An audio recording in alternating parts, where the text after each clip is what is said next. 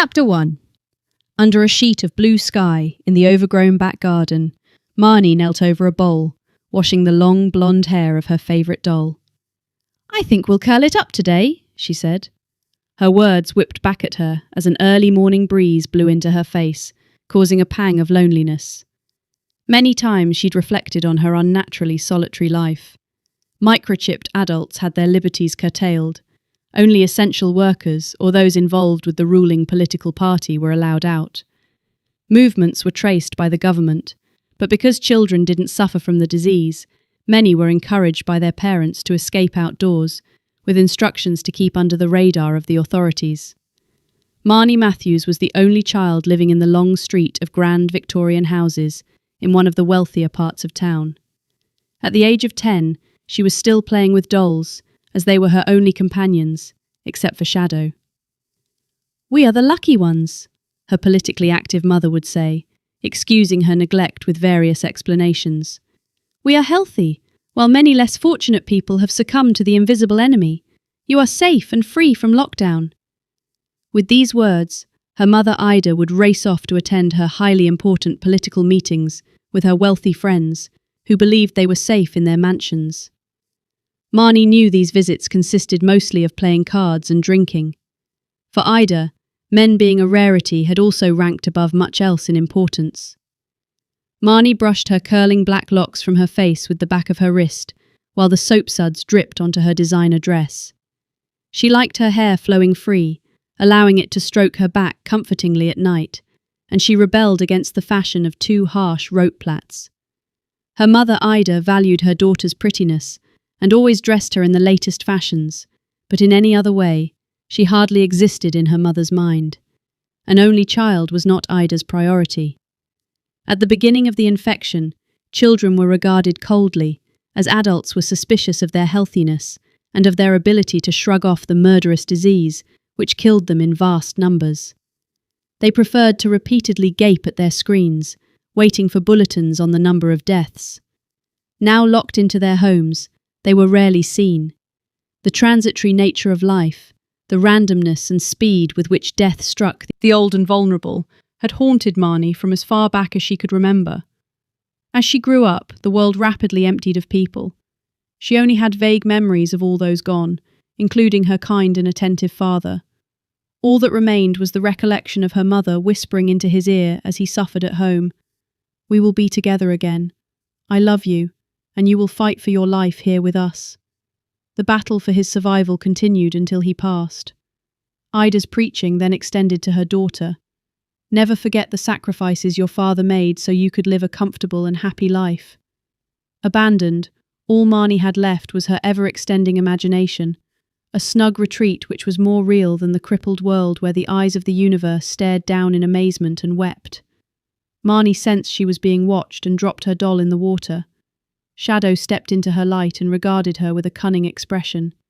He didn't always have a distinctive face, as he only grew more concrete when he was up to mischief and encouraging her to venture in different and surprising directions. She couldn't ignore him. He was her only friend. He'd always been there, meandering through her life and permeating her being. They understood each other to the core. Marnie rose and followed Shadow along the path, which ran past the side of the house and out into the desolate road. They navigated their way down side streets and took shortcuts through alleys. Outside, everything appeared normal. There was harmony, no signs of the disease, but she knew it was still there, buried beneath the stacking layers of death. By the time they arrived at the cornfield, Marnie was dripping with sweat, but Shadow remained cool. Nature had reclaimed the land, purged of human pollution, and the abundant harvest shot skyward from the plough-rutted soil.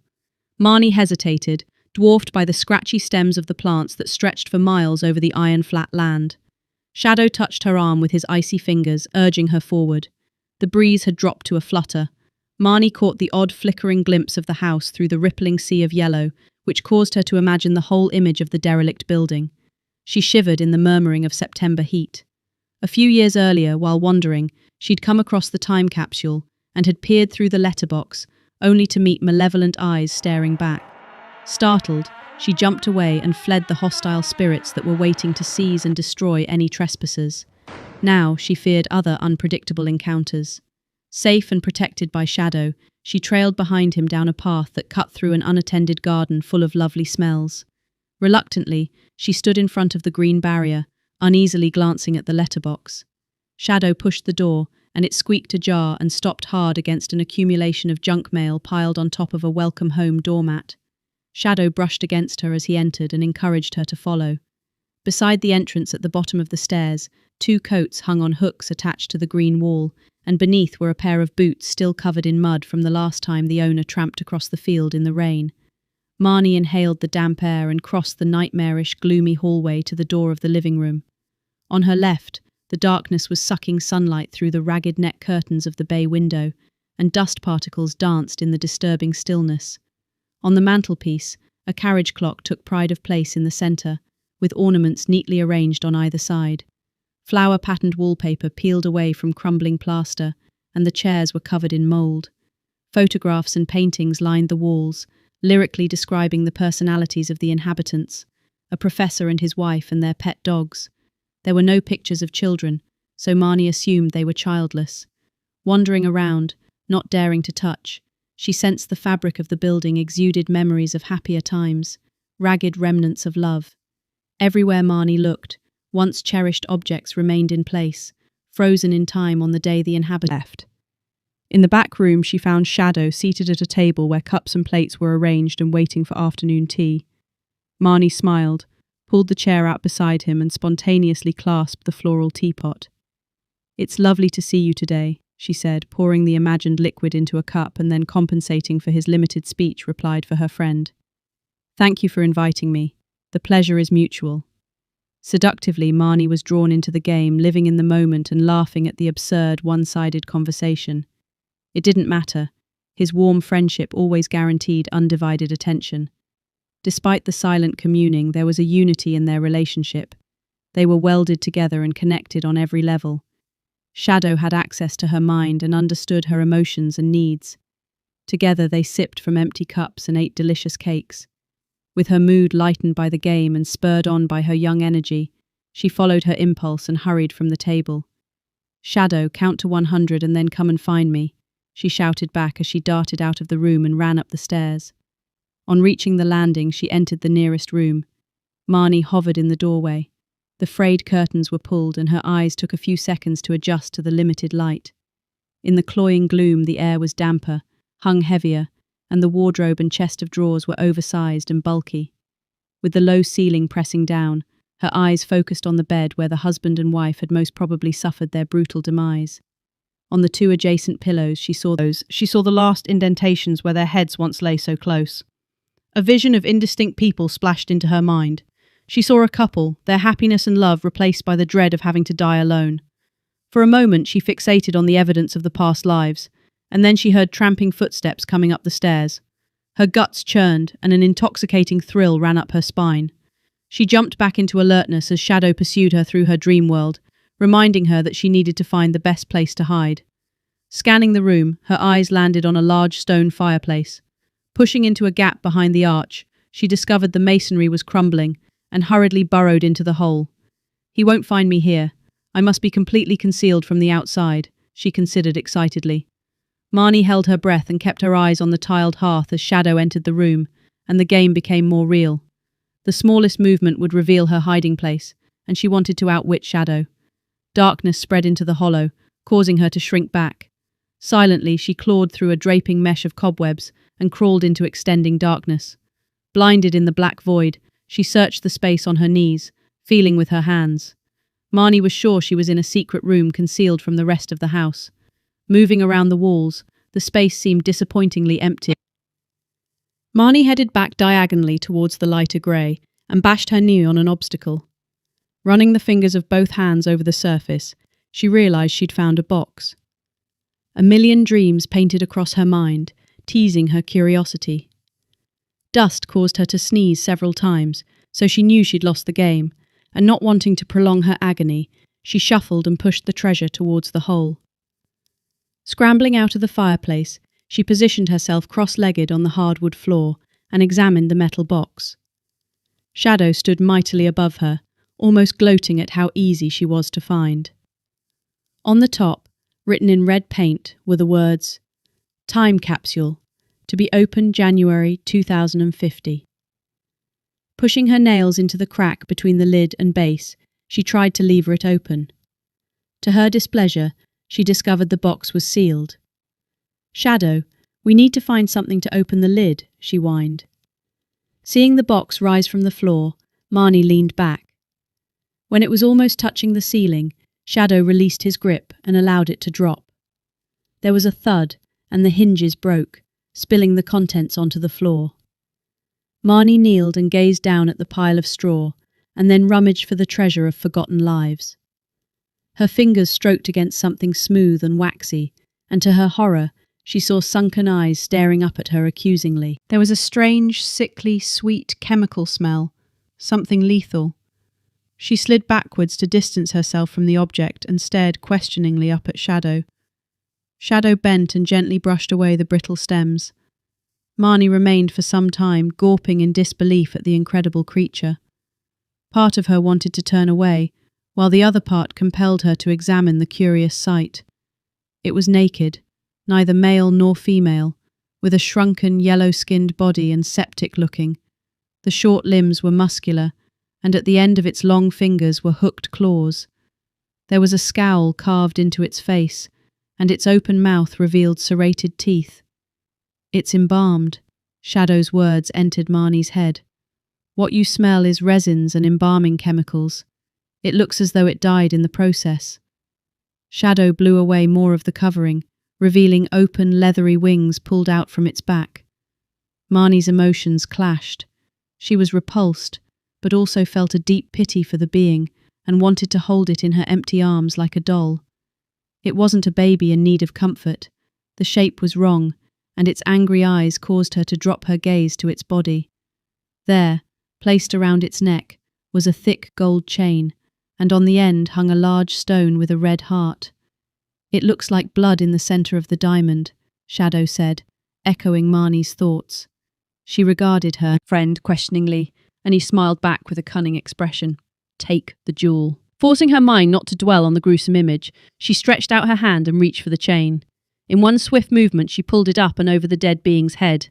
She observed the swinging pendulum, taking in every detail of the finely cut diamond with its bleeding heart. After many moments, she dropped the unusual item into her dress pocket. Then she slammed the dented lid back on the box and shoved it towards the fireplace, where, carefully lifting it into the hole, she forced it back into its original position. Brushing any dirt off her hand, she rose and headed rapidly towards the door.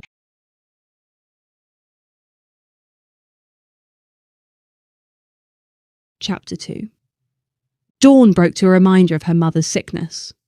People had been warned to be cautious of a second wave, but her mother had ignored this and continued living in her delusional bubble of freedom. Automatically, Marnie attended to Ida's needs, listening with alarm to the woman babbling from the growing confusion in her brain as it was eaten away by the disease. Afterwards, it was time for Marnie to be a child again and to retreat to her playhouse. As she strolled through the vast field, she picked some red flowers. Shadow appeared at her side and helped her gather the blooms.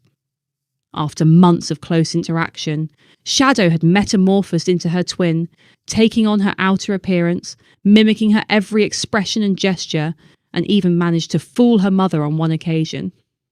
Every day, the news informed the world of how the light had been stolen from humanity.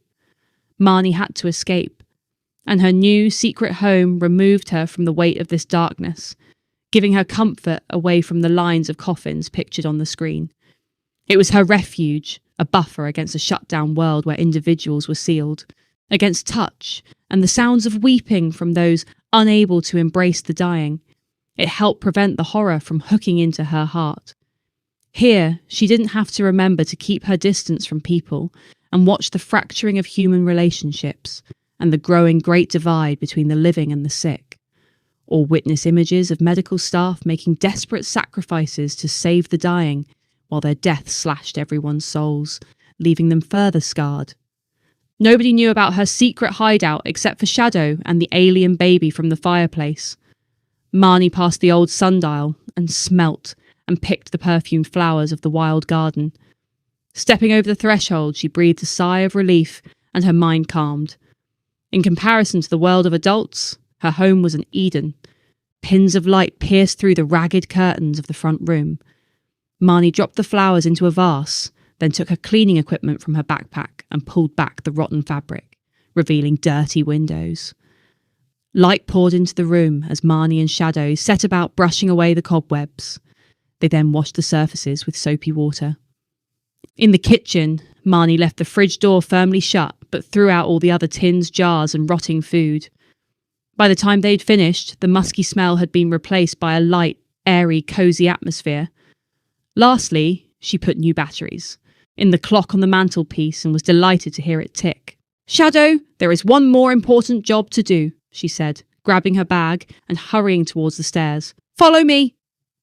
Marnie crawled into the fireplace and slid the weighty box from the secret space. Sitting on the floor with Shadow, she announced, "He needs clothes, and I've made some." The network of wires in Marnie's brain buzzed as she listened to Shadow loading her with praise and saying she was very clever, making such marvellous things. "I used my mum's sewing machine," she said cheerily. "I hope they fit." She took the baby-sized items from her bag and held up a pair of blue trousers and a t-shirt-style top for Shadow to view. Marnie's mind jumped about with excitement as she took what she decided was a boy from his box. This wasn't the first time since his discovery they'd played with him, and they'd both grown used to the sweet-smelling, waxy aroma. The turbulent eyes in the mask-like face stared at her angrily as she moved his rubbery limbs through the holes in the fabric. She pulled out the leathery wings from a gap between the fastenings and expanded them to their full width. Marnie held up her heavy creation. "Doesn't he look good in his smart clothes?" she said, beaming. "My little baby brother. I will call him Shays." The being's small lips didn't move in response to his name, so she took a soft brush from her bag and, sitting him on her lap, brushed his hairless head. "Doesn't he look handsome?" she said, hugging him gently against her chest and holding his cold cheek against her face. "Shadow, you mustn't be jealous. I can love you both." A distant memory flashed into her mind of when she'd briefly attended school. "Shadow, sit by the wall under the window," she ordered, propping Shays beside her twin. "We're going to play school, and I'm the teacher." Shays regarded her with staring, angry eyes. She decided he would be a naughty boy. "Shays, I want you to count to 20, she ordered. There was no reply. "If you carry on being naughty, you will go to the corner. Shadow, that's very good work," she added, addressing her likeness. The game had its limitations, but the elasticity of Marnie's imagination allowed her to play happily for hours. She had just announced playtime when she heard a floorboard creak below. Alarmed, she crawled over to Shays, picked him up, placed him back in his box, and pushed the container through the hole in the fireplace. With the next creak, Shadow vanished. Without the comfort of her creations and the terror of a home invasion, Marnie sat trembling, hoping they wouldn't climb the stairs. The door squeaked. Marnie flinched, too scared to turn, but curious, she took a glance over her shoulder. 5. Small fingers curled around the wood. She jumped to her feet to confront her adversary. A ragged boy walked in, smiling. As he approached, she recoiled in a panic. "I'm not sick," he said in a peculiar accent. "I was out on an adventure. You can find lots of handy things in an empty house." The boy danced around the room, picking up various items and checking them for their usefulness. He rejected the cheap holiday ornaments on the mantelpiece and went over to an old coat hanging on the back of the door. "This is my house," Marnie said, annoyed. "These are all my things." The boy came up beside her, and his face leaned in, and she smelt his breath and sensed a real pulse. "I won't take anything you don't want me to. I'm not a thief. There's a lot of junk here I'm sure you could do without. We will go through the rooms, and if you want something, I will tell you if you can have it," Marnie said, not wanting this real person to disappear and throw her back into her desert of loneliness. The boy grinned with delight and reached out with his hand. Nervously she shook, imagining the diseases he might be passing over, while at the same time enjoying rebelling against the fate they'd all grown to expect. Together, they set out on a mission to search the recesses of every room for items that he could use, as she rejected some and agreed on others. The stranger found a collection of old shopping bags in which to put his booty. He even retrieved some of the old cans she'd already thrown out. All the time, excited words poured from his lips. Marnie hadn't been so happy in years. For a few weeks, they met up at the house and played together both inside and out. Eventually, the boy vanished like everyone else she'd known.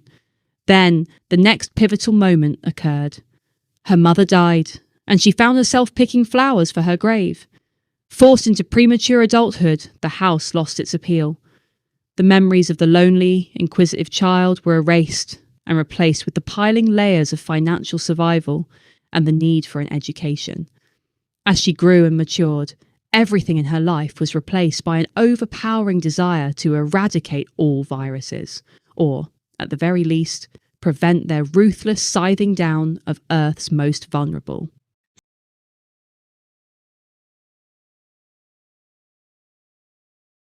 Chapter 3. At 25, Marnie had grown wise. Looking through the transparent, icy divide between the present and the past, she still saw the confused and lonely girl, and understood how she'd become such a desolate adult. Memories of empty roads and the lines of hearses carrying the victims of the invisible and silent choker stood out in her mind. The microscopic monsters had taken the lives of the vulnerable, mostly adults, the elderly, weak, sick, and disadvantaged. In the aftermath, the financially and spiritually crushed society was powerless to rise against the exploitative leaders of the one-party state, who imposed restrictions long after they were necessary and continued to trace the movements of all remaining adults. Concentrating on the tiniest details of her microscopic world had blurred Marnie's vision. Stretching, she glanced around and saw Conran, her part-time lab technician, cleaning down the surfaces. He felt her gaze and smiled in her direction. "Don't you have anything better to do?" she said, flicking her plaits back over her shoulder. "I'm pandering to your OCD boss," he said sarcastically. "Keeping everything in order, just the way you like it." Marnie narrowed her eyes and peered at him through her goggles. "I'm not that bad." The tall, skinny man flicked his mop of blonde hair from his face. He was always busy in a rush, as he'd been brought up expecting to be struck down at any moment. Marnie considered reminding him to keep his hair tied back while working in the lab. Instead, she said, "How are the studies going? I hear you want to be an archaeologist." "I want to do something which offers more, expands the mind away from psychopathic viruses and germs. The past might hold clues to our future." His dark blue eyes sparkled. "I doubt you will escape heartbreak. It seems to be found everywhere," she said, regretting denting his enthusiasm when his face dropped. Conran's personality was directly opposite to her dour pessimism. He was an optimist, and occasionally displayed endearing, sarcastic humour. Besides, viruses aren't all bad. You have them in your DNA, and some believe they are partly to do with why we're conscious. I've heard all the arguments about them dropping from space, panspermia. I think I have a better chance of happiness searching for lost treasures. I prefer to view things from a distance rather than up close. Focusing on the substantial rather than the infinitely small. They're not even alive, are they? Not really, not until they enter a cell. Do you know anything about them, like where they come from? We understand some things, how they unlock cells and how they mutate, but other than that, surprisingly little. I think that's what I like, the detective work, the trying to solve a mystery. Marnie rarely spoke with anyone on a social level. Most people had remained frightened of the company. Their united suffering had made them cautious, leading to gaps in conversation and distance in behaviour. "You're still searching for the miracle cure, a drug that will wipe out the whole host of our enemy," Conran said, approaching until he was a step away from intruding on her personal space.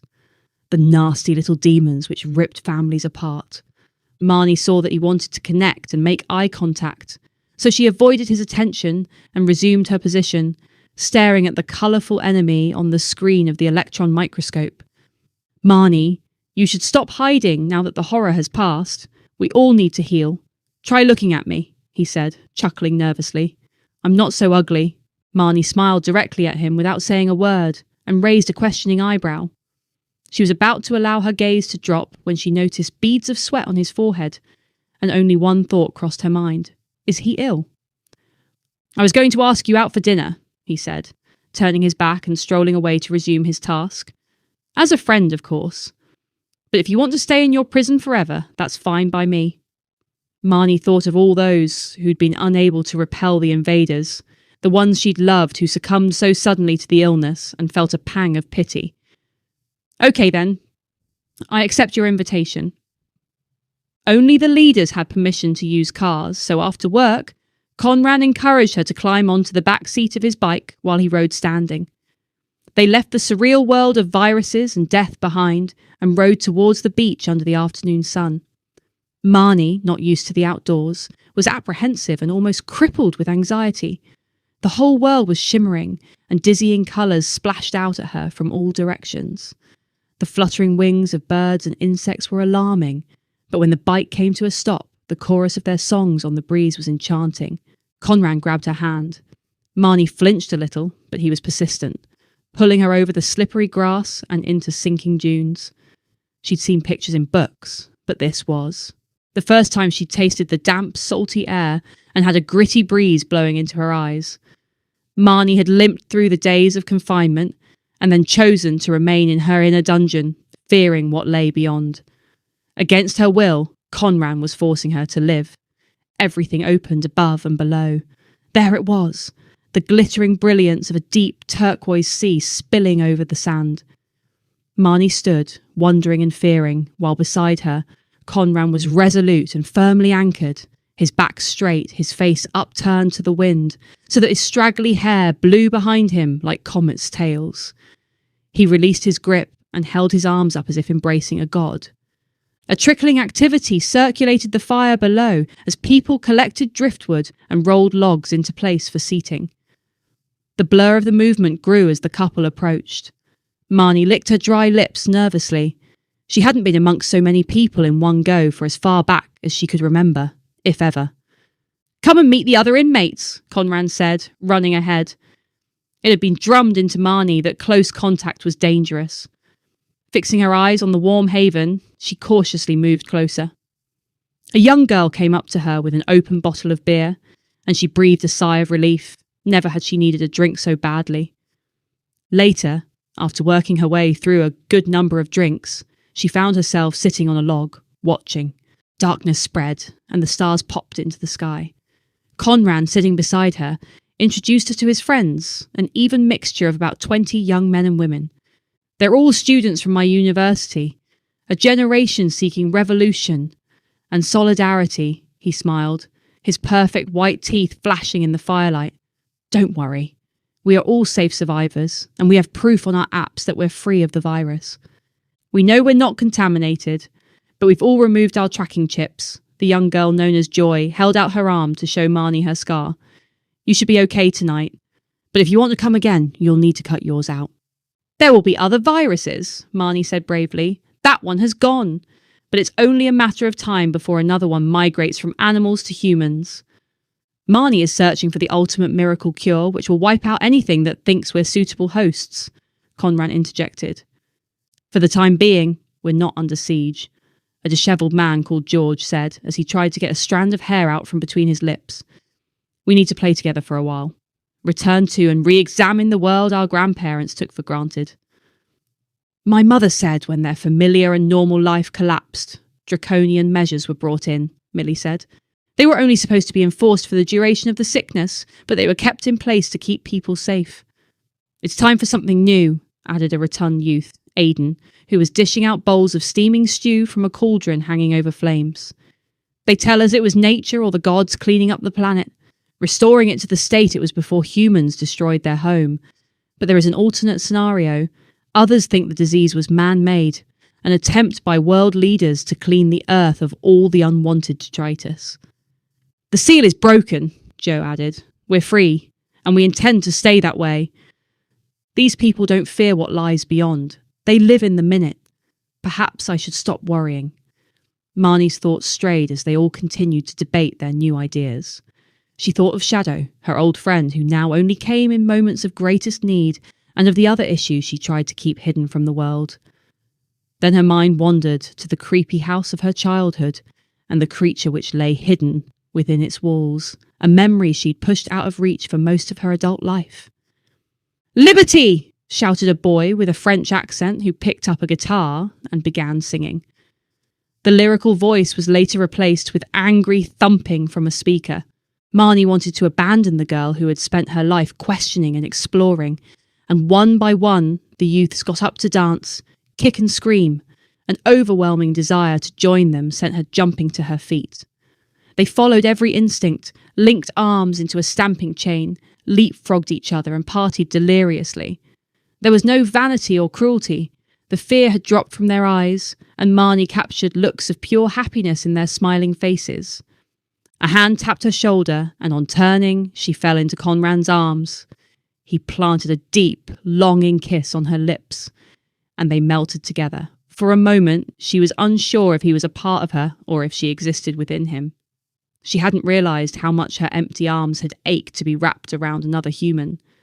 They dropped together, leaving indentations in the sand alongside many others. To hug was fantastic, and that is all they did, hugging as though it was the most important action in the world. Chapter 4. Marnie's mind lingered over the music, joy and laughter of the night she'd spent with Conran. For the first time in her life, she'd followed her instincts, been spontaneous, and had been accepted by an exciting new group of people. Everything seemed right with her world and her new friends.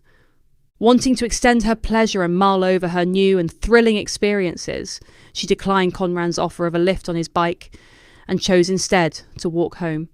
The last leg of her route was familiar and comforting, taking her along the same narrow streets with the parallel lines of houses she followed when returning from the lab on an evening. It was rare for her to be out at dawn. The last stars were fading, and the blackbirds sang in the otherwise thickly silent road. Marnie breathed in the warm summer air and noticed a repugnant odour seeping from the terraced houses on her right. From the corner of her eye, Marnie saw a youth sitting on a doorstep, bent over, brooding and sucking on the end of a roll-up.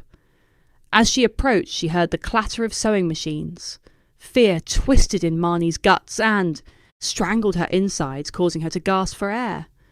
She'd heard of the dens of death, sweatshops where drug addicts and the derelict worked at night, hiding from the authorities. While the virus gripped the lungs of many, it saved others. In the aftermath, most of the world's population relished having a clean environment and streets free of addicts, the homeless and gangs. Despite these desires, a minority of this group had managed to escape the ravages of the disease. Tests were taken to see what miracle lay residing within the festering flesh of these members of the underclass. It was discovered that their blood group was rare, Rh null. Their genetics, when tested, revealed a greater mystery. They were half Denisovans and half Super Arcadians. Immediately, this group was considered to be a perversion. People were suspicious and hunted any remaining derelicts who eked out a living on the town's rubbish dump or in sweatshops. The youth was a lookout for the mangled lives secretly working in the building behind. A cascade of disgust flooded Marnie, and a dread of having to share the same space with the man gripped her with fear. He could pursue me and murder me in my home, she thought, as she silently urged him not to speak. This was her last thought, as she made an instant decision to cross the road. She swerved towards the curb, automatically glancing over to the house she saw through, the open door into the darkness of the high-ceilinged hall and the crowding shapes of decay. The building was pulsating with activity, and soon they would all disperse towards their daytime hideaways. Hurriedly, seeking to distance herself from her perceived threat, she stepped into the gutter.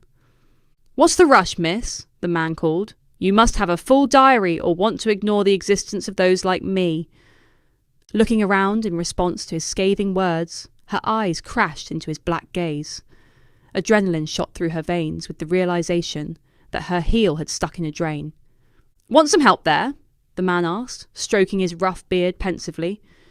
Marnie took a sidelong glance. It was hard to tell if the man was young or old. His red-ringed, alert, sparkling black eyes examined her closely. Savagery was etched into his grimy, yellow, bruised skin. He scowled menacingly and drew hard on his cigarette. Marnie didn't want any help and bent over to yank her shoe free of the grid. Her necklace fell out from beneath her white shirt, and she was conscious of the diamond dangling in the watcher's eyeline. "I suppose he'll rob me now." She pulled her foot from the shoe. Silence flickered as unease scattered in the air. Our paths have converged, he called as she hobbled rapidly away. That means we'll meet again, he added in a sombre drawl. The door slammed with an alarming sharpness, causing Marnie to jump. The divisions in society were razor sharp. There was the super-rich elite, tyrants who ruled the regions and made up most of the new government, and a clever group of thieves who stole from everyone during the crisis. For a short time, the reduced population meant jobs were plentiful, but during the troubled years, technology had taken a leap forward and eventually overwhelmed the system. Once more, people were pushed into enforced idleness, leaving a small, poorly paid working class and students, the sons and daughters of the wealthy and powerful. Beneath these two groups were the criminal savages whose survival depended on the black economy.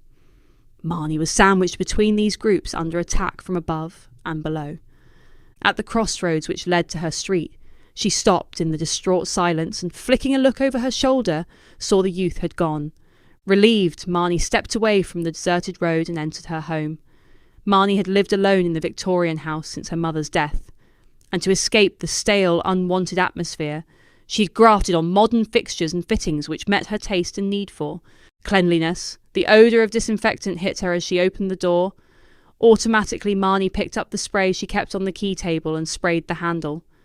Normally, her weekends were spent preparing for the next week, but breaking from her routine, she darted up the stairs to her ensuite bathroom. With an anxious need to remove outside infections, she shed her clothes and stepped into the shower. The refreshing water washed her polluted mind as well as her body, allowing her to return to her warm memories of the night spent on a distant beach. Her head was buzzing. Once again, the cogwheels of emotions were turning, and the machinery of relationships was humming and in motion. Today was a defining moment. Everything was different, renewed, and regenerated. Her bones and flesh were fragile, but her soul was strong, and it was time for her to fight back, grasp her receding spirit, take risks, and remain unconquered. Life had returned to the land, and much-needed action had been taken to preserve the earth. It was her turn to live. Marnie strolled into the bedroom, brushing the germs from her long black hair. I'm not going to be hostage to my fears, or let anything sabotage this new feeling, she thought, as she returned her brush to its place and slipped between the clean white sheets. My choice. Bondage or freedom. Marnie's diamond, lying on her pearly skin, flashed in the light. The colours danced and veins spread from the tea. Red heart. She curled her fingers around the gem as her mind fluttered cheerily through the night's events, focusing on the face of her handsome, geeky friend. Conrad had stilled her mind and shown her a world of joy. Her body felt limp and relaxed. Sleepiness pulled gently, and she entered the shallows of dreams. Marnie was running through long silver grass at night toward the phantom house. Streaky wisps of mist hung around the derelict building in the middle of the field. She stood at the open gate. The spectral dance of moonlight highlighted the gnarled garden trees and entangled knotted plants which grew through the masonry. As she walked happily towards the faded green door, she heard fragments of chattering and laughter coming from inside, the distinct sounds of children playing.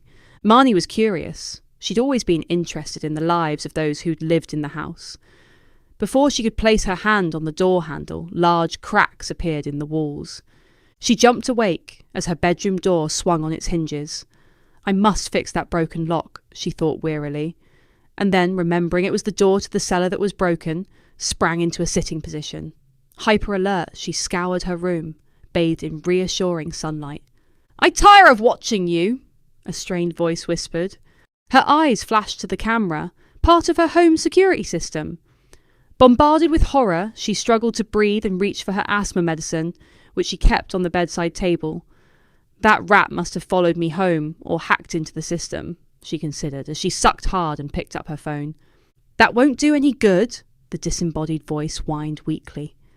They only ever come after an event. I'm only able to observe. I will leave you alone if you return my diamond. They took my blood. I need it back so I may live. Chapter 5. On Monday morning, Marnie shut her gate and stepped out onto the sighingly silent, empty streets and gasped in the deliciously clean air. She strolled along the familiar road, nodding her chin at the odd neighbour as they passed at a distance, and recalled how, On the same journey 10 years ago, it was the squealing alarms of ambulances that filled the air. The morbid music from funerals and sirens reminded them all of their mortality. Marnie knew herself to be mostly a damaged, scared human being, but today she sensed she had become braver and wanted to confront the youth who thought it was acceptable to break into her home. She crossed over from the faded grandeur into the street of smaller working-class terraces, hoping to catch the lookout sitting on the doorstep after working nights in the dens of death. The street, once sterilised with chemicals, had degraded back to its pre-virus state of stagnant, rubbish-filled dereliction. She felt pity for the few remaining inhabitants of the devastated communities, still living in shock and struggling to find work and food. There were never any convincing explanations for what had occurred, and even the government was in a state of denial until the Prime Minister gasped his last breath. The unseen was a hazard that nobody could have envisaged. As she approached in her mind, she saw the Watcher's face desperately thin, dark, menacing. His eyes had a fragile but clever glimmer, and for a fraction, she wondered if he was to blame for hacking her system, or if there were some other explanations. There was nobody else she could fit into the frame, as her diamond was kept hidden beneath her clothes, and he'd been the only one to see her treasure. The door was open, and as expected, the house was empty. A cat ran out of the gloomy shell, dropped a murdered rat on the ground, and hissed a warning. Marnie shuddered and jumped out of its way, always alert to nature once more, coughing its diseases in her direction. As a child, she was told the virus had mutated from wild animals to humans, who then passed it to their domestic pets, mostly felines, triggering the vicious cycle to start again. As she grew up, new theories were whispered amongst subversive groups. It was Conran's study day, but he'd arranged to meet her for lunch. All morning, her thoughts had strayed towards the youth she now saw in a new light. She struggled to suppress the tingling of excitement as she imagined them, both sitting together, close in the soothingly warm, sweet afternoon. By midday, Marnie was sitting outside the crowded cafe, a rare indulgence. Soon, she saw Conran sauntering towards her, his eyes radiant with excitement, a smile spreading beneath the mask that covered his mouth and nose. Immediately, he went up to her, bent low, wrapped his arms around her, pulled the covering to beneath his chin and kissed her cheeks. Marnie was flushed with the surprise of the physical gesture. He plonked his tall frame onto the small chair and gazed at her adoringly. "It's wonderful to see you again," he beamed. "I hope you had fun the other night." Marnie stared into Conran's captivating eyes as a thrill shook her to the depths, and she felt the stirring of embryonic love. "Yes, I had a great time," was all she could manage as potential topics of conversation stacked up in her mind, but they struggled to reach her lips. "I don't go out much." "I suppose it was a little overwhelming. We're all young, you're young, remember that." "You have a right to live," he said, emphasizing his words with an intense gaze. "We have a desire to restore some chaos to our lives, to make our own rules and create our form of right away from the government's all-seeing eyes and new wrong." Conran's hand reached for hers across the table, the dryness of his. Fingers wrapping around hers reminded her of the bleeding, inflamed hands of care workers and medical staff. "They're all good people, intelligent and caring. I hope you will trust me and join me on this new journey." Again, Marnie's emotions were ignited by his touch and smile. "I would love to, but it's hard to let go. I've spent most of my student and working life preparing and searching for the causes of the world's most significant, yet microscopic barbarians. When I see the soil or any wildlife, I wonder what is lying dormant, waiting to strike. I can't look at a bat without seeing death. These microscopic monsters have grown to huge proportions in your mind," he said, regarding her with concern. "As a group, we aim to shrink these embedded fears. To live on the edge, not to live in limbo, waiting to be inundated again," he said with passion. "It's your job, I understand, but while dread dominates, it stops you from living. We all have residual fears, but we try to confront them and bring them out into the light." "I suppose I hang on to these things because I feel guilty," she said fretfully, searching his eyes to see if he would take her seriously. "While the gods scythed down much of the human population, I stayed healthy, Not even a sniffle. I've hardly been sick my whole life. I'm so ashamed I haven't mentioned it to anyone." "So that is why you continue to torture yourself," he said sympathetically.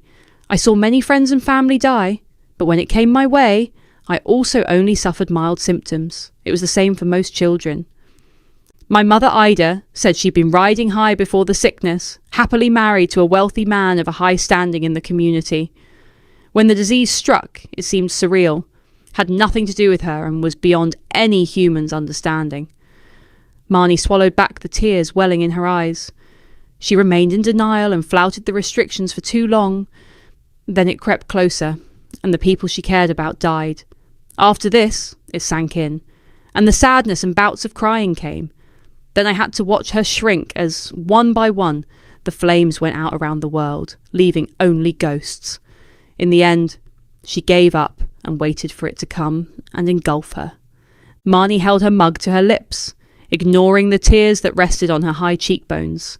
She breathed in the aroma of coffee and, glancing up, saw a crowd of crows circling. "They sense death," she mused. "Someone here must be sick." She pushed the thought away and flicked the irritating water with the tip of a bitten nail as her cupid bow lips twisted into a smile. I mustn't seem miserable and morbid all the time. It was the same pattern for me, but it was years ago now, and everything's been good since. Conran talked about how he and his friends planned to travel during the summer holidays and about the adventures they'd already survived. As an introvert, Marnie loved the easy flow of his stories and his relaxed manner. He seemed so much younger than her, but they were both 25. In his presence, the shifting ground became solid, and the gentle stirring of death stilled. Conran paused as if he was waiting for her to speak, and she was compelled to fill the gap. "Not much happens to me, but something strange occurred over the weekend, which has concerned me," Marnie explained, how she'd come upon a sweatshop in the early hours of the morning, and how the lookout had tried to detain her and engage her in conversation. "A little tired and hungover, I went to bed, but suddenly awoke to someone talking directly at me through my security system, threatening me." "What did they say?" Conran asked with renewed interest. "When I was a child, I found a necklace while playing, and they said it belonged to them and wanted it back," she whispered, as her mind delved into past memories. "If it's true, I can't return it because I don't know where they live now. I found it in an abandoned house, but the true owners probably don't live there. Most of the junkyard tenants, the asymptomatic spreaders, live in a shanty town on the periphery. These rubbish dumps lie between the borders of one town and another," Conran said in a matter-of-fact tone. "I would steer clear. They're villains, mostly addicts, gangs, and those with the corrupt genomes." Conran glanced down at his watch. "Time goes so quickly. I've got to go. I'll message you and we'll get together soon." Conran rose, pushing his chair back. He drew close to Marnie, and this time she stood to meet his embrace, holding herself less stiffly. They hugged, rocking, slightly lost in the heat of first love. "I'm sorry, I have a paper to write," he said reluctantly. Then he strolled away. "Change your security system, and remember you don't have to obey every order," he called back. He flashed her a smile, increased his pace, and disappeared. Marnie was alone again.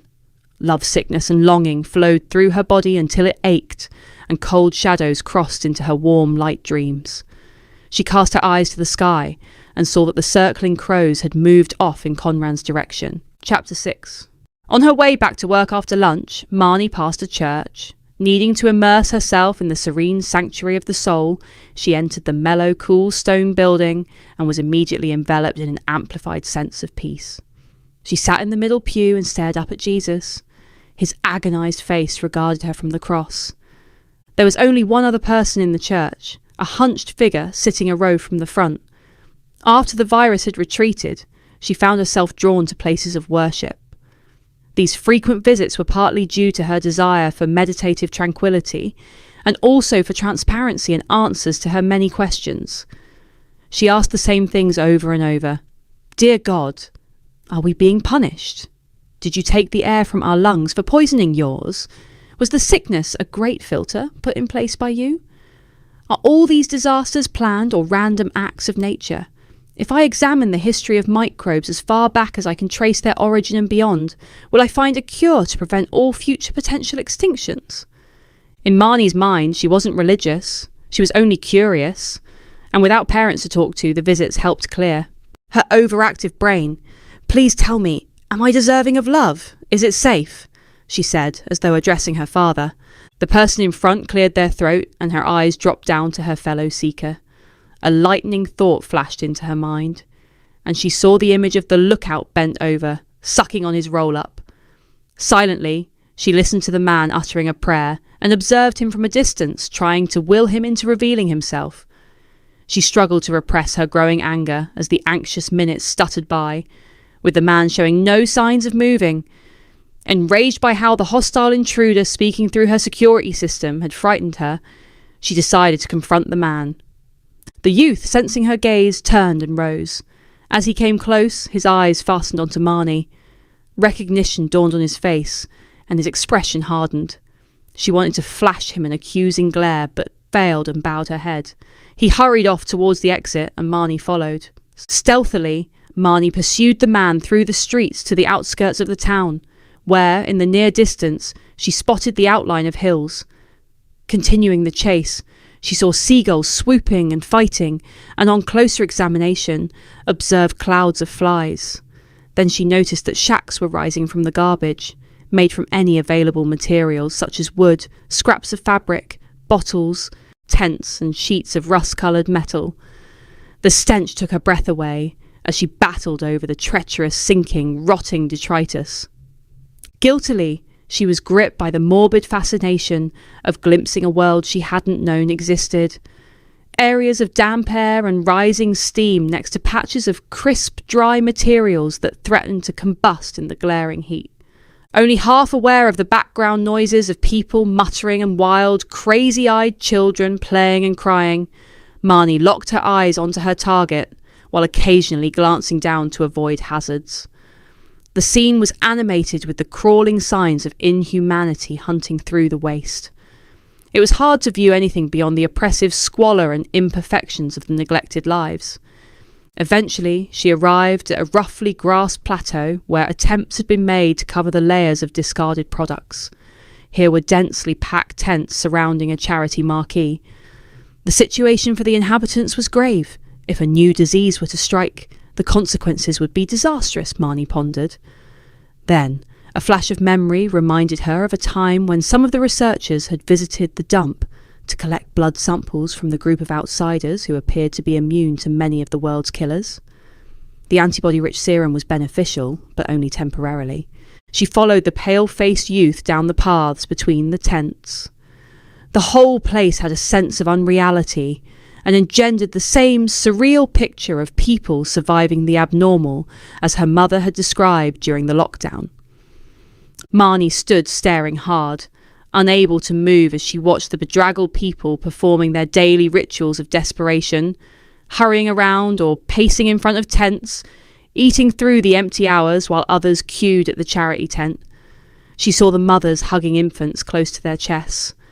Little hands and feet poked out from the rags, innocent of their uncertain futures. Marnie had been diverted by the poignant misery too long, and when she glanced around, the youth had vanished. She brushed the flies from her face, and with the sting gone from her anger, decided she'd made a mistake. The thrill of being in a place most would fear to go vanished, leaving her blushing awkwardly, hoping she could retreat without being seen. In a gesture of farewell, and to remind herself how society was treating people whose genes were different, she peered one last time around a tent over at the distressed lines of people outside the charity marquee.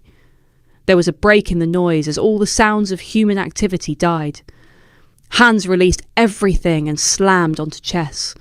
Agonised, shocked faces desperately pleaded for help, replaced by dull thuds as people fell to the ground. Utter silence was followed by screaming, which fractured the air. Marnie sensed someone behind her, but before she could react, her legs were pulled from beneath, causing her to hit the ground hard. She lay winded, a body pressed on her back. "They are killing people," a deep voice whispered. "When I let you go, you will back away and retrace your steps out of here if you want to live." The pressure released, and Marnie scrambled onto her feet and followed the stranger's instructions. When she'd reached some distance from the grass-covered plateau, The youth grabbed her hand and raced with her to the main dump. On the path that led back to the town, he finally stopped, and they both bent and gasped for breath. "What were you following me for?" he said angrily, staring harshly. "I suppose you came to ogle those who share their lives with the mutated super rats let loose from the labs. Have fun, did you? Made you feel more superior?"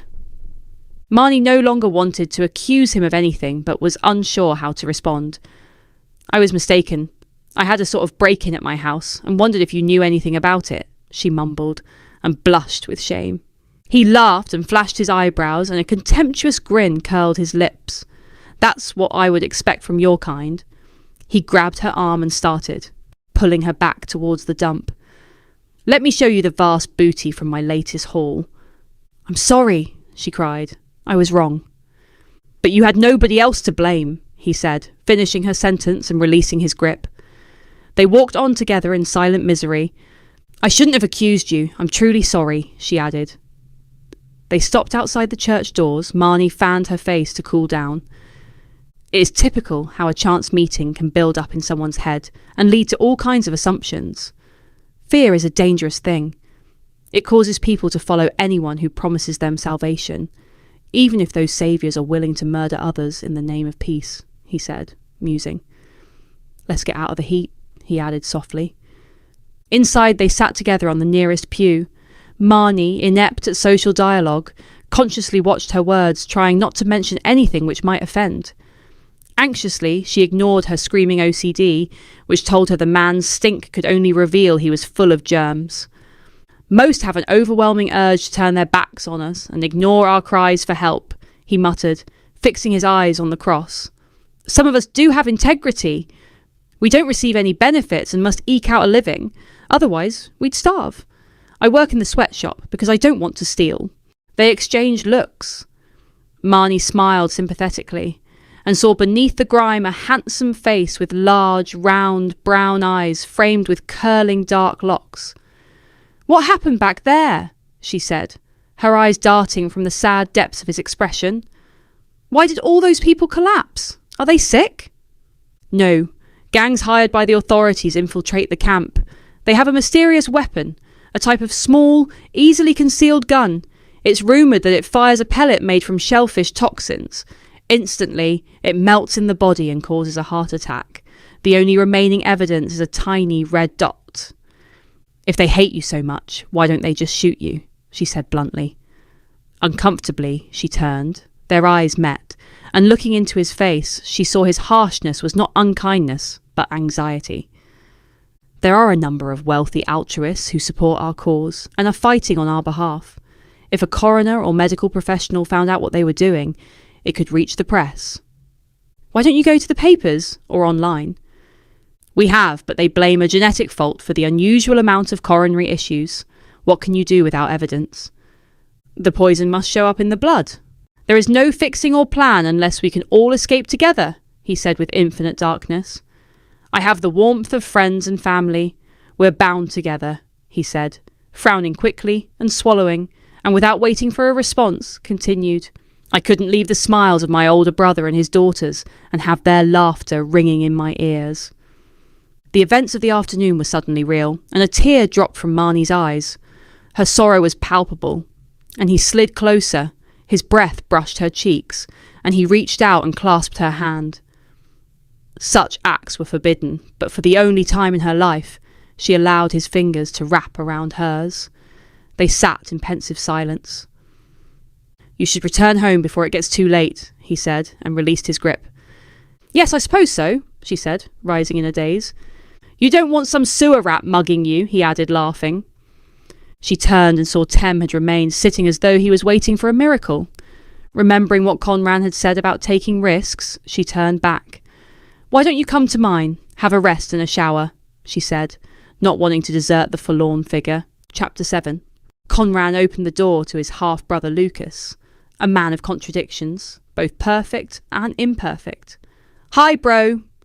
Lucas greeted him with a blast of life, grinning through his mess of abundant ginger hair, which curled around his tanned face and onto his shoulders. Conran smiled back, anticipating disaster and sensing both joy and dread.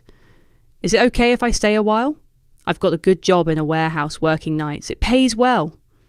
Come in, Conran said with resignation, leading the way to the kitchen. He loved his brother and was always coming to his rescue, and probably always would. The physically short and slight figure followed the tall blonde with his girder limbs, as he had done when they were both children, the young cub following the lion. It had been the three of them, their mother and the two boys, a united front bonded by a deep love, until one of many ferocious fights was triggered. Lucas was full of contrast, shining enthusiasm 1 minute, transforming into a scowling and dour persona the next. Back from your travels, then? Conran uttered, as they sat on opposite sides of the table with mugs of coffee between them. Yeah, the season's over. I'll earn some money and then be out of your way again. Lucas had a personality few understood. Although extremely bright, bullying and a dislike of authority meant he hadn't achieved at school. Self-educated and full of ideas, but with nobody willing to listen, caused frequent patches of crippling depression.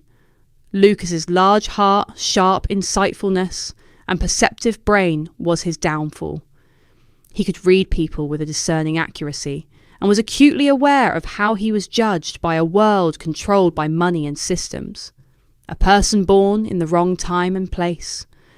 Conran carefully listened to his brother's plans, giving him the time and undivided attention few could or would afford. In other countries where karma ruled, he would have received a different reception and been treated with genuine respect. At home, this wouldn't be the case. His tan would fade along with his hopes, and his face would become ravished and wild-eyed. I'm getting older. It's time I tried to settle down, Lucas said earnestly. I must make this next trip my last. You're welcome to stay, but you will have to pay your way as money is short. Don't look so worried, Lucas added. I see things differently now. Deep into the afternoon, they discussed sports and computer games until the coffee was replaced by a bottle of whiskey. Conran bit his tongue and listened as Lucas's whining words against society and convention tumbled from his lips. Their viewpoints were in direct opposition. Conran chose to work hard and would hopefully reap some rewards, while Lucas saw labour as slavery and would only do enough to buy passage on a ship to freedom. However, Lucas was true to his word, and for many weeks he toiled for employers who viewed him as a mere number, making it clear that a single day off was a sackable offence. Conran was enjoying his brother's company, having all the pieces in place. He was climbing into bed when the phone rang. I've just seen it posted on the internet by my dad's other son, Lucas said in a mournful, choked voice. My dad's died. The tears and jumbled words flowed thickly, followed by a confused trickle of details. I'll borrow the neighbour's car and come and pick you up, Conran said sympathetically. Once at home, Conran listened to Lucas's memories, which ignored all his father's failings.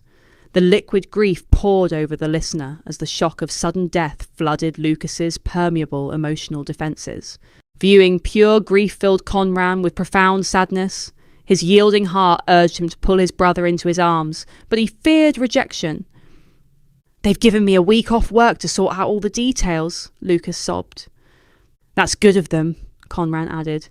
They must think you're a good worker, or they would have sacked you.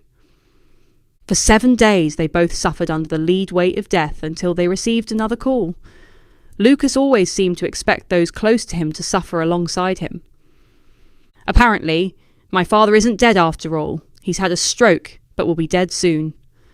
What? Conran shouted in disbelief. You're supposed to return to work tomorrow.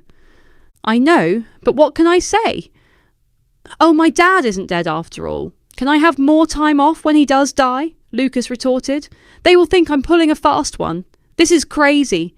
Only something like this could happen to me every time I try and get my life in order. My life's a joke. Conran was inclined to agree with him. Nothing was ever straightforward for Lucas. Tell them the truth, Conran said, as his brother stepped once more off the cliff edge, plunging again into darkness. They'll sack me anyway. Lucas's father died shortly after, and the sadness deepened. There was pain in both their eyes when Lucas finally lost his job. Conran recognised the familiar pattern of waiting and watching his brother's life crumble.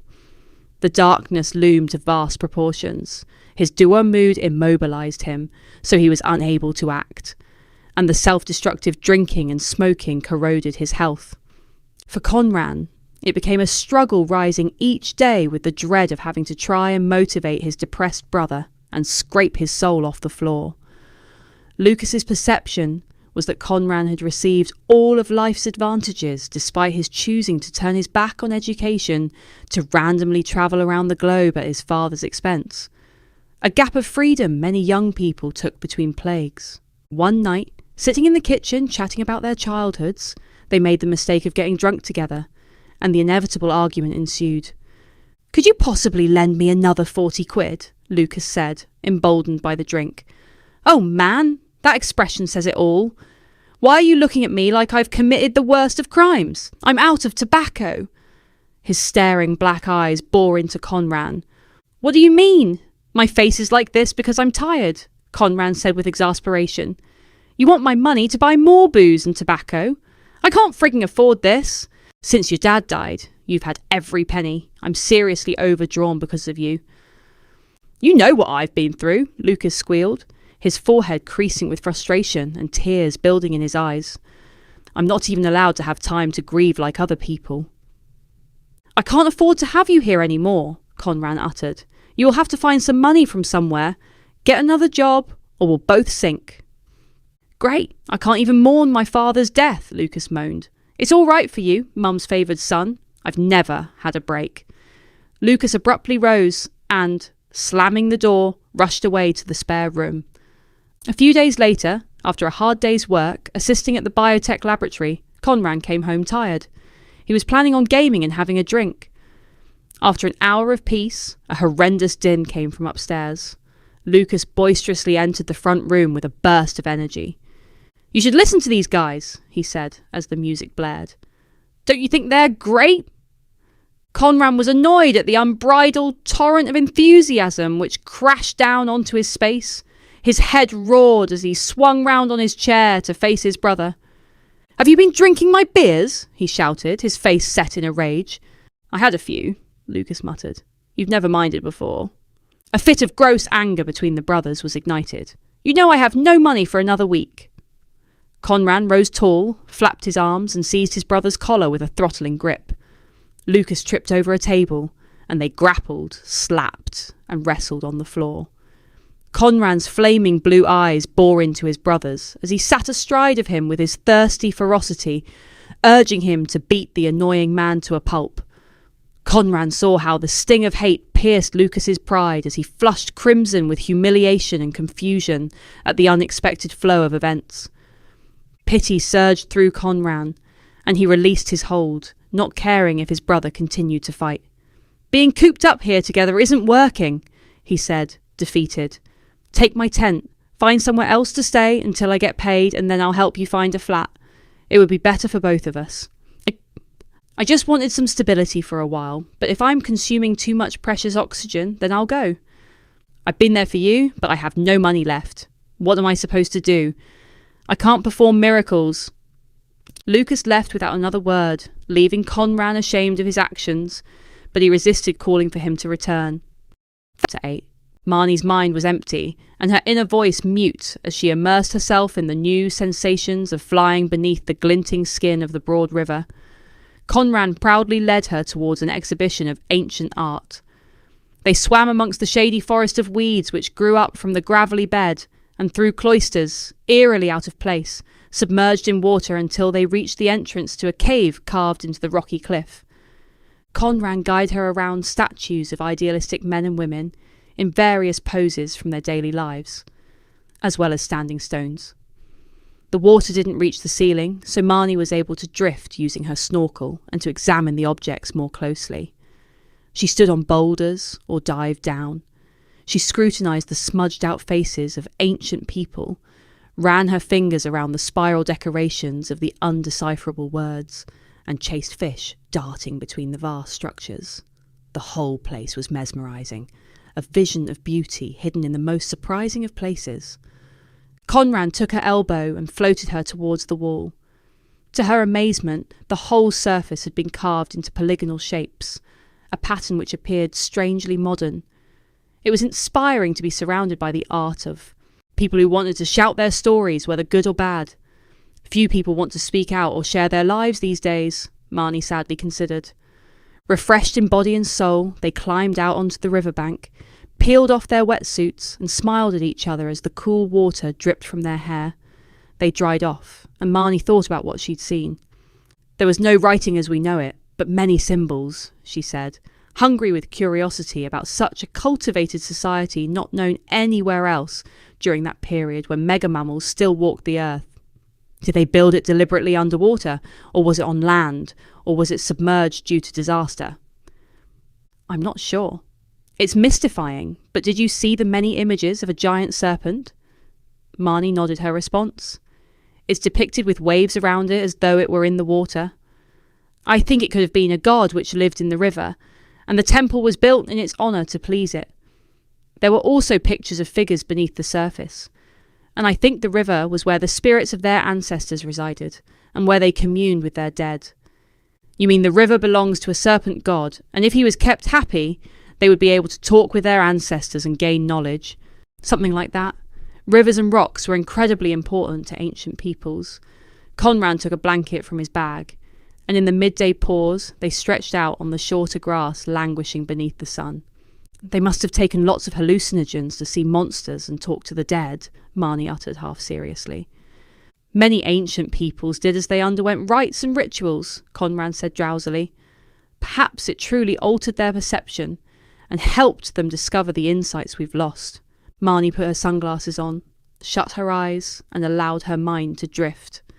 The immersive experience of the enigmatic underwater site left her relaxed. Random thoughts and memories dropped and dribbled away.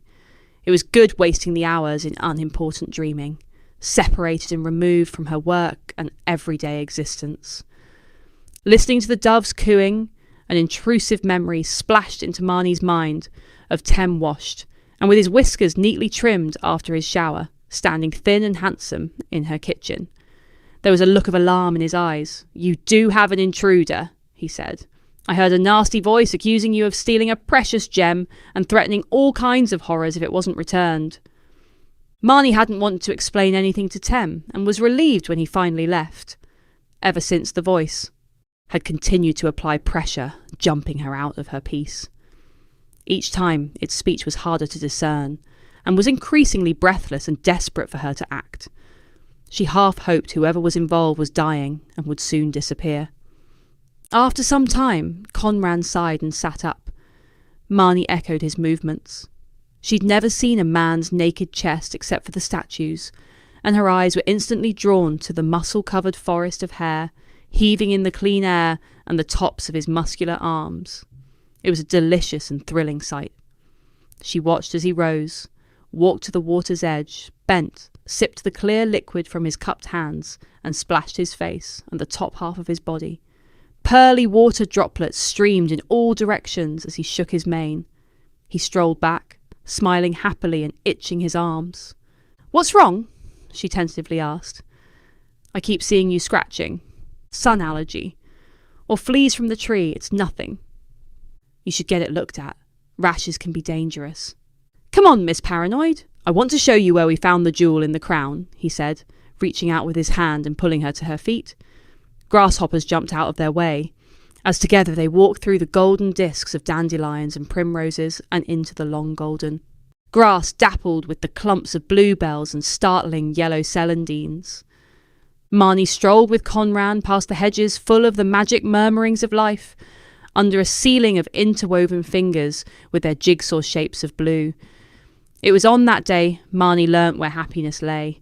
Nature was the fragrance, taste and feel of freedom, a pleasure beyond anything she'd experienced. Here she could escape the smooth surfaces of her home where germs congregated. She was even able to tolerate the flies. They reached a clearing and were struck by a sudden brightness. In the centre, a magnificent oak stretched out, blocking the sky, and at the base of the trunk was a round boulder.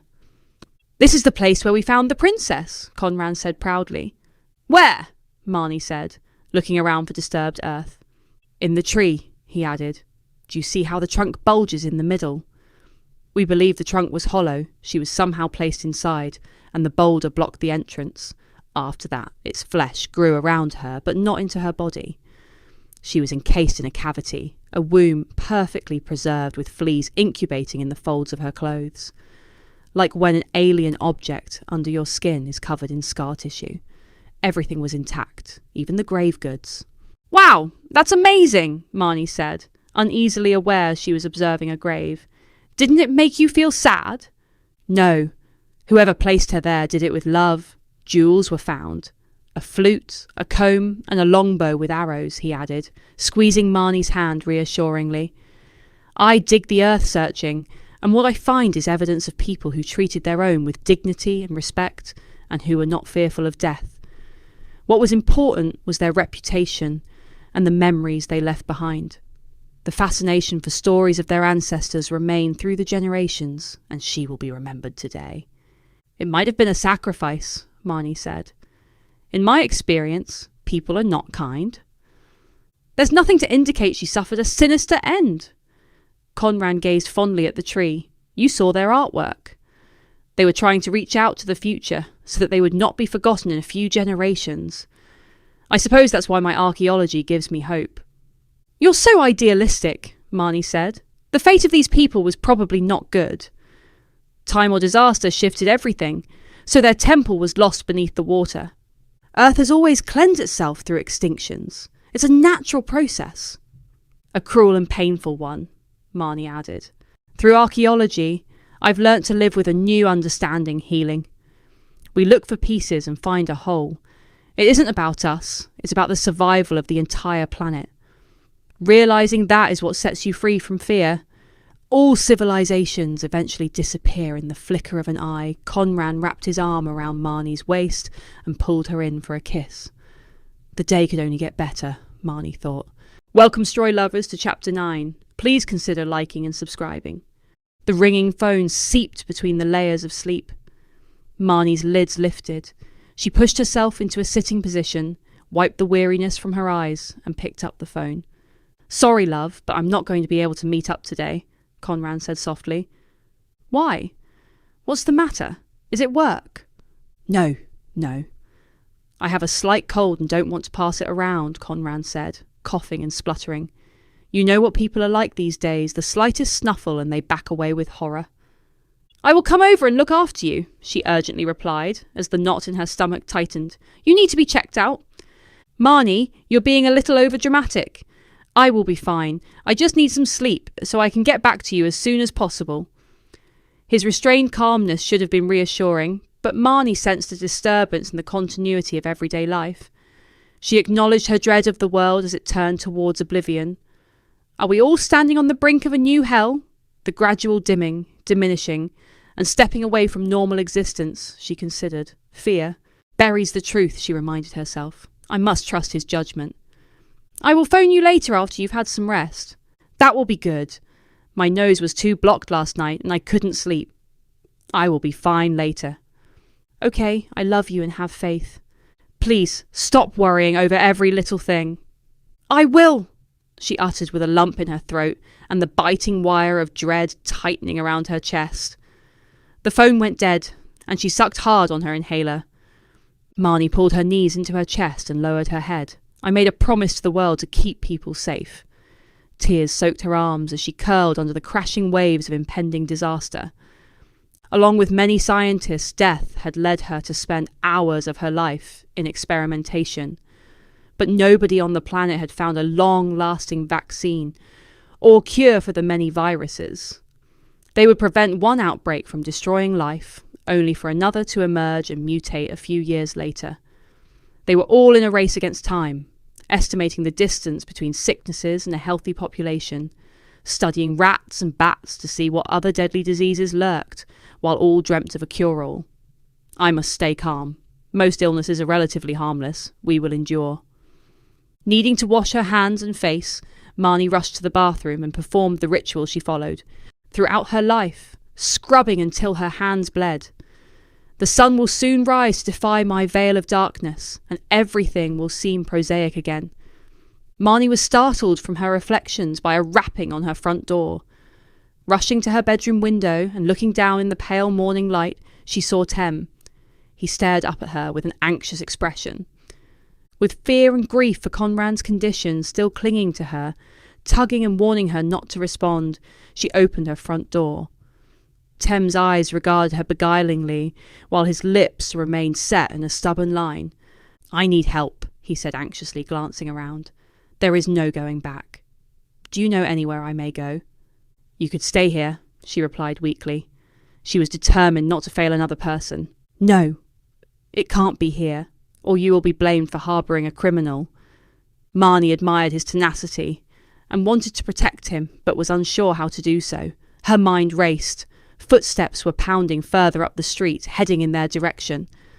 Marnie grabbed Tem's arm before he could turn away, slammed her front door, and ran. Hastily, she led him down the back streets until they reached the open fields. Together they raced through the now waving long grass and weeds as she had through the wheat as a child. All the things she'd forgotten about resting in the corner of her mind came flooding back. Shadow returned, running in front, leading the way to the house. While trailing behind him, Marnie saw the plants turn black and rotten. "I never noticed that before." "Perhaps it's a reflection of my doomed thinking," her inner voice whispered. The air was cloyingly damp, and the spangled glow of the silent sun punched through the building clouds onto the land. A storm was threatening. The first drops fell as they slowed and walked through the gate.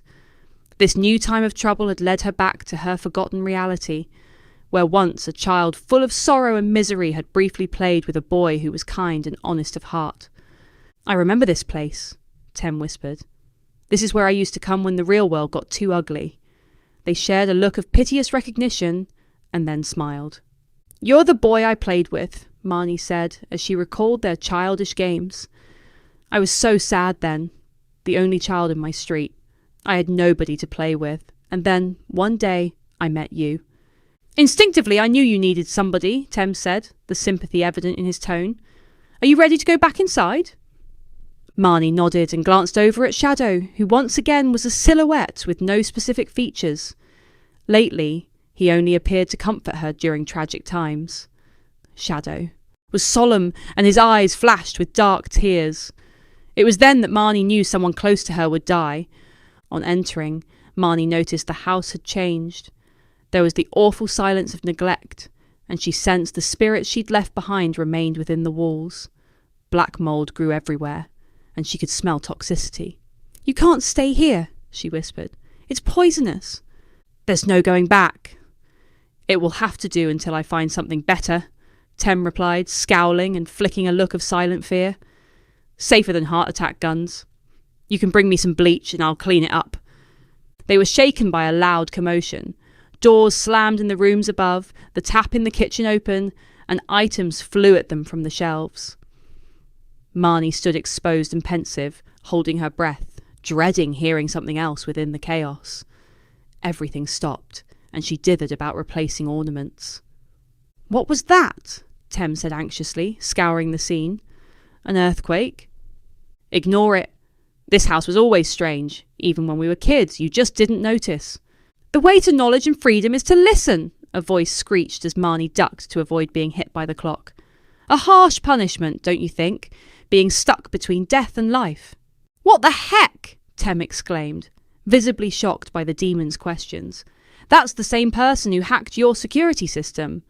"I'm not sharing my sanctuary." "I'm sorry," Marnie muttered, and reproached herself for returning. "Release me and appease the gods, or misfortune will befall you. The old couple abandoned me, and now you, sister," it said, hissing with sarcasm. Fear sucked the breath from Marnie's lungs.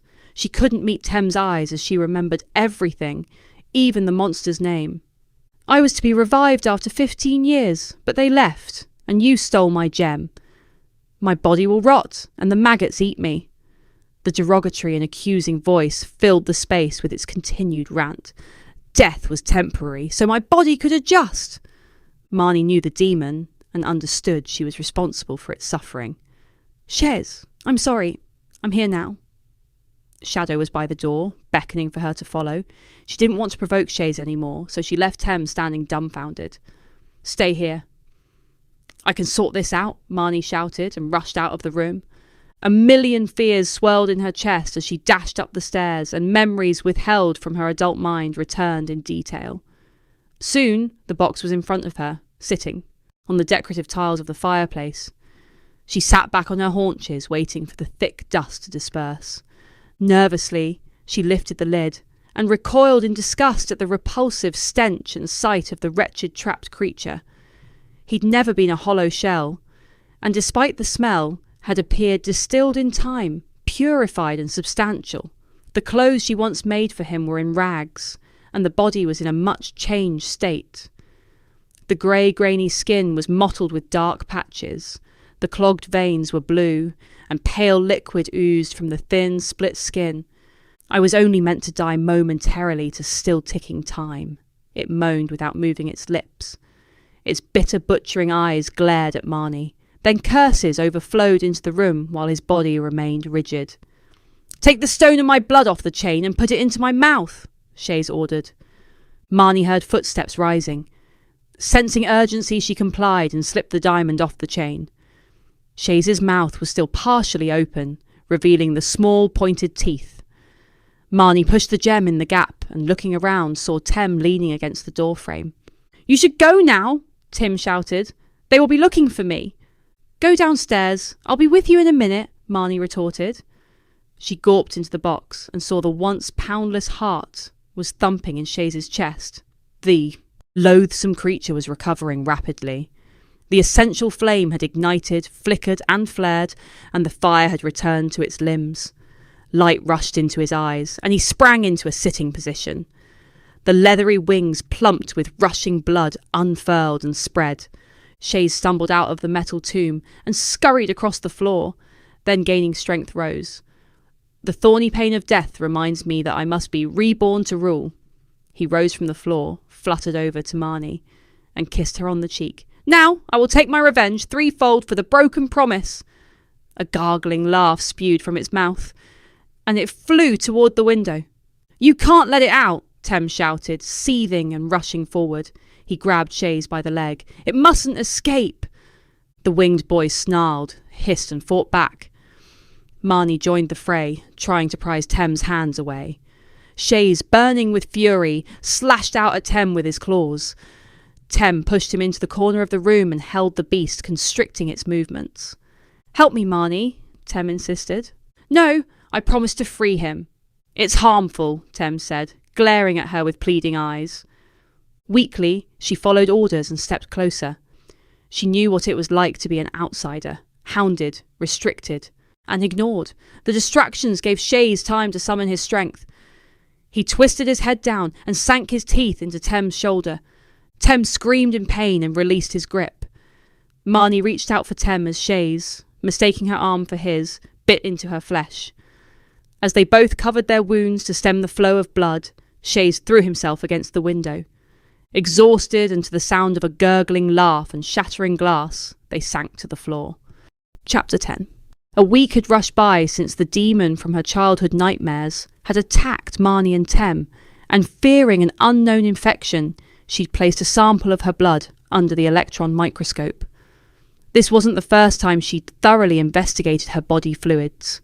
Before her eyes was an unknown organism with a genome she couldn't identify. She made a note to mention her findings to a colleague and moved on with her other research. The first sign that something within her had transformed was a peculiar sensation she'd never experienced before. It was like a fracturing of the skull, then a crumbling until finally her imprisoned brain was released and light and clarity flooded in without limit. She possessed a new kind of thinking which sprang from the recesses of her mind. Deep and meaningful philosophies roused and rose like spirits through the layers of everyday detritus, and a kaleidoscope of ideas continually turned. In some ways, it was an internal terror attack, as the thought explosions were hard to control and contain. It all flowed so fast that it was hard to fix on anything. Rapidly, she relearned how to focus and follow through with one element at a time. Eventually, things stopped spinning. Her mind was crystal clear, and she had all the answers. It was this new way of being which pushed her into action. In this strange state, Marnie had called around to see Conran, desperate to rest her mind on something normal. He'd invited her in for coffee and greeted her with his usual cool and kind persona, chatting with a nonchalant attitude about his illness, saying how much better he felt. However, as he talked, beads of sweat sprouted on his forehead, and he coughed and wheezed. When he suppressed a sneeze by pressing his nostrils together, the hair rose on the back of Marnie's neck.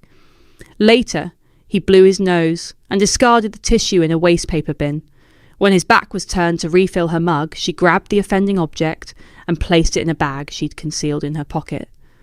Following the visit, Marnie, driven by a potent mixture of rage and grief, decided to take a detour from her normal routine and, without consulting any of her colleagues, late one evening entered the new biotechnology lab, which was rapidly built in South River during the earlier outbreaks.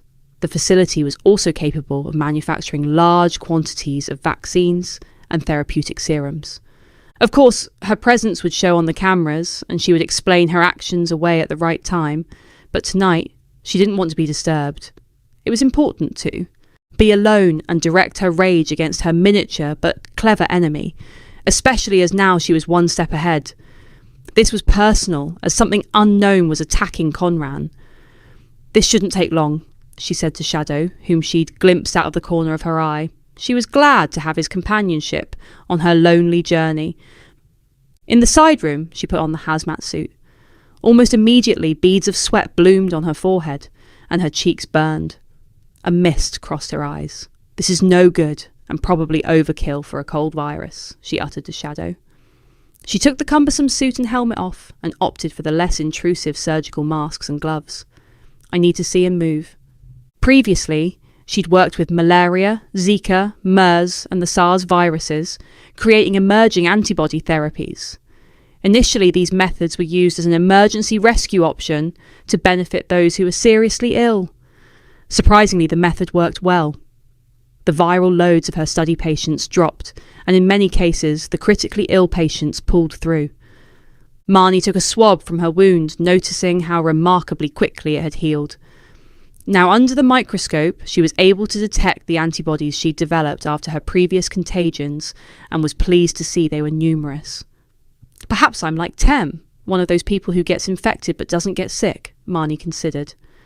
"I might also have different DNA."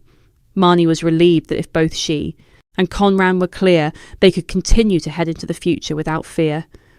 With a racing pulse, she fixed her eyes on the screen and manoeuvred the slide to search Conran's mucus for any harmful viruses and abandoned herself to the tiny world.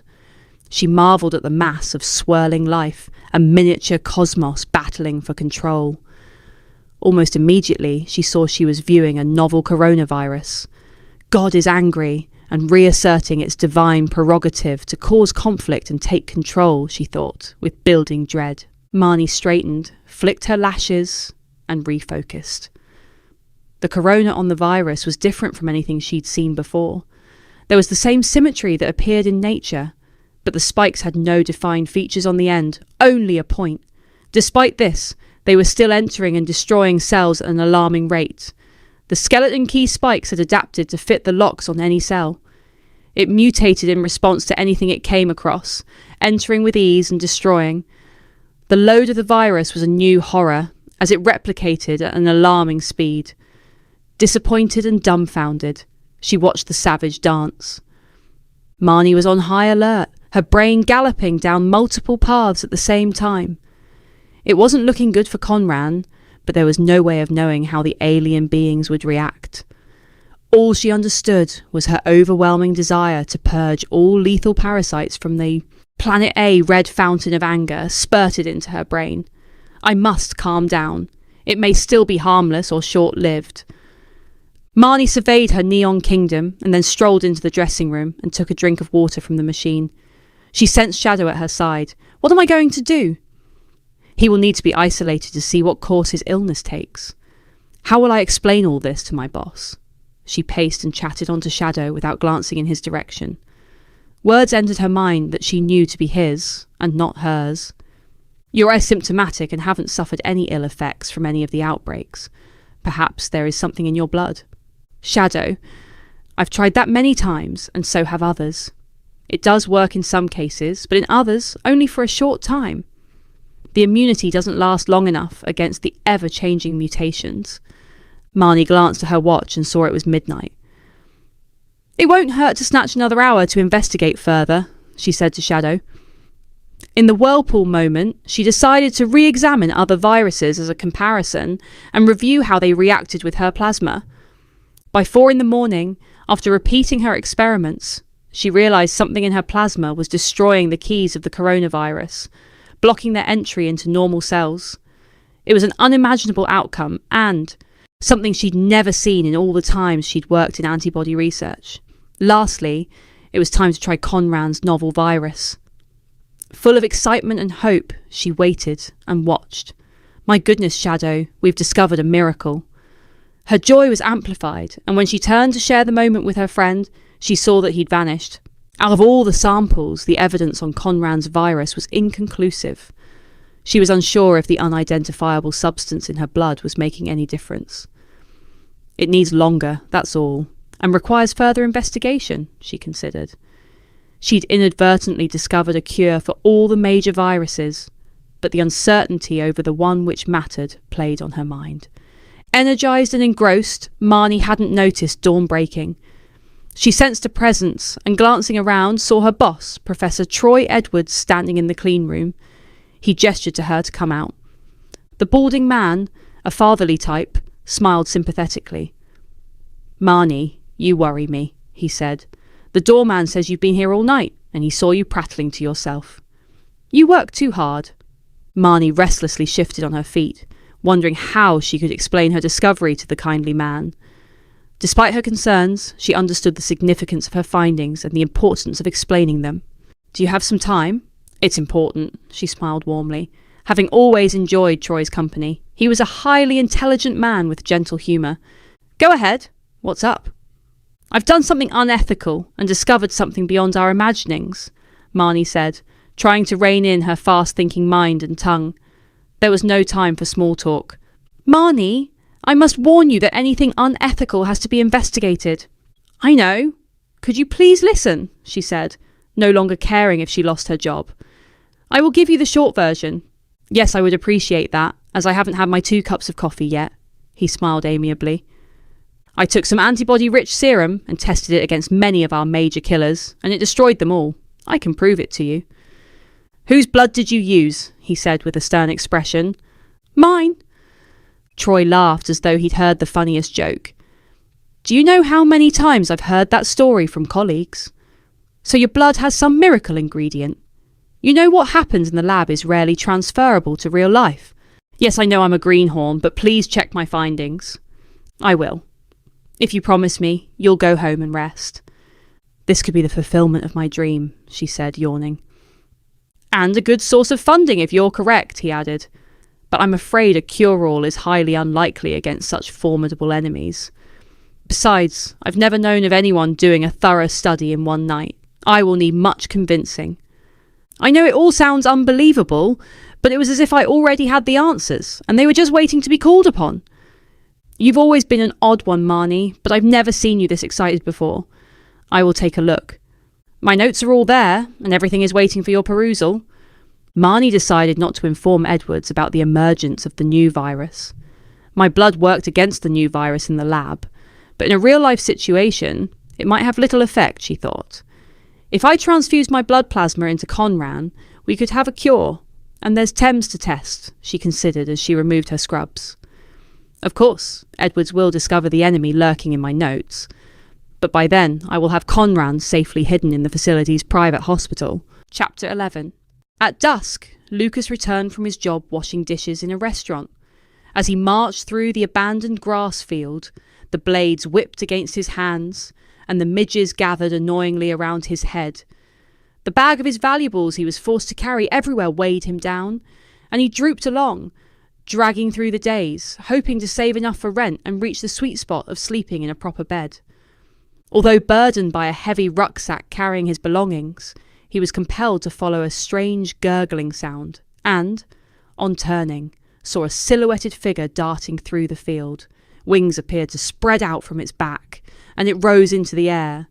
He marvelled at the sight, and then, stricken with fear, stumbled over a lump of mud. Abruptly he stopped, and wavering with indecision, wondered where to hide, as he dreaded seeing the horrifying hallucination again. He hurriedly changed directions. I must be seriously ill, he thought. I'm having delusions. Fearing being squashed by farming machinery or vehicles crossing the open land, Lucas decided to set his tent up on the far edge of the wood. Breathlessly, he ran for the trees and broke his way through the bramble bushes and into the thick shadows. Eventually the undergrowth thinned, and he strolled through an aisle of cathedral-like trees. I must be spiked, he thought, trying to reassure himself. All day he'd noticed a sense of unreality, and his temperature seemed unregulated, swinging from internal shivering to external burning. Worse of all, the irritating dry cough had brought unwanted, concerned glances from the other staff, and he was told not to come in again without a mask. On arriving at his campsite, he dropped his bag from his shoulders, leaned against a mossy trunk and slid to the ground. Lucas listened to the comforting sound of birds coming into roost and trembled within his clothes. Beads of sweat trickled down from his forehead, blurring his vision, and once again he sensed his blood was on fire. This would be a terrible time to get sick, he thought, gripped by loneliness as every horrifying scenario fed his thoughts. Lucas took the lighter from his pocket and lit the fire he'd rapidly constructed. Uneasily, he peered through the glow of the flames, as his heart missed a beat when again he saw the shadow pass, flickering in and out of the trees. Lucas kneeled and warmed himself against the flames. Devastated and downcast, he remembered 2 children at play and wished his brother were at his side. It should never have come to this, he speculated. The complexity of relationships was baffling, and long ago he'd resigned himself to his fate of perpetually being abandoned, but he never quite got used to being alone. It was how it always was, but he missed his brother Conran and had been loath to leave over a stupid, drunken mistake. A tear dropped from his eye, and he sat back on his haunches in contemplation. His mother, before she died of the virus, used to tell him, "Son, it will all come right for you. You're a gifted child chained to circumstance and viewed by others as trouble because you ask uncomfortable questions." Even as a small boy in a world of order, his nature had also been chaotic, always losing things and making a mess. He caused division when he desired to come together and belong. The consequences of being different had been brutal. Lucas gazed up at the sparkling black sky. Nature doesn't judge. His taking the miserable job was a way to help bridge the gulf between himself and his brother, a way of showing him that he could pull himself up and take control before he dissolved into nothing. While one person still cared, he would hang on to the thread of hope. The tightening band around his head, being heavy one minute and weightless the next, was alarming. The aromatic smoke caused a coughing fit and his eyes to water, and he gasped at the thinning air. Weak, he collapsed on the ground and curled into a ball. In a swimming sickness, he listened to the regular pulse of life, the crackling fire, and tiny sounds as creatures went to sleep or emerged from burrows. To hunt in the darkness, pushing through the dewy undergrowth, blackness cast over Lucas, the air chilled, and a throaty gurgling sound punched into his brain. Something was stooping over him with its hot breath on his cheek. It took a huge effort of will for Lucas to twist his head and partially open his lids. He saw chalk-white skin, a baby face with sunken, beady eyes, serrated teeth, red bubbles in the corner of its mouth, and from its back spreading wings. Too weak to resist, he clasped his hands against his temples, tightened and braced himself for an attack. Teeth clamped around his arm. There was a guttural sucking noise, the sound of his slaughter. This was not how it was meant to be, not how I expected to live my life and die. Lucas's flesh constricted as the substance was drawn from his body. He lay a slither of life between nothing and nothing, a husk on the ground with the breeze threatening to cast him into the air. A trickle of warmth pumped through his veins as something new took over. His breath thumped back into his lungs. I could have destroyed you, but I like to choose who receives my vengeance, and you're not deserving. Neither are you helpless, but you must learn to shape your thinking. Are you real? What are you? Lucas mumbled. I'm a historical artifact, the creature called and leapt from the ground.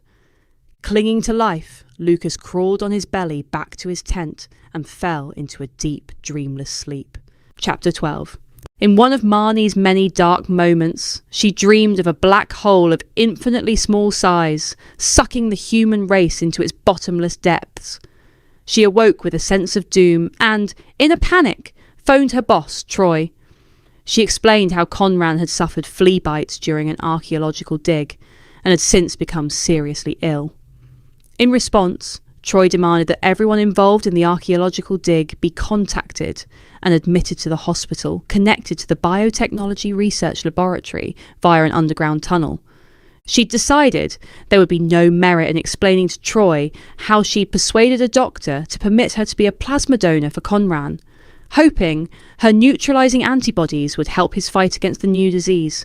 This method of treatment had no provable potential, but she believed it had possibilities not seen in the lab due to the reaction of her plasma on multiple other novel viruses.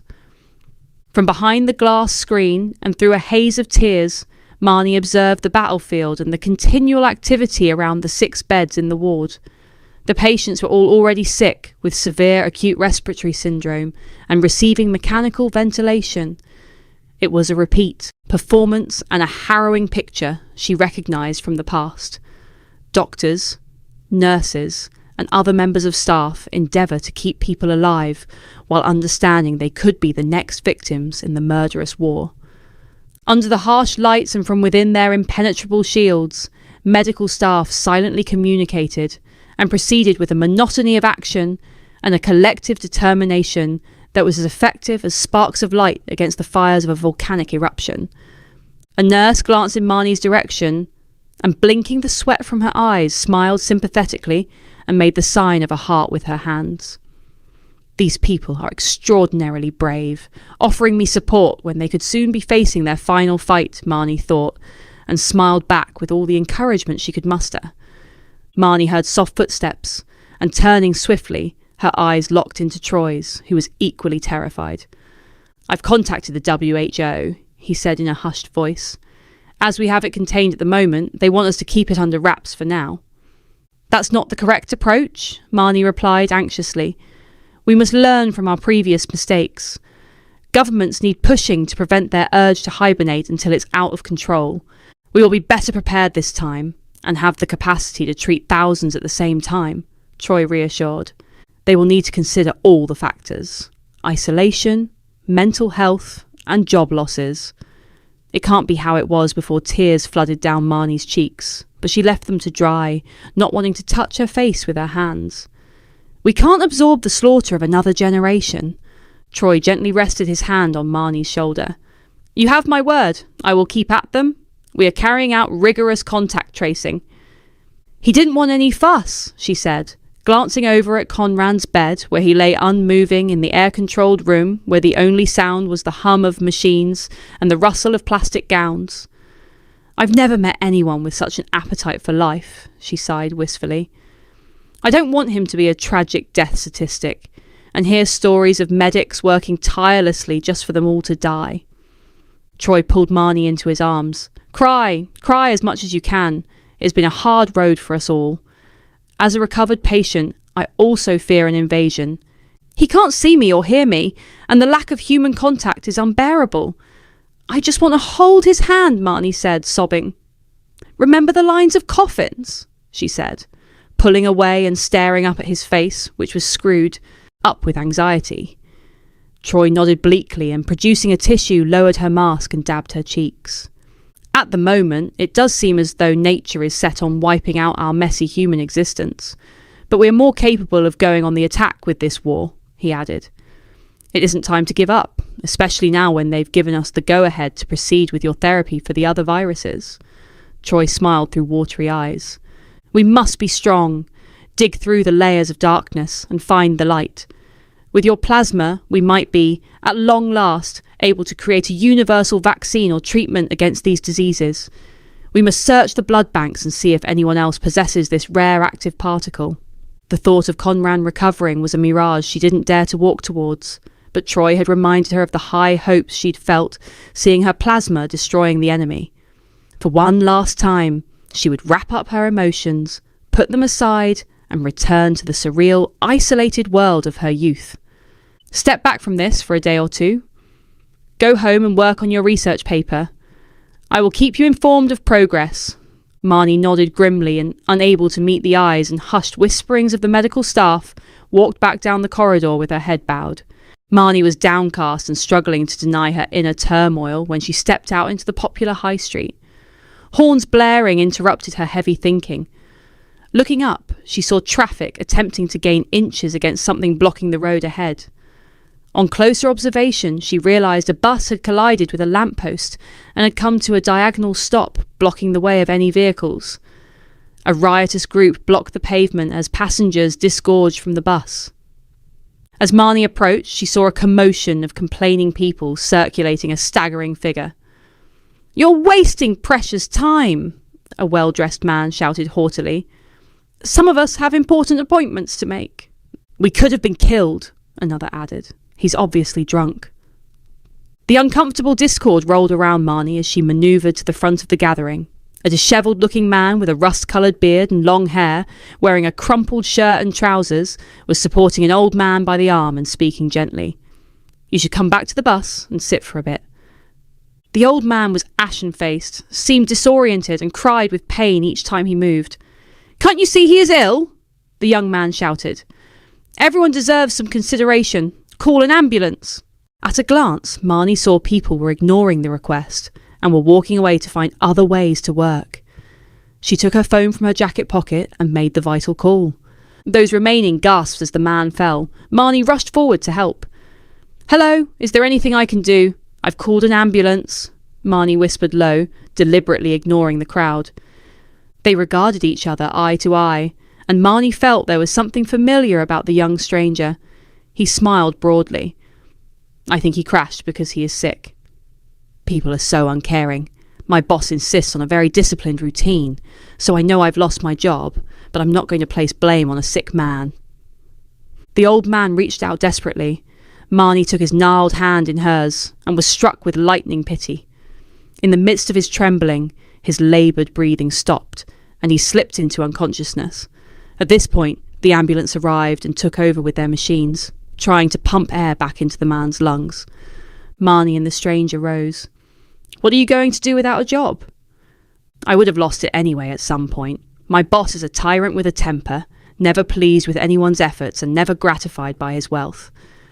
I think it's time I found a way to make myself a millionaire on my own, as complying with others doesn't seem to be my thing." "You mean to make some good from the bad?"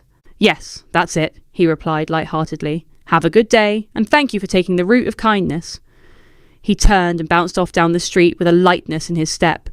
To Chapter 13, please consider liking and subscribing. Lucas, anxious to escape another night of festering fear and the menace hiding in the woods, packed up his rucksack and walked back into town. It was mid-afternoon when, with his head bowed, he walked along the dusty pavements spangled with discarded gum, litter and stains. Through some miracle, he'd surfaced from his sickness and was able to breathe again, but this was his first ever night sleeping on the streets, and he was unsure where to begin. The bird songs and the murmuring wind in the trees were replaced by a cacophony of traffic, racing footsteps, doors banging, chatter and people remonstrating. With creeping anxiety, he wondered if he'd made the right choice. From a distance, he saw a man sitting cross-legged in a doorway next to a cardboard box. He appeared morose and serious until he moved. Lucas ambled and watched as the thin man jumped to his feet and darted into the clamorous crowd of passers-by. In rapid succession, he approached people in a warm and appealing manner. "Can you spare 3 seconds to chat?" he said confidently to random strangers. His eyes were eager, his smile broad, and his actions were expansive, with a majestic flourish at the end. Lucas was surprised to see that the stranger's intrusive behaviour was not rejected, and that people seemed to enjoy his antics and were easily persuaded to part with their cash. They were happily putting their hands in their pockets for the exchange of goods. The smiles and banter flowed even after the transaction, as though some were enjoying the brief exchange, and then he shook their hands. When the man returned to his sitting position to roll a fag, Lucas apprehensively approached.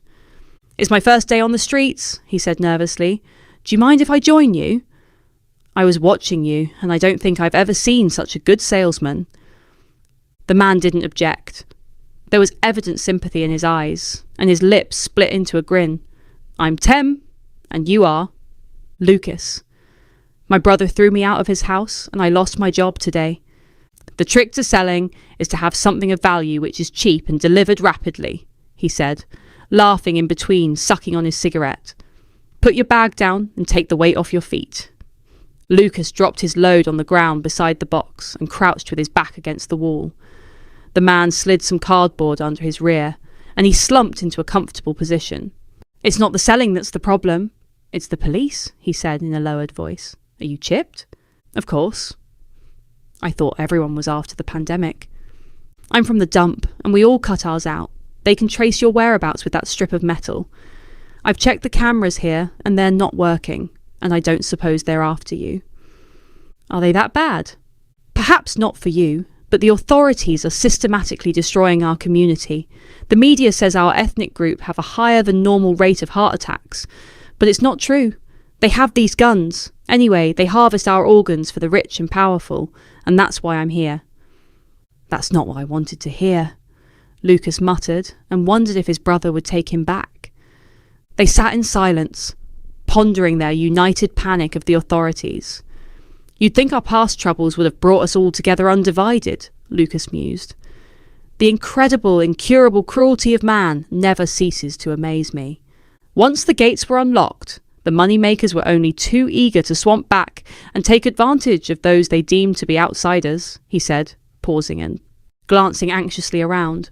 "Why don't you have a go at selling? You can keep half of what you make," Tem said. Lucas took a handful of sunglasses from the box and, with a knot in his stomach, leapt to his feet, pushed into the endless stream, and daringly approached his first customer. He was acutely aware of all the cutting glances and disdainful glares. He approached several people and, with a tremoring voice, asked if they wanted to buy any shades. They rejected his request and made derogatory remarks about how he should find a proper job. Some, with the appearance of living an honourable life, crossed the road to avoid his advances. Nobody wanted to engage. He tried to adjust his words and manner, but they still gave him a wide berth. Defeated, he returned to Tem. "I haven't sold a thing." "You have to move your thinking to adjust to each situation. Don't draw back, be confident, be less reticent." He handed Lucas a bottle of beer. "Take the edge off your thirst. A dry mouth is a giveaway." "I don't think I've got the right personality," Lucas moaned, recognising his new friend had charisma and energy which couldn't be ignored. "Of course you have," Tem grinned. "Own the moment. Use cunning and control. Talk to them and provoke their emotions and alter their perceptions." Lucas ignored his crumpled clothes and dishevelled appearance and went back out like a man of means and dignity. This time, he didn't allow the unwilling to not engage. He laughed and joked and threw back any negativity. At his first sale, his heart leapt with joy, and his confidence grew. He shifted from one foot to the other in a mad, fearless dance until a crowd had gathered around, not wanting to miss out on the bargain. By dusk, he'd moved from regret and loss to elation. Exhausted and with a pocket full of money, he flopped down beside his new friend. "See, I told you it only takes one atom of advantage to make a difference. Never waver. Always carry through on a plan. Thaw the ice by revealing your heart. You have to be real and not act like the oppressed." Lucas caught Tem warmly by both hands, thanked him profusely, and shared out his half of the money. "You could probably get a room for tonight with that," Tem said. "No, I'm going to take my chances here. I want to earn as much money as possible and secure a decent place to live. Where did you get your stock?" "I'm afraid, my friend, that would be telling," Tem said, his lips set in a truculent line as if to add, "I will give you some things, a facade, but not everything, and not all of who. I am. Tonight you will lie beneath the sheet of the sky, but I will have to leave you as I need to be elsewhere." Lucas was bewildered by the abrupt ending of their brief relationship. He pulled his sleeping bag from his rucksack, climbed in, and squeezed into the darkened doorway, and seriously considered the day's events. It was difficult to keep his emotions modulated on his own, and as hard as he tried, he couldn't regain his earlier sense of achievement and elation. Streamers of rain blurred the city lights, and the din of the crowds died. At dawn, Lucas woke up to a pool of water seeping into his sleeping bag. Tears dropped from his eyes. The dampness accelerated the freezing of his body. Intending to buy a warm drink, he stiffly tried to rise. Someone had dropped a newspaper on the ground next to his bed, probably as a gift of insulation. Peering through the early morning mist, he was drawn to the headlines and a picture of a bus slewed across the road. Lucas read the headlines. Driver dies from novel virus. Are we facing a new plague? I was on that bus and helped a sick man. Have I been infected? Lucas considered despondently. Or worse still, I was also sick, and then I miraculously recovered. He read on. Contact tracing has begun, and scientists suspect a super spreader is on the loose. Do I dare believe the unbelievable? Am I contagious? If I step forward for testing, I could be locked up for weeks. Chapter 15. The scattered seeds of the disaster, and then a fierce fear, fed by the media, pushed the government into enforcing a lockdown. It would be a treacherous endeavour to leave her home, but Marnie was determined to speak with Tem to persuade him that his plasma may be of high value.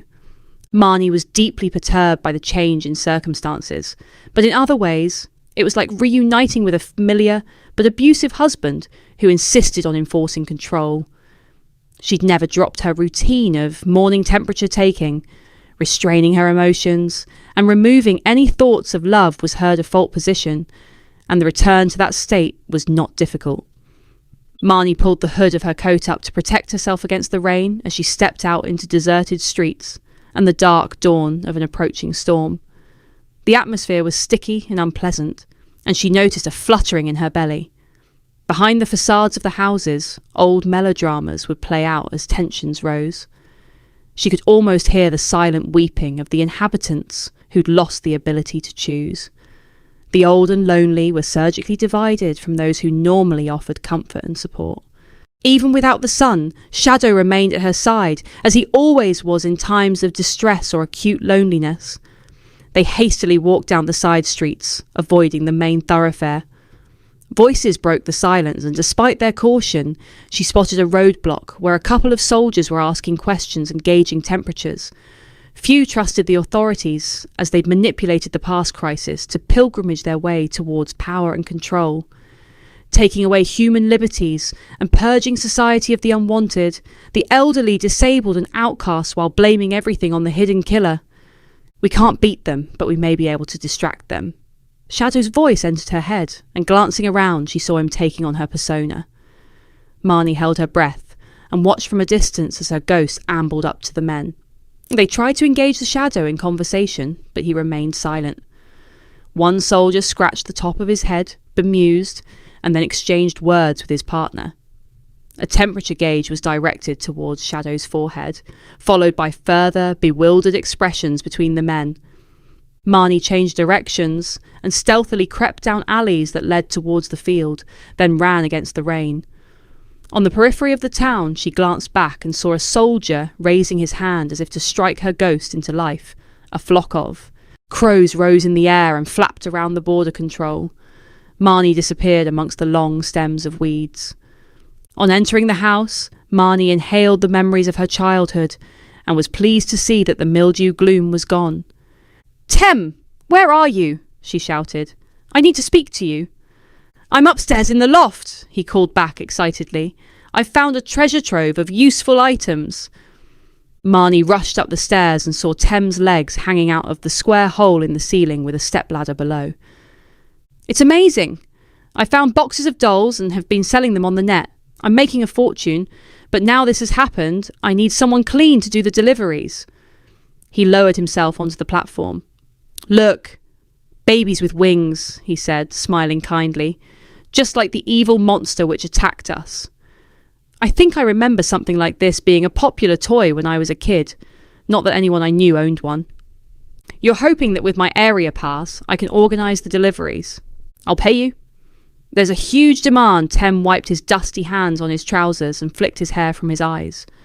Tem gave Marnie a cunning look, revealing his sharp, high cheekbones, as his lips broadened into a smile. "This is..." My crusade against those heathens who were meant to protect, but were more interested in betrayal. I've also found the deeds of the house.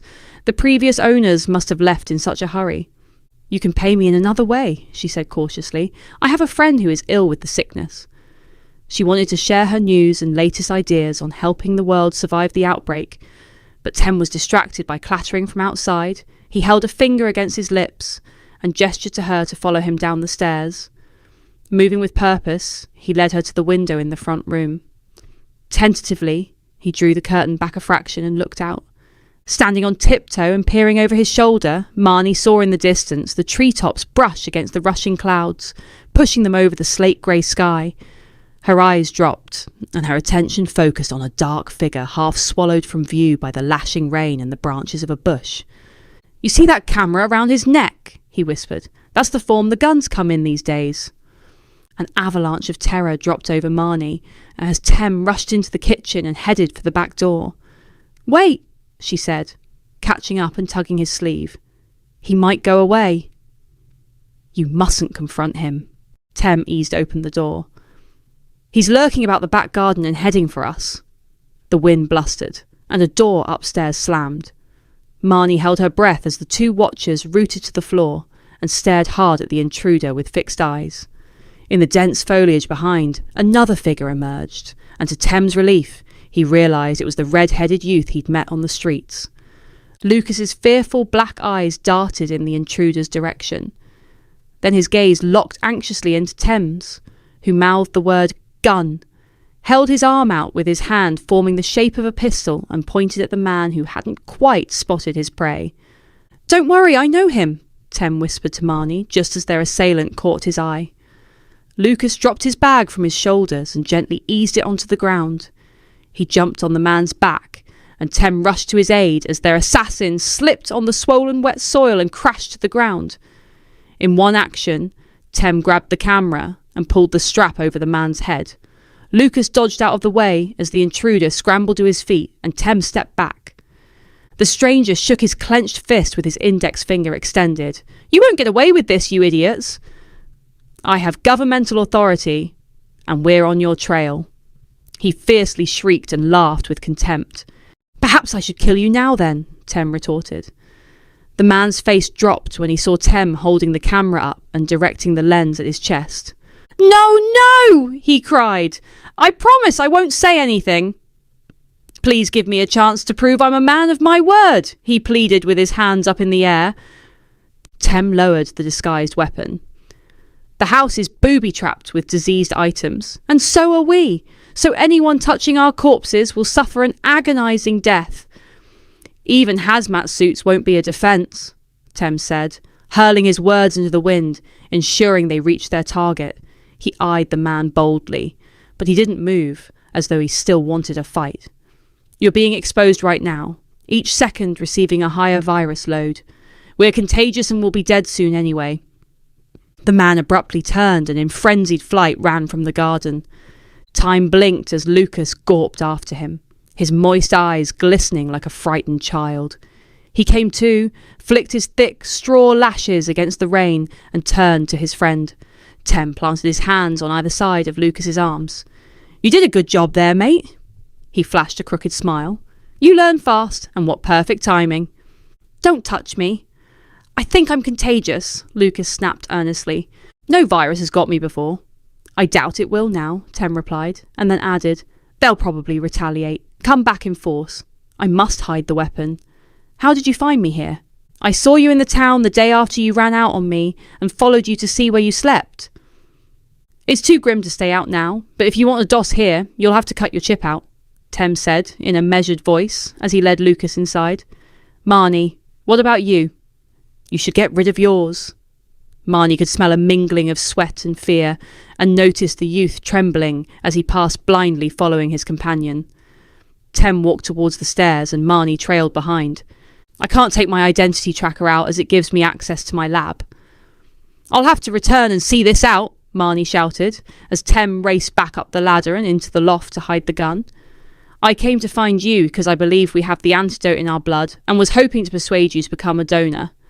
Sorry, but under the circumstances, that would be a risk too far for me." I'm sure I could ensure your safety, she said, regretting her words. Things are changing all the time, and this new virus would appear to be more virulent than any seen since the plague. I'm out. You're crazy to trust the authorities, he said, and then changed the subject. The previous owners left a whole treasure trove of stuff up here. I'm going to make my fortune and get the hell away. In times of lockdown, folks turn to the internet for solace. I'm going to have to hide too, or they'll lock me up as a danger to the public, Lucas interjected. Although I feel healthy and my thinking seems to be sharper. That's probably due to lack of booze, he mused. Hey Marnie, you might want to read this. A piece of paper floated down the ladder and rested on the floor. Marnie picked it up and read. To whoever comes after us. My husband and I were walking in the woods by the river. The trees creaked in the wind, and we were soon pelted by giant hailstones. To avoid the bombardment, we sheltered under the largest oak. While cowering under the canopy, the strangest thing occurred. The trunk heaved and moved as if pushing an internal object down to the roots. There was a long, agonized moaning in the wind. Looking down, I saw a sack born from a hole in the base. A dark shape was moving inside. I drew my husband's attention to the mysterious object. He, being braver than I, picked up the slimy contents. We scrutinized the creature inside, which was the size of a large bat but with a big head. A claw tore through the skin, and a foul-smelling liquid poured through my husband's fingers, and there was a cute creature lying in the palm of his hand. It looked in every way like a tiny baby, except for small wings sprouting from its back. When I put my finger in its mouth to see if it would suckle, I felt a hard lump embedded in the roof. I pressed it and out fell a stone, and immediately the creature fell asleep. We soon learnt that it needed the stone in place to remain awake. Something invoked compassion within us. It appeared so human, and we couldn't just leave it to die. We took it home, and over the years, loved and nurtured the creature. During this time, we prospered by making dolls in their image, which became very popular amongst children. We grew wealthy, and neither my husband nor I succumbed to the tsunami of viruses flooding the world. Our sweet baby, afflicted with a mutation, needed to be kept hidden from society, as we feared he would be treated cruelly. He thrived, grew strong, and learnt quickly. Eventually we discovered the butcheries of our rabid monster, husks of animals drained of their blood. We realised our angel, who was nothing more than a delight in our company, was truly a demon, ejected from heaven. We couldn't deal with the complexities of his peculiar hunger, and decided to take the stone out and leave him to sleep. We are abandoning our home for a new life. We're sorry, misguided humanity can be a dangerous thing. He is sleeping in a secret space behind the fire in our bedroom. Please leave him to rest. We're not sure of his intent and believe him to be dangerous. Reading the letter sent Marnie's heart into palpitations. What have we done? We've unleashed a monster. It's crazy, isn't it? Thames said, climbing down the ladder, as in one hand he grasped the wrist of a hideous doll. It was bald and white, its red-lipped grin revealed sharp, pointed teeth, and sprouting from its back were dark, bat-like wings. What the hell is that? Lucas exclaimed. It's vile. Actually, it's very popular with parents and children. It reminds them of the first time it circulated in their childhoods. You're mad! I want to escape this and return to the real world, Marnie said, pivoting around and rushing down the stairs. You don't want anything to do with saving the world, and I don't want anything to do with selling evil. The world is doomed anyway, Thames shouted after Marnie, who slammed the back door hard and ran out into the rain, where she met Shadow waiting for her by the bushes. Chapter 15. Already sweating within her full protective gear, Marnie entered the lab where trials had started on mice. She glanced over at the animals in their cages, sniffing and squeaking, unaware of their importance. Happy to be working alongside Professor Troy Edwards, she hurried over to where he was standing, examining cells on the screen of the super-electron microscope. This pestilence is out of control, and mortality is high, he muttered solemnly without looking up from the screen. The disease is moving faster than a photon racing around the world. There's been a stampede to the hospitals, and even the overflow ones are full. You can't help but think some superior force has power over us mere mortals, Marnie said. I wonder what we've done so wrong for it to unleash such a perversion of nature against the doors of humanity. Troy turned, and as Marnie leaned on the worktop, she warmly pressed her gloved hand over his and smiled, sympathetically. Marnie, it's not our job to go there. We're not priests. We must always follow the scientific method. We will always see these outbreaks unless we scientists find the answer, which, thanks to you, we are close to. It's hard to convince the authorities we're not once again stumbling blindly through this chaos. We must submit a paper on our findings urgently. How far have we got? Marnie asked. The mice have already been genetically engineered to contain human genes, enabling us researchers to develop antibodies without testing them on people, he said, pointing to the screen. So far, the results are encouraging. In fact, they're groundbreaking. We have proved we can neutralise most viruses, including the common cold. The treatment may be used preventively and to aid recovery. As you suggested, we're able to bind your universal antibodies to the keys of the corona, blocking their entry into our cells. And these new viruses, Marnie interjected. So far, some of them have been caught, but most remain resilient, piercing through the cell's barriers. I still have hope that with some small adaptations, our treatment will work more effectively. I must say your blood is most peculiar. Have you been infected recently, as there are ingredients in it that none of us can identify or understand?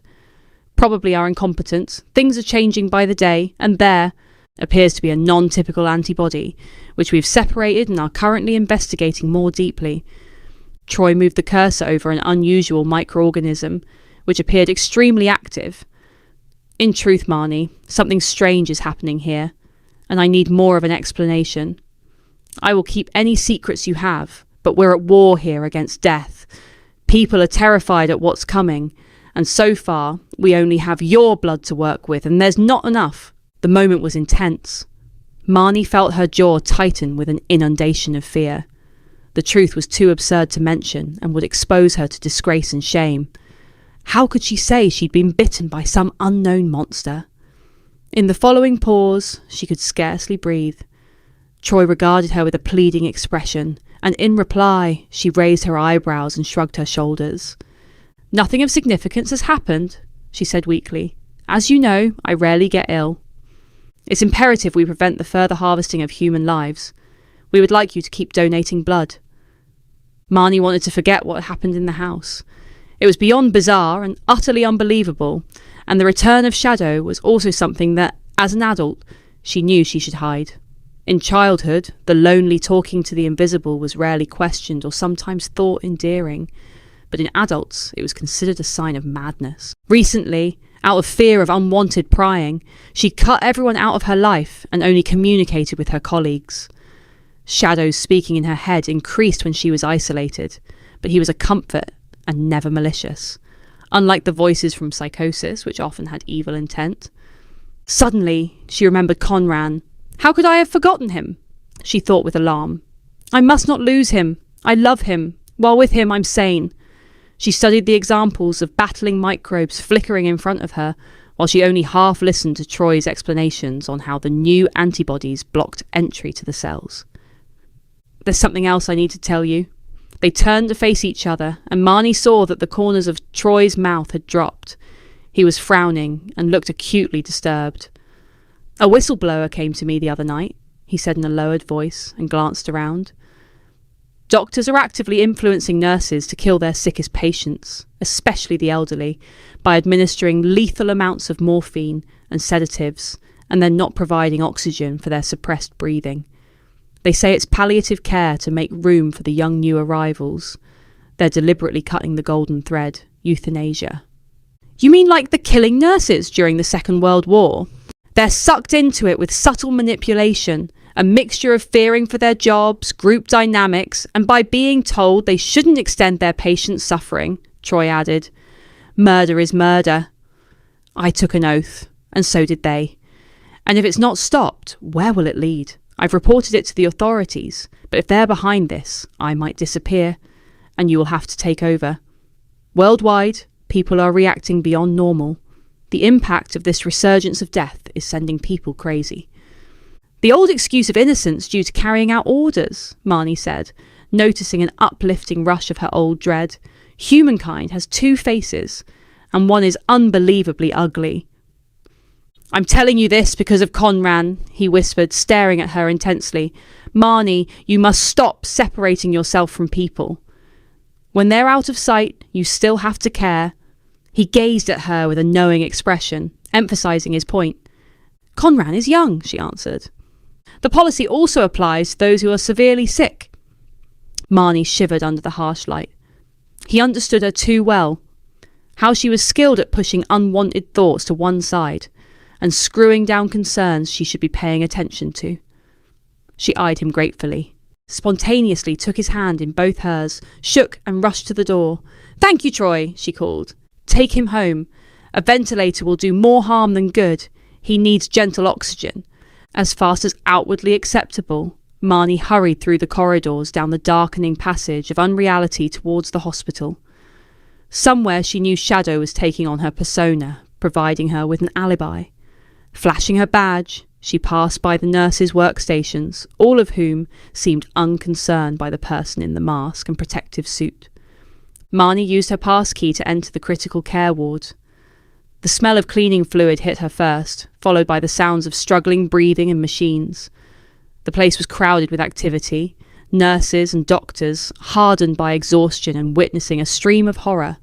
Some patients were intubated, the once valued elderly, or those with underlying health issues, all with a tube down their throats, destined to never wake from their sleep. Others were sat upright, staring into the ether, struggling for every breath, their lungs tugging hard, causing their bellies to rise and fall in a fluttering motion. It was wrong to disturb the sick, but it was better than leaving the man she loved to the slaughterhouse. She found Conran sitting up in bed, sucking on a handheld machine which provided him with oxygen. Her emotions bubbled. Hi, I managed to snatch some time. Conran took the mask from his face. My colleagues and friends have all gone, he said in a croaky voice, and with tears in his eyes. Marnie had anticipated the worst, and was surprised to find he could still speak despite his laboured breathing. I'm ill, but better than most. My oxygen levels are low, but I've refused the ventilator. Marnie leaned in, and with parted lips whispered in a solemn tone, You're not safe. I've heard rumours of so-called mercy killings. I'm going to get you home. Conran stared at her with large, melancholy eyes. At that moment, she realised she hadn't thought of a plan other than to reach Conran's bedside. She straightened, and with all her senses on alert, flicked a look around the ward, glancing over frail people, hoping to spot a porter. She turned back to the patient, smiled, took his hand and squeezed gently. Conran's eyes popped with panic. A young doctor was at her side. Do you have permission to be here? He said directly. Marnie's anxiety levels rocketed and her cheeks flushed. The elderly doctor she'd known for years and who initially agreed to try her blood plasma on Conran had died. This young man was cut from a different cloth and was there to impede her actions and prohibit her from any involvement with his patients. Marnie had a renewed appetite for a challenge and was prepared to fight for Conran. I'm from the research facility, she replied, and flashed her identity tag. We have reason to believe this patient may be of vital interest to our antibody study. He has survived while many have died. I'm afraid we don't allow any visitors on this ward, and it goes against procedure to release any patient into the hands of another without it being discussed with the board during our daily meetings. I will have to call security tension radiated between them as Marnie glared with hostility. The government has given us priority over all medical departments, as the only way out of this mess would be to develop treatments or a vaccine. We have permission for access to anything which will aid our progress, Marnie said weakly.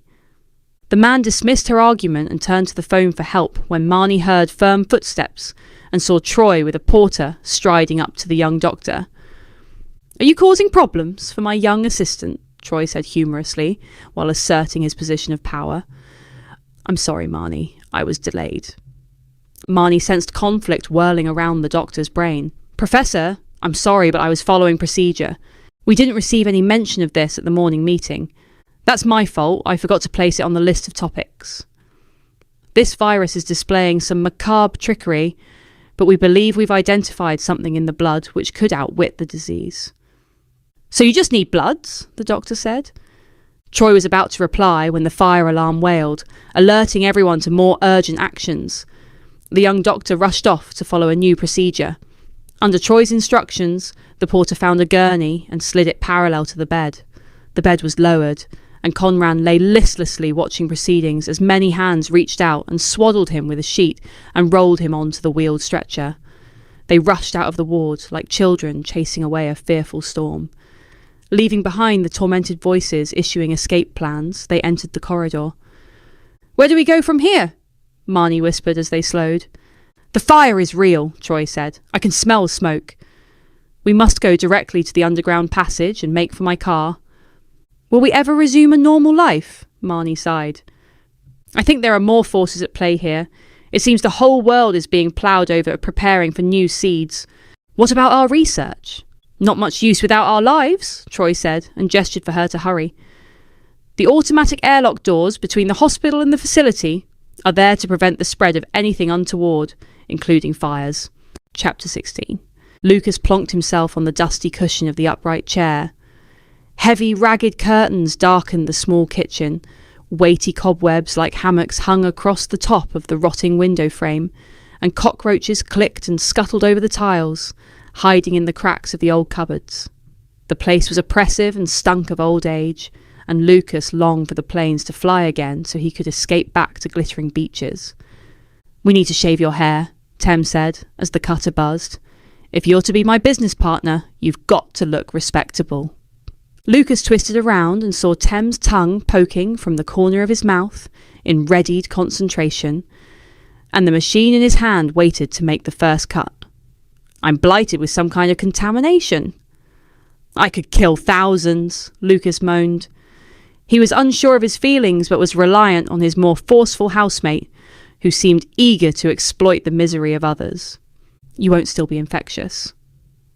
"That's if you had it in the first place," Tem said chirpily as chunks of hair fell to the floor. "The town is cordoned off, but rural places aren't as restricted. They're focusing on areas of dense population. There is a post office in the village on the far side of the field, and it's still open. Deliveries mean money." "Why can't you go?" Lucas asked, not disguising his reluctance. "I'm wanted by the authorities, and I decided a long time ago not to allow outside forces to direct my life. You're a middle-class layabout, but still vaguely acceptable." He switched off the shaver and moved around to the front with one of his dolls in his hands. "You look quite smart," he added, grinning. He plonked the toy on Lucas's lap. "Now help me package this lot." Lucas smiled back awkwardly. "You're always scheming." He held up the ugly doll and stared at its eyes glowing with amber fire, frowning and regarding him back with hostility from its round baby face. Lucas rose and went to the kitchen counter, where Tem was already wrapping dolls in brown paper. "Come on, we're wasting time," Tem moaned, deliberately pushing him into action. "I wonder how long the virus would survive on the surface of these things," Lucas said. Tem handed him a bottle of hand sanitizer. "You worry too much." Lucas eyed him uneasily, and holding the plastic baby in his sweaty grip, began to wrap it in the brown sheet. They acted swiftly, writing labels and packing the parcels into Lucas's rucksack. "We've already made a fortune with these," Tem said, with a glad smile on his lips when they'd finished. "We mustn't upset our customers." "I'll transfer your half of the money over now." Lucas, still striving to be a more successful person and to make amends for the many mistakes, began the long walk towards the village. On arriving at his destination, sweltering under the harsh sunlight, Lucas resentfully conformed and joined the queue outside the post office, where everyone was standing 2 meters apart. His eyes roamed over those in front, waiting in silent uncertainty and generating misery. They observed each other with distaste, as if any human were an obstacle to their future happiness. Others with glazed eyes appeared plunged into a pit of despair, unable to deal with their dismal and lonely predicament. There was the unusual sight of a few young spectators, children under strict control, their intelligent eyes watching, trying to decipher the adults' strange behaviours. Someone coughed, and the image of a person spitting blood up from wasted lungs blew into Lucas's mind. He was conscious of his potential contamination and, on entering the shop, was fearful of touching any surface. A youth leaving. The counter without a care in the world moved too near, and the veins in Lucas's neck swelled with rage. "Keep your distance, mate," he blurted. "It might not be you who's contaminated." Then he clamped his mouth shut, imagining his breath spraying the whole room with death. He felt like a traitor and a fraud, and wondered how many people he'd infected that day, from the dolls to the many random encounters with gates and walls as he crossed the field. The woman behind the plastic screen leisurely took and weighed his parcels without question. A man with tufty, unruly grey hair standing behind her was holding a newspaper and looking concerned.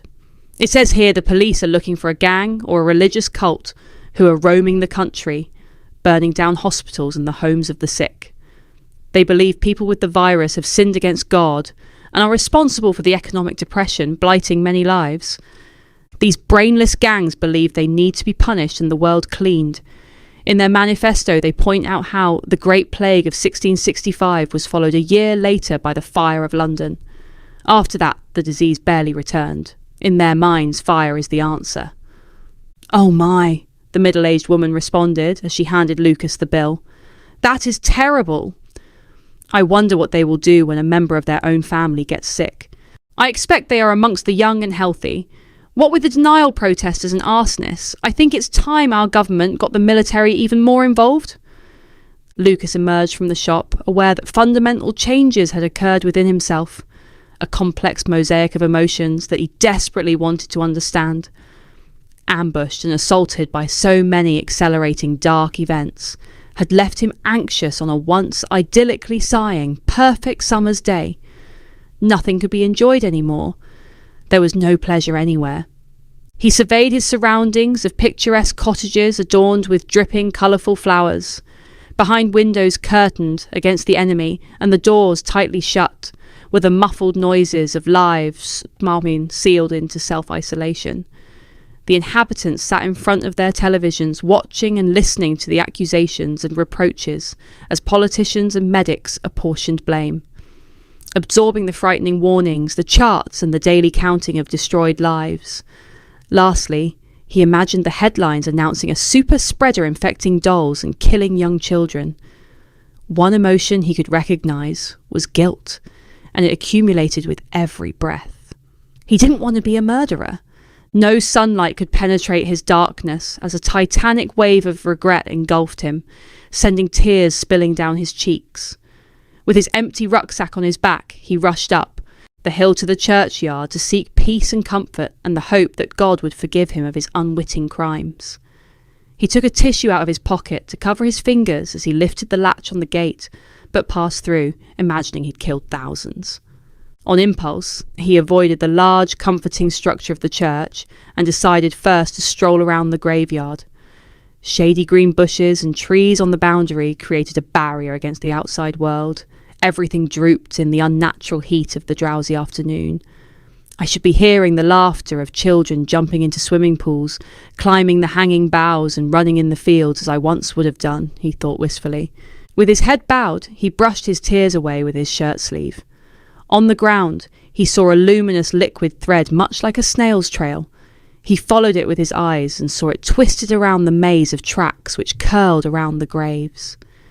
As Lucas turned the sharp corner of the building, he saw a confused image darting amongst the tombstones. He pursued its movements as it leapt about on all fours in a monkey dance. Lucas continued following the trail cautiously until his eyes alighted on the waxy, embalmed, baby-faced deviant of his nightmares who'd attacked him in the woods. He spotted him lurking near a fresh grave. The robust figure, now grown to about 6 feet in height, fell onto its knees. He was robust, and his muscles flexed in his strong, supple body as he bent and rapidly dug at the mud with his long, dexterous fingers. Lucas froze, aware of his mouth gaping. His heart slowed as he held his breath, watching the proceedings for half an hour. Then it pounded in his chest as what he witnessed plunged him into unimaginable horror. The creature had the corpse of a young woman lying over his body, holding her in his arms and biting into her neck. Lucas moved forward, and with each step, drew closer to the grave. The creature stopped and turned his gaze to meet Lucas's. On closer examination, he saw its amber eyes were engorged with blood and its lips dripped scarlet. Then it squirmed and covered its face with its hands like a guilty child. "I wish you no harm," it said in a whiny voice. "The dead allow me access to their veins. It's a natural process." "What are you?" Lucas said as he reached out to pull him away from the deceased. Instantly, its arms dropped. The corners of its mouth lifted into an evil grin, and its wings snapped open from its back. The creature sprang off the ground, sending the corpse rolling back into the hole. Lucas followed its flight and watched it settle on the roof of the church, where it squatted on a parapet like a gargoyle. A parasite is natural. It doesn't want to kill its host, which is a byproduct and not good for its survival. I'm a saprophyte. I kill nothing except my enemies. "You attacked me and left you immune to any diseases." In his rage, Lucas's eyes darted over the ground and, spotting a rock, picked it up and hurled it towards the diabolical creature. "We don't defile our dead," he screamed. The creature took to the sky, rising high until it was out of sight. "What should I do with this bizarre, horrific and unbelievable information?" Lucas muttered to himself like a madman and paced in a circle. "All this is too serious for self-pity and guilt. I must steer myself in a new direction and forget my shame. I must go back to my brother and talk to him as an equal." Lucas pulled his phone from his trouser pocket and called Conran. Chapter 17. As the sun rose, Tem realised Lucas hadn't returned from his small trip to the post office. Waking to guilt gnawing in his gut and grappling with the thought he'd abandoned his remaining family, Tem resolved to return to the dump with food and money for his brother. He put on an old raincoat belonging to the previous owner to conceal his rags and wrapped a scarf around his nose and mouth. Emptying the cupboards of food, he packed it all into a canvas bag, which he flung over one shoulder. Tem was not heroic, but was clever, and fearing the hand of authority thumping down on his shoulder, he decided to go underground. He knew of an old sewer abandoned when a new one was built running parallel across the town. Guardedly, Tem emerged from the field onto the menacingly empty street, the border between the rural and the urban buildings and the roadblocks. In the still air, he sensed the shuddering vagueness and uncertainty of all their lives in lockdown. A wall of wealthy Georgian houses reared up on the opposite side of the meadow that just out of sight merged with the dump. Here, money people survived with an imperishable optimism, believing the future would at least wait for them to re-emerge. Further down was a small private fenced park once built for the property owner's exclusive use. Tem headed for the gardens and a public toilet concealed by ornate bushes and made his way to a rusty door at the back.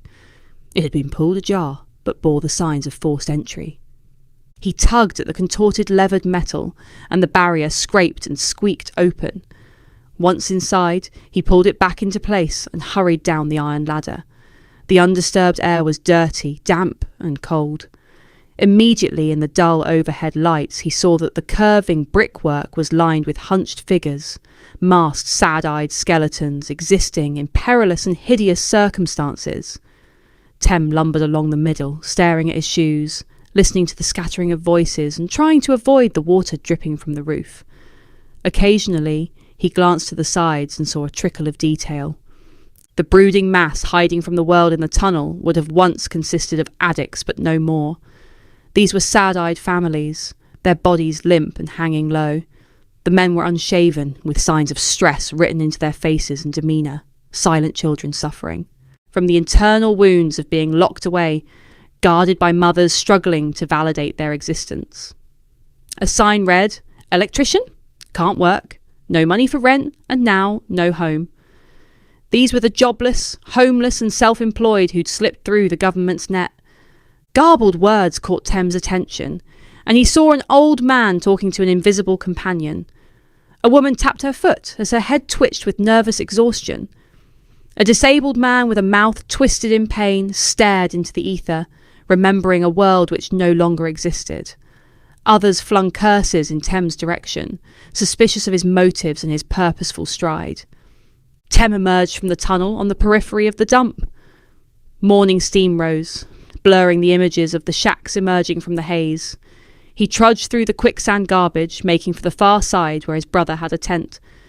Eventually, he spotted the home hidden behind a fortification of wood, concrete blocks, tarpaulin and boxes. Tem went up to the faded green canvas and looked through the crack. He caught his brother's eye as he slumped in an old chair. Dara rose and pushed through the gap. The decent and sensible family man, an older brother, stood tall, but his shoulders slouched. There was a cold, dead look in his tired eyes, and he clasped his blistered fingers together in an anxiously twisting fist as they faced each other under the sun. The place appeared quiet and calm, but Tem could sense the underlying, seething frustration of the occupants concealed under their camouflaged roofs. "Stay back," Dara said in an anxious voice. "I think I'm infected." "We don't seem immune to this one." He straightened a little and tried to stand proud, not wanting to be diminished in Tim's eyes. "Bro, I've had it." "I am clean," he lied, as the truth was too complicated. "I've brought you and the kids food and money," he added, his heart pounding with fear and his twisted smile dying on his face. "I'll bring medicine too if you think anything would help." "Only oxygen. The kids can barely breathe. All I've really got is a raging toothache, so painkillers would help." He laughed weakly. "Times ahead will only become more difficult. The scales are balanced against us, and all means of earning a living have gone." "What about the secret police?" Tem said, plonking the heavy bag down between them and rummaging in his pocket for the wad of notes. "I still fear the nights, but mostly it's been quiet. We're hoping they've all got tangled in the web of the disease. It's what they deserve." Tem glanced over to where the hospital tent stood. "The long queues have gone? People here are too scared to go. The doctors address you courteously, but people fear their fine words are laced with poison." "We'll bounce back." Tem's mind raced, searching for answers. "You could come and stay in my squat. I think it's safer than here, and it still has amenities. Or I'll move in with you, and we'll go through everything together. In the beginning, we tried to leave, but that's when the shaking started. I couldn't deal with the outside world. I've developed some kind of social phobia. Besides, the kids are too sick to move. Please hang on. Sometimes you've just got to have faith. I will bring you more food."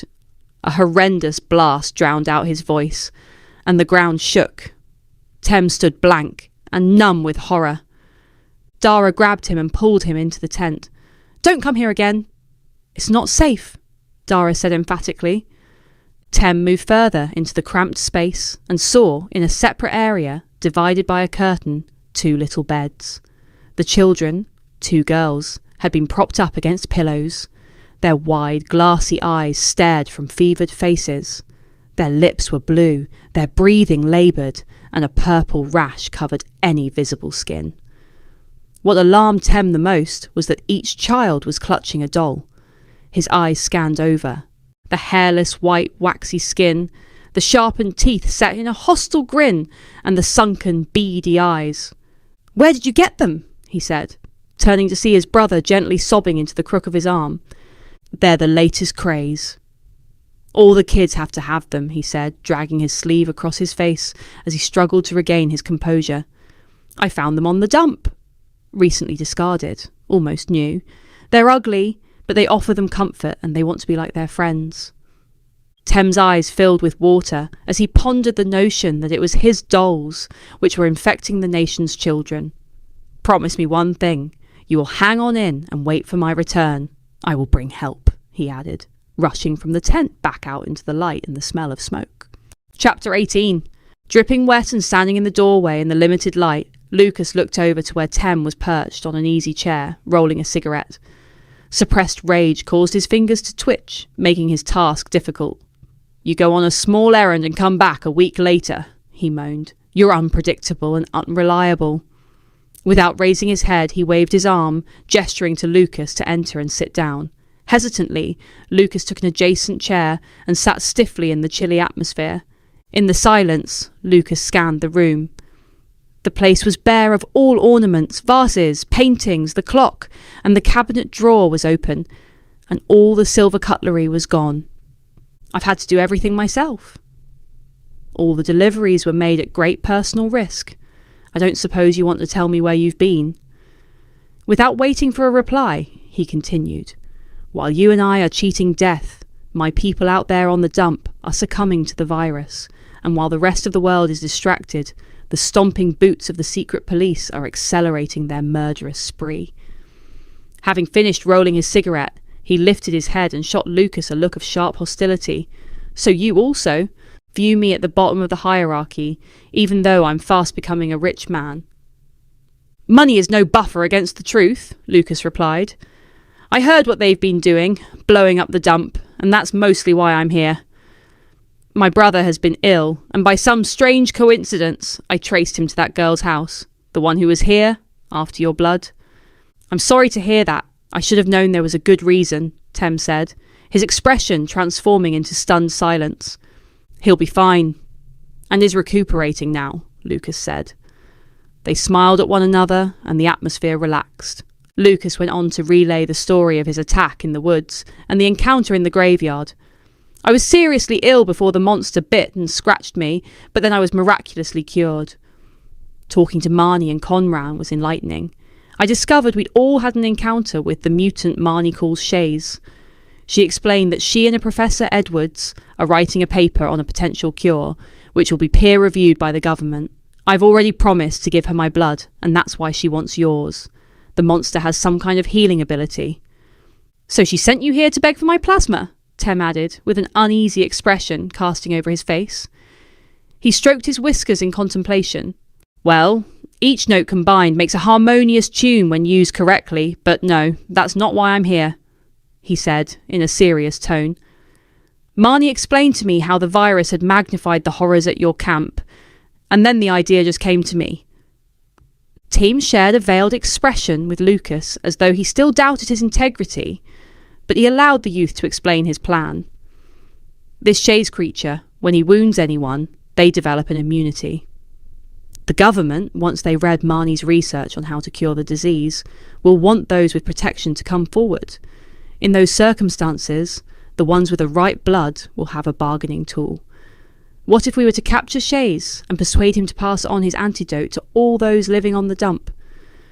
"We'll need to find a big net." Tem laughed with relief. "And it wouldn't be that easy. I don't know how it all works, but one being doesn't have that much blood. Marnie and this professor know. If we can find Shays, we might be able to convince him. He's an outsider too, and I think I know where he lurks." "Actually, that's not a bad idea," Tem said, smiling broadly. In excited animation, he jumped to his feet, picked his knife up from the mantelpiece and headed for the door. They wouldn't need to take his blood. He could just sink his teeth into the flesh of the sick. "Let's go, man." In the dense darkness of night, Tem moved swiftly across the field towards the village, while Lucas followed his silhouette a few steps behind. During the day, without human interference, the land teemed with life, but under the deluge, everything had fallen into squelching silence. Lucas pulled his ragged long coat tight around his body and, wishing for more light, glanced up at the moon melting into a smudge of rain cloud, depriving them of any definition. He shivered within as he imagined the white-fleshed figure scuttling on all fours just out of sight. He would be no match for the Angel of Death with his hideous strength, and would be unable to fend him off in a fight. While Tem raced forward without concern, Lucas remained hyper-vigilant, peering into every shadow, expecting to see amber eyes shining in the occasional spike of brightness. He saw nothing of interest, and soon they arrived at the small group of houses and winding roads lined with the odd streetlight. Lucas tried to catch up with the dark shape of his friend, as the man on a mission charged up the hill towards the church. At the top, breathing hard, they stood on the edge of a pool of light coming from a house next to the graveyard, precariously hanging on like two trees on a cliff waiting to fall. "Where did you see him?" Tem whispered low. "Around the back of the church," Lucas replied, and glancing down, saw a luminous thread of frothing spit. "We should follow that trail," he added, nodding towards the ground. It wove between the trees, a twisted, shadowed avenue. "Shays likes to keep hidden," Tem said, as if he had an intimate relationship with their quarry. They heard water gushing as the gutters on the church overflowed, and they saw a comforting dull glow from a lamp over the porch door, but it disappeared as they turned the corner. The line of light formed a maze around every stone, leading them nowhere. "The disturbed soil has been restored." There's no sign of him digging here, Lucas muttered. His nerves stretched as he desperately peered into the darkness, trying to find a corrupted grave. I think this is it. Where I last saw him, he finally announced. The stone is new, smooth without any lichen. The rain poured down remorselessly, but he was able to see that the wound in the ground had healed. He seems to prefer fresh bodies. It's Shays we want, not the dead, Tem said, brandishing his knife as he tried to appear outwardly calm. I'm sure if we hide, he will return, Lucas added, defeated. I think he's already had all the corpses here and has probably moved on. It was a good plan, but it looks like we've drawn a blank. Drenched and with their vision blurred by the veil of rain, both men were ready to turn their backs on the night and head home when Lucas, leaning on the stone and pondering the fresh mound, noticed something peculiar. The mud was bubbling and spewing upwards like molten lava. They heard a gurgling and piteous whining coming from the dark bushes on the periphery, and then the earth coughed up a balloon-shaped mucus lump. In one movement, Tem reached out, scooped up the object, and rushed back to the porch. Lucas ran after him, and standing under the shelter, in the soft, hazy light, saw a familiar grin fixed back onto Tem's face. Can you see it? Tem said as they smiled at each other. Lucas nodded. A tiny baby with wings. We can take this back to the house and use it to entice Shays. Chapter 19. Lucas and Tem walked vigorously back across the field and then broke into a run as the enigmatic black shape of the winged creature became visible. From a distance, they glanced up, trying to gauge the speed of its frenzied approach. The air was alive with many mingling fragrances, but the park was engulfed in monochrome darkness. Tem led Lucas directly to the toilet block.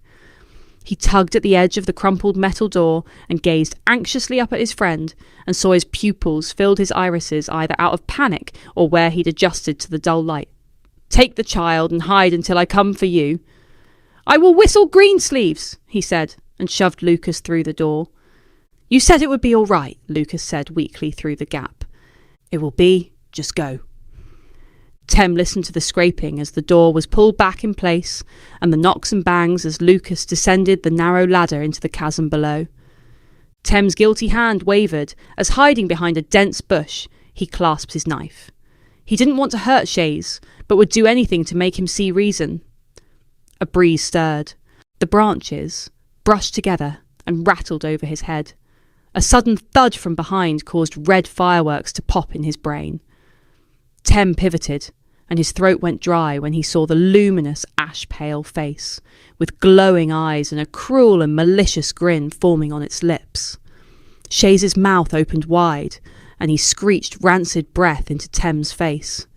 He then slapped the side of Tem's head with his icy palm, transferring a shivering cold through his victim's body. Tem crashed onto the sloppy mud under the blows of the creature's superior strength. He staggered to his feet and fell back down, unable to land a punch on his assailant in the darkness. The blind fight continued for an immeasurable amount of time. Shays bit into his shoulder, and Tem slashed out with his knife. Eventually, the beast's kinetic energy was too much for Tem. The monster sprang out from every direction, pressing Tem down, forcing his face into the mud, so that he tasted the earth in his mouth. With his long fingers, Shays rolled Tem onto his back and pinned him to the ground.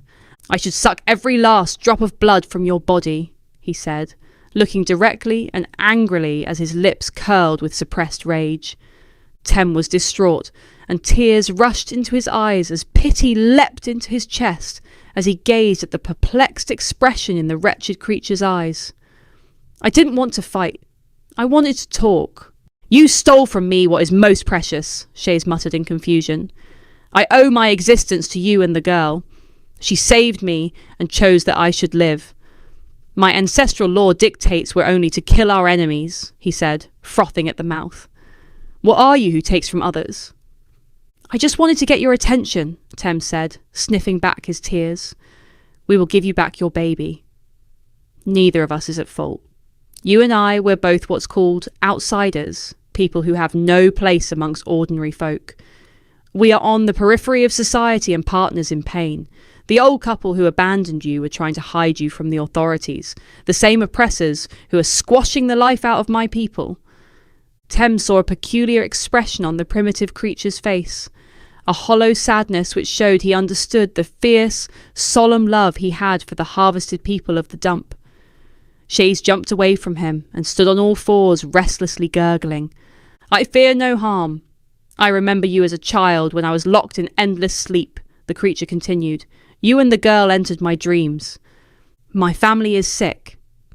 We were also sick, but after you attacked us in the house, we got well, Tem said in a thick voice as he clamped his hand over the gushing wound on his shoulder. You could transfer your immunity with a single bite or scratch to my people living on the rubbish heap. This would make them valuable to our leaders and stop them from attacking us. I'm an outsider too, Shays said in a raspy voice. These people have deceived you before. They could just kill you and take what they want. Not this time, as they are mostly weakened by the virus, as it's more virulent and deadly, Tem uttered feebly. If they discover you, they will lock you up. Their assault on my people is because we're different, and you are ripe for experimentation. All our hopes are hinged on your help. Tem saw a seismic shift in the monster's usual cunning and deranged appearance as his hard, staring eyes softened and his lips curled into a type of smile.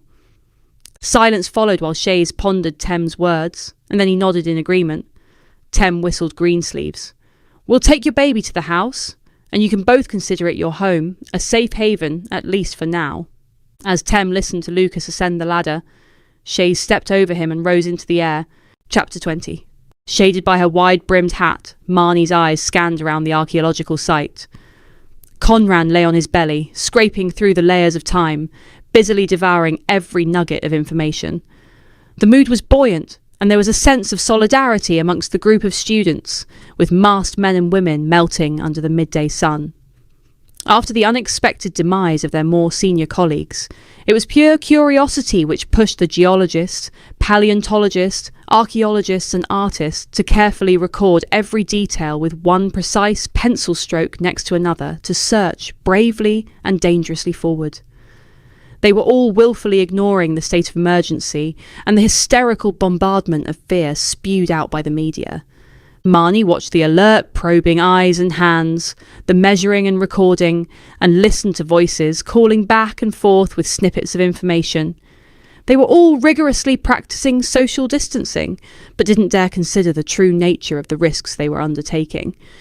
Needing to escape, Marnie had agreed at once when Conran had thrown his phone on the bed early that morning and suggested she join him, as his friends had all agreed to gamble everything to carry out a serious archaeological dig. I explained to them my theory about the fleas, he'd said excitedly, rapidly dressing and dragging her to the front door. It's best we leave early to avoid being caught. Conran's long recovery had created an anxious void in the house. Even Shadow hadn't visited, leaving her in an emotional limbo. Now, Marnie was only too happy to step into the world of Conran's imagination and allow his stories to fill the emptiness of her mind and spirit. Most of the time he'd spent in bed. She'd worked hard on her paper and had submitted it for peer review, and so far it had been favourably received. The time was now right for a hiatus. Conran had emerged from his cocoon a new person.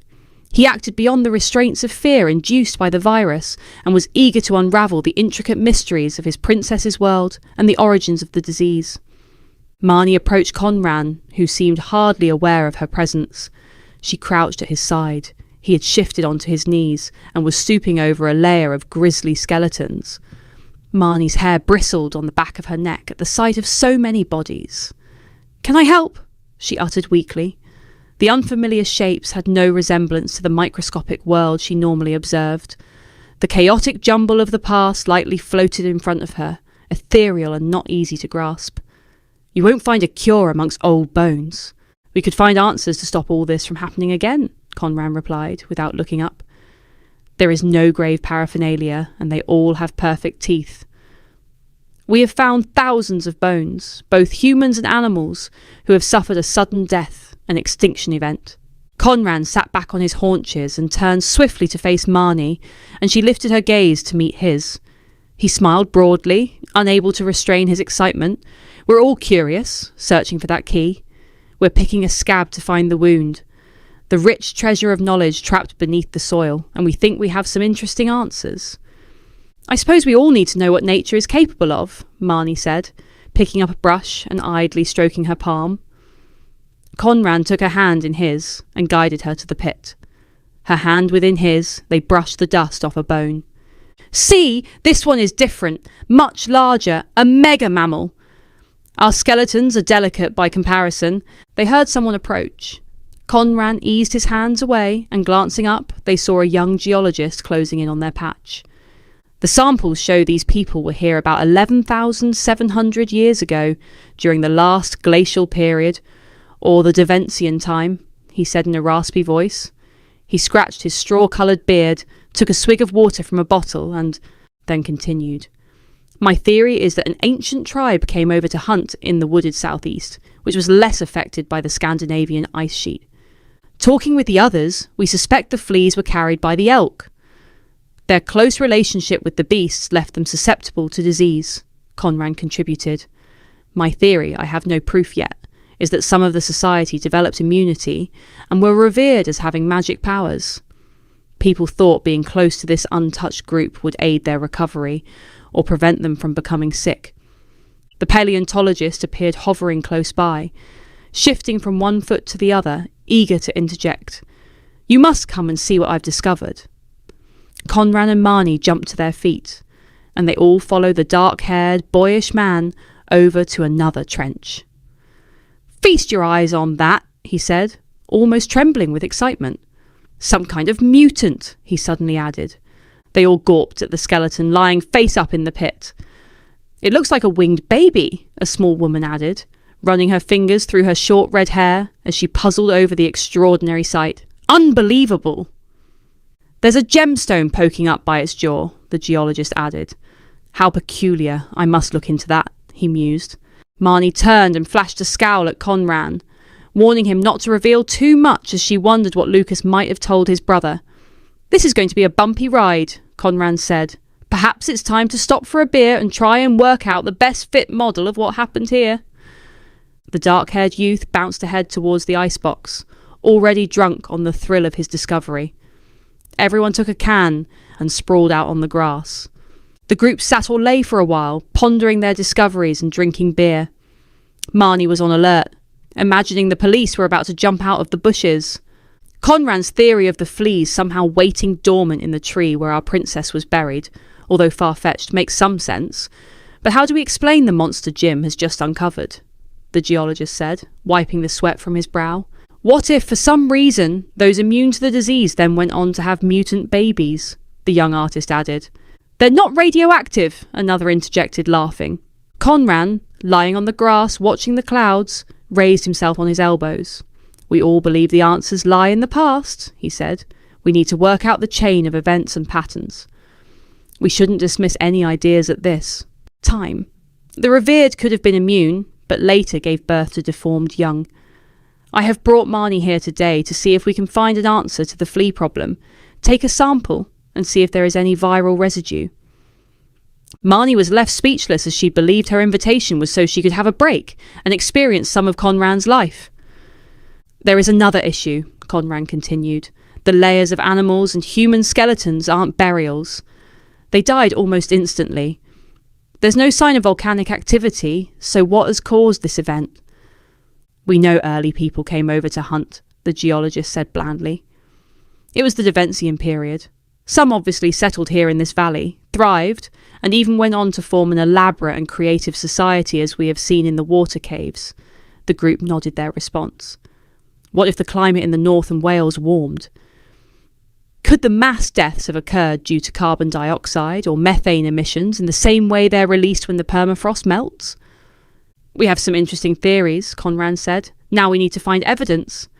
He jumped to his feet, bent over, and reached for Marnie's hand. We'll go and collect some fleas, if any remains. Be careful, the artist called after them. It's possible the fleas are lethal, dead or alive. All our colleagues who died were there on the day you discovered the princess. They might not have feared the winged beasts, Marnie pondered, as they strolled away from the group and into the woods. Rocks were important to these people.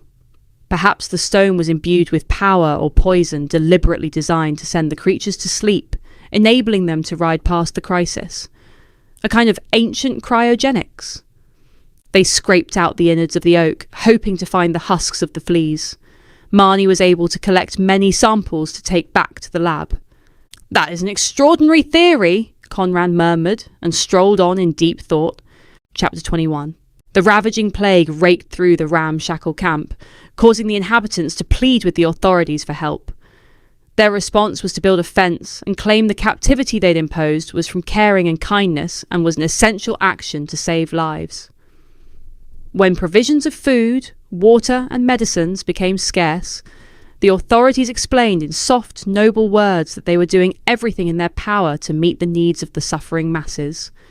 They remained blind to the implications of their neglect, and continually claimed that imprisonment was designed to avoid the carnage. Dara thought the frontline services were trying to do their best, and believed the evil in their good intentions was from the government, which viewed them as scum on the surface of beautiful waters. They were cornered, trapped, and considered an inferior life form. Dara knew death visited at night. That's when it had taken his wife. And now it was violating and consuming his young daughters. God, we don't deserve this. I've tried to. To write my whole life. How long will the torturous exhaustion of broken sleep continue? Dara considered as he brushed away fresh tears teetering on his sharply chiselled cheekbones. There was no confronting his fears. Speaking his sorrows aloud didn't reduce their potency, and all he considered writing down was a suicide note. "Take the breath from my body, not theirs," he pleaded to the heavens. Daily, he'd come face to face with perishable lives and rotting corpses and survivors in states of desperate compassion. Now, the smell of death entered his tent and prompted him to repeat his request for an ambulance. He'd waited all day for news, only to be told the hospitals were full, but help would arrive in a day or two. Dara glanced over at the beds and saw the once-loved dolls had fallen from his daughter's limp arms. Prudy, his 7-year-old, was babbling nonsense through dry lips tinged with blue, and her eyes gleamed through partially opened lids. Attempting to blot out the thought that his reasons for living were being erased, he moved towards the beds to continue his nightly rituals. In the hope of reducing the purple rash and preventing blood clots, he sat his youngest daughter Lily upright, supported her back with pillows and moved and rubbed her limbs to keep the blood flowing, her body racked with pain, and her skin, which was as sensitive as a raw wound, caused her to wince and withdraw from his. Touch Dara patted the centre of her back to shift any congestion, and then carefully lay her on her front to ease her breathing.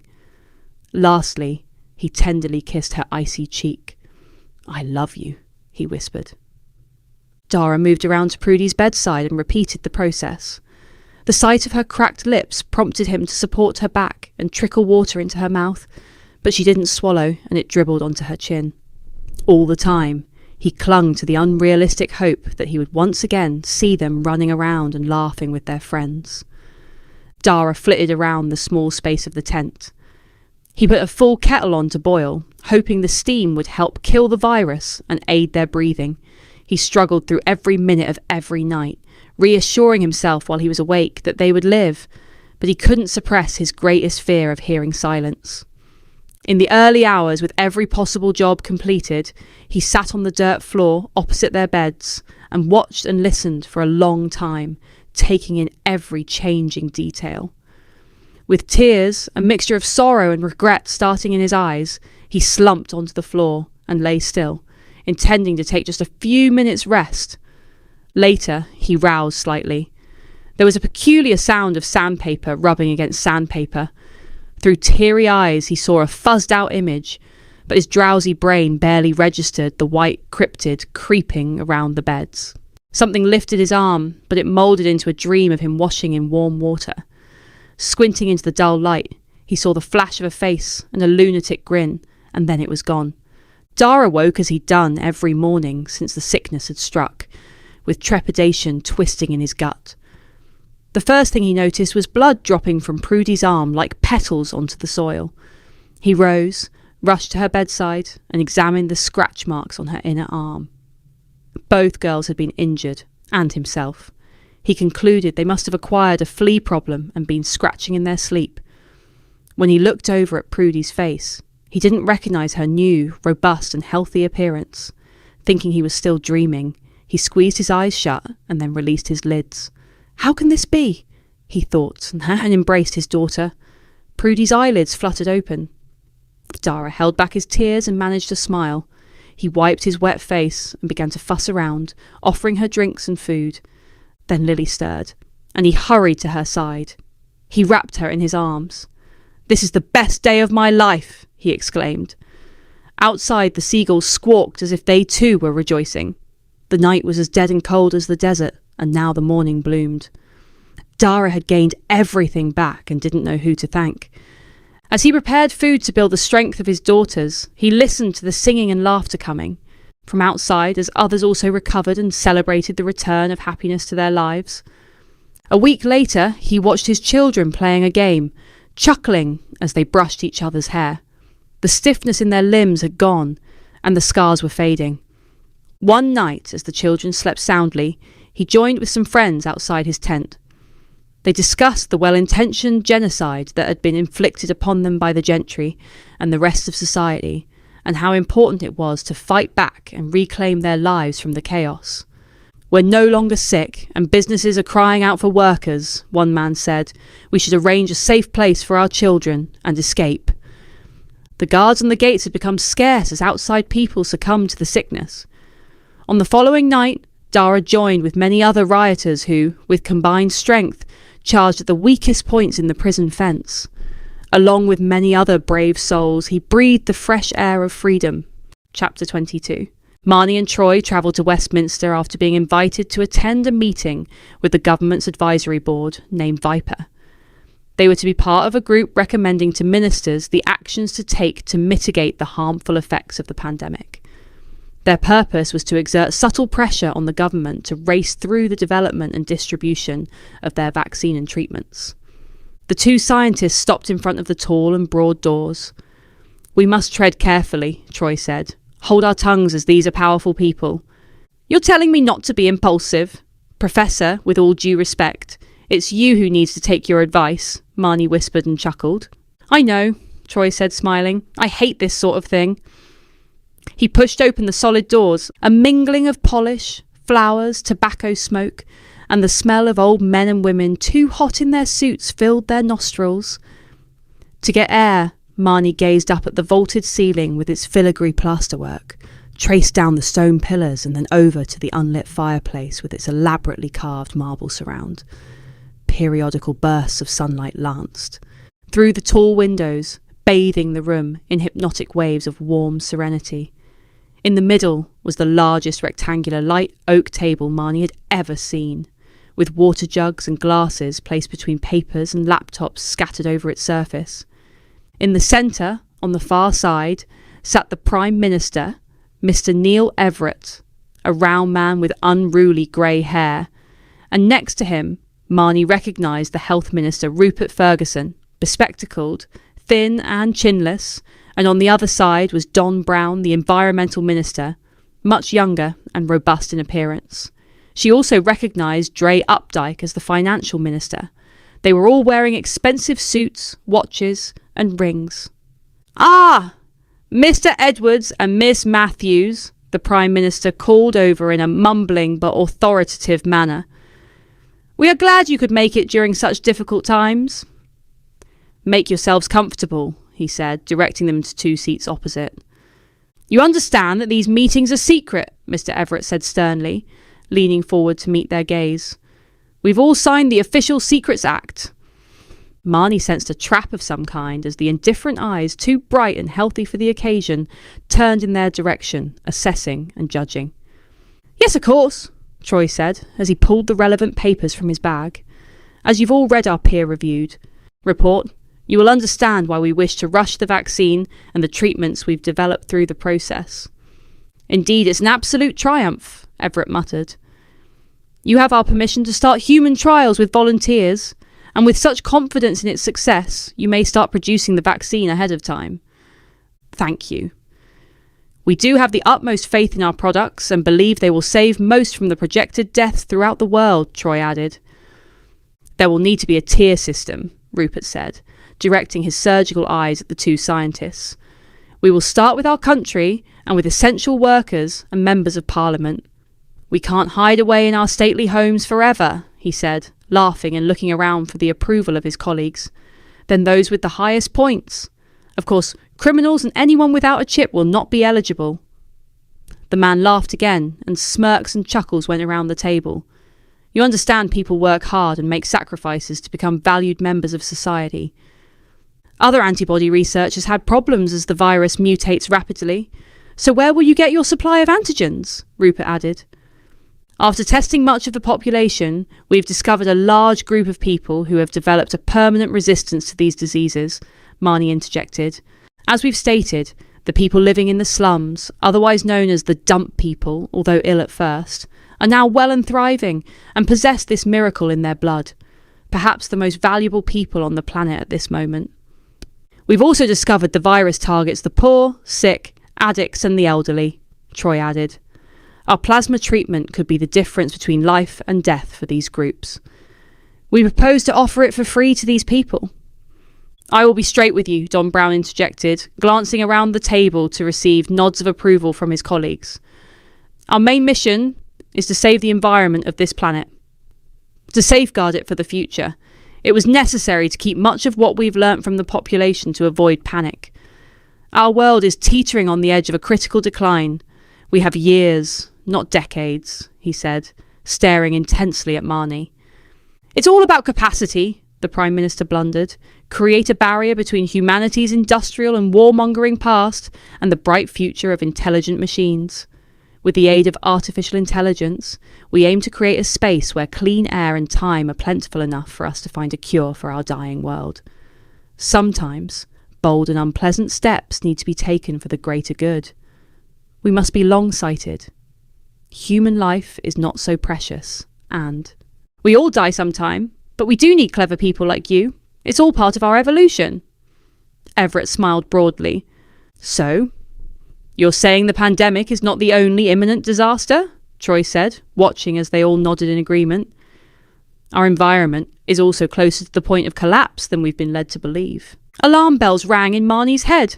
How could I have been so naive to their scheming?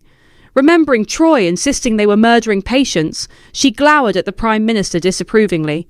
Of course, doctors would have received their direction from their managers, and they from government policy.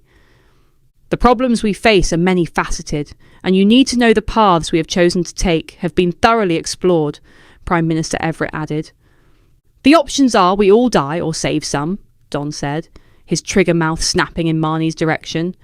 We've run out of natural resources, and carbon-based vehicles are destructive forms of transport for the masses and should only be used for necessary journeys. He brushed his fingers through his thick hair. It's time to sweep away the weeds which wash up on our shores and all those unwilling or unable to contribute. I thought artificial intelligence was going to solve all our problems, Marnie said, scowling. The daily pain and terror people experience is real, Marnie whined. The poor are in desperate need of jobs, food and shelter. Who will do the slave work which makes you money when all this is over? A shrinking population needs less, and we will adapt to make better use of technology, Dre, the finance minister, added. I agree with the others. The pages of history need a good edit. Everything must change. With the continued recurrence of pandemics and our environmental problems, nothing will be able to return to life as it was before. Isolation is the only thing which works, and it can't be sustained because the economy would collapse. We are offering you a cure to all the most devastating illnesses, Marnie continued. Everyone could be healthy. With all respect, Miss Matthews, the Prime Minister said, it is early days, and although your research looks promising, we have been here before. Marnie's lips and brain were numb, as if she'd been dropped from a great height into cold water. The shock of the government's treachery towards its people was unbelievable. She glanced over at Troy, who, leaning on the table, held his head between his hands in despair. You are servants to the people, your citizens, Troy said, glaring up with spontaneous rage. You intend to allow this disease to cull the neediest of the world's populations. In effect, it is genocide, so you can breathe what? Remains of the air. You want our treatments and vaccines to only be made available to the elite. Well, damn you. Please remember, this virus was a natural occurrence, and we are doing everything to discover its origins. We will pay handsomely to anyone with such knowledge. Then we might be able to finally eliminate these viruses forever. We understand all this sounds cruel, but good sometimes comes out of disaster. After the Black Death, communities thrived, with jobs available for all, and the feudal system came to an end. At times like these, difficult decisions must be made. We need to ensure the survival of those who will be most useful in our new world. You just want to know the source so you can use it to control your germ warfare, Troy said, rising and storming towards the door, leaving a furor of angry mutterings behind. That is one hell of an unjust accusation, Mr. Edwards, Everett said, reddening with fury. Everyone stamps on cockroaches, the health minister added. Remember, it's a crime to break government secrets, and this virus was not down to us. You need to be cautious, as you may find that your points expire and your bank account is frozen. You wouldn't want to lose your job and nice home. Troy tried to slam the door, but it closed smoothly instead. Marnie sat in awkward silence, wanting to move but still needing the funding. Miss Matthews? The Prime Minister smiled and spoke in a soft, slow voice. I understand you are the principal person involved in this research, and it was your remarkable work and dedication that developed a vaccine and treatments that could save us all. Please forgive my colleagues, as they've been under much strain lately. They were trying to point out the dire situation we are in, but if this is truly a game changer, everything will have to be reassessed. The gathering rapidly recovered. The whole room agreed, and out of fear, they bent to whatever line their leaders suggested. The Prime Minister had smoothed the crumpled atmosphere, and everyone bounced along, safe in the knowledge they would be amongst the saved. Everett whispered to the ministers sitting on either side. Then he addressed the Finance Minister. Dre, write a cheque for whatever Miss Matthews requires to complete her research and get all these treatments into production. There will be no barriers, and if you're successful, you will have the whole world at your feet. Thank you, Prime Minister, Marnie said excitedly. I will keep you informed of our progress. Marnie found Troy waiting outside. I suppose you've made a deal with the devil, the old man moaned. There is no justice, and they have no empathy. They will use it to benefit themselves. There are things you don't know. We will be sharper than they are. I and a few others have direct access to the antibodies which could give us leverage. Chapter 23. Lucas hardly noticed the late afternoon summer shower as he hurried towards the shelter of the derelict house. He'd stayed with his brother for 2 nights, and it hadn't ended in a fight, as neither of them had the appetite anymore for the exhausting misery of arguing. Conran was grateful to be alive and happy to have his brother back. They'd parted, both agreeing it was best to keep any visits short and sweet. Disconcerted and disorientated, with his stomach grumbling, Lucas walked through empty streets that were as silent as the dead. The harsh loneliness and sense of vulnerability was punctuated by the occasional, hushed conversations of those surviving outside the law and hiding in dark alleys.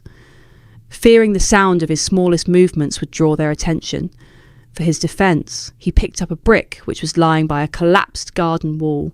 Clasping his weapon, he rushed through an eerily unoccupied industrial estate and along deserted roads where hollow-eyed shops and cafes, ghostly reminders of past joys, mournfully stared out at the passer-by. Even the checkpoints were disturbingly unattended. Nauseatingly, he almost tripped over a decomposing body lying sprawled against a wall. At that point, not far from the field, he dropped the brick and ran, longing to set his eyes once more on his exotic friend. His eyes fastened onto a hunched figure intersecting his track through the expanse of open land. He recognised the bright eyes in the dullness. Tem was wilting under the weight of a large bag and could barely peer up. Tem made a quick gesture with his hands, beckoning to Lucas to come close.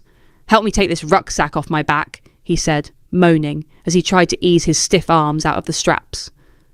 "What are you doing here?" Lucas uttered, puzzled.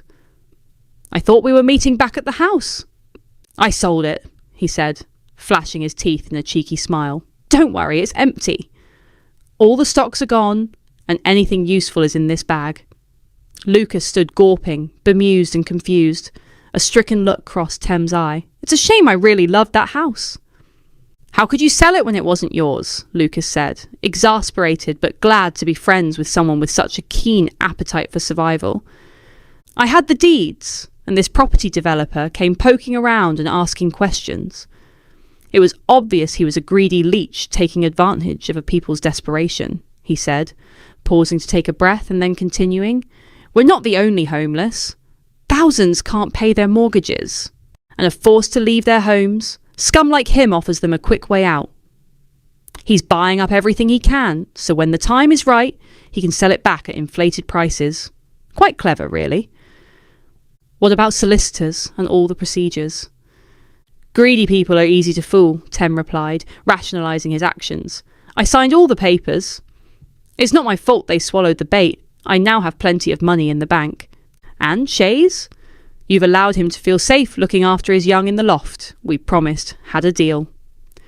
Ah, Shays, Tem repeated, but had little more to say. He grabbed his bag by the strap and pulled it through the wet grass, grabbed Lucas's arm and pushed him in the direction of the woods. I do feel bad about that and suppose that could be a problem. When we have a new place, I'll go back and get him. What have you got lined up for us? Where are we living? Lucas asked, ready for a new adventure. Your brother has a house? You know I can't stay there for more than 2 days at a time.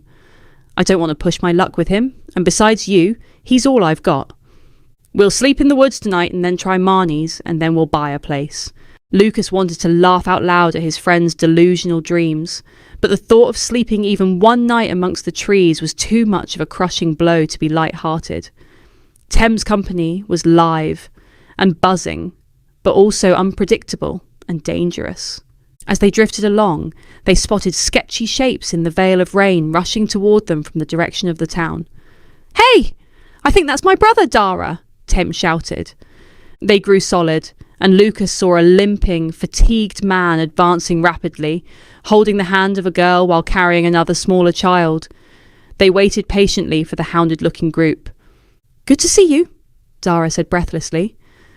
The man was gaunt, with a desperate look in his eyes, and was equally rough in appearance as Tem, but taller than both of them, and much thinner. Miraculously, we got well, and I decided to take you up on the offer and move in. There's a group of us who rebelled and escaped the corruption and murder. We scattered in all directions to escape the police. The girls yawned and stared at the stranger with complacent blue eyes, trusting the adults to keep them safe. You've got a tent, haven't you, Lucas? Tem said, smiling directly at his friend. He then explained to his brother the situation regarding the house. The girls can stay in the tent, and I've got a tarpaulin. It's only for one night. Encouraging the group to follow, Tem marched off towards the trees with a renewed vigour. Lucas looked over to the isolated house, sadly glimpsing it for the last time before it faded out of view. Bats flew out as they squeezed through hedges and ducked under the canopy. Lucas erected his small tent while Tem spread his sheet over the mud, and his brother struggled to light a fire. We're all fugitives now, links in a chain of outcasts. We must keep in contact with the other escapees, as I have a plan that will make us all wealthy. I've seen it all before. Fear of the disease will lose its edge when those not yet ill begin to hunger for money. They will emerge and inevitably get sick, and we'll be waiting with the cure. The opportunities are infinite, but that's if we don't get caught, he said, sniggering. Solidarity and liberty, he added triumphantly, seemingly oblivious to their forlorn situation. Lucas, you take the first watch while I explain to Dara about Shays and why they're all well.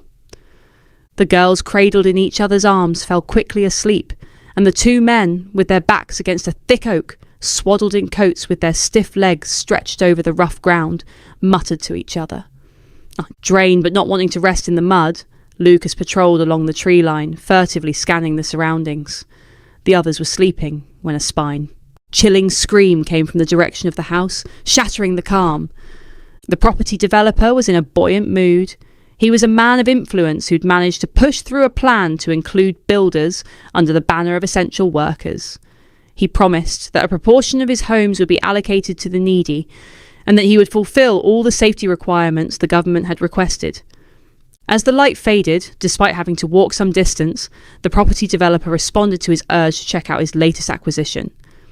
This nagging need to ensure the building was secure, and he'd not been fooled, happened after every purchase. He would keep a close eye on things until the builders arrived on site. Having no family or meaningful relationships, the ever-increasing number of properties and land was important to him, as it was the only affirmation he had of his success. Standing in the lashing rain amongst a garden surrounded by trees groaning and creaking in the growing wind was the faded beauty of the stone cottage. His emotions remained numb in his knowledge of how every memory would soon be wiped out by the bulldozers. The man checked the chain on the front door and was pleased to find everything secured. As he was about to walk away, he spotted a glimmer of light coming from an upstairs window. He bent forward and lifted the letterbox. Amber eyes radiating light met his gaze. He jolted and jumped back, clasping his heart and dropping the briefcase, which held all the deeds and paperwork for the house, onto the ground. He straightened, shuddered, and muttered to himself, "Bloody night dwellers or squatters." I sensed a problem with this one. Annoyed, he turned and took his phone from his pocket, intent on calling his reliable enforcer who dealt with all his forceful evictions. Out of the corner of his eye, he glimpsed black leathery wings descending from the roof, and somewhere behind him, he heard the thud of a heavy body landing. Slimy hands clamped around his mouth. His lungs were bursting, and he struggled against his assailant while he was dragged across the mud and into the shadows. Pinned to the ground, the smothering hands slipped down to his neck. The strangling, choking creature was hungry for blood and revenge. "How dare you bar me from entrance to my home?" Shays growled and hissed, and then bit into the man's jugular. Chapter 24. It was no accident that the government's recommendation was for Marnie's minder to escort her to Westminster Abbey. The masked, smartly dressed man paused under the Gothic arch of the West Tower, where the wooden doors opened to the nave and a central altar. From where Marnie was standing, it all appeared deliciously symmetrical. Marnie paced in the sunlight with her phone to her ear, speaking with Troy, who was sulking and packing back at the hotel while she had been given a pass to visit any of the sites in London she chose. "Troy, I'm sorry for all the trouble I've caused," she whined disingenuously. "The vaccine, although reaching the elite first, will save many other lives." "Oh, the crimes committed through best intentions," he muttered.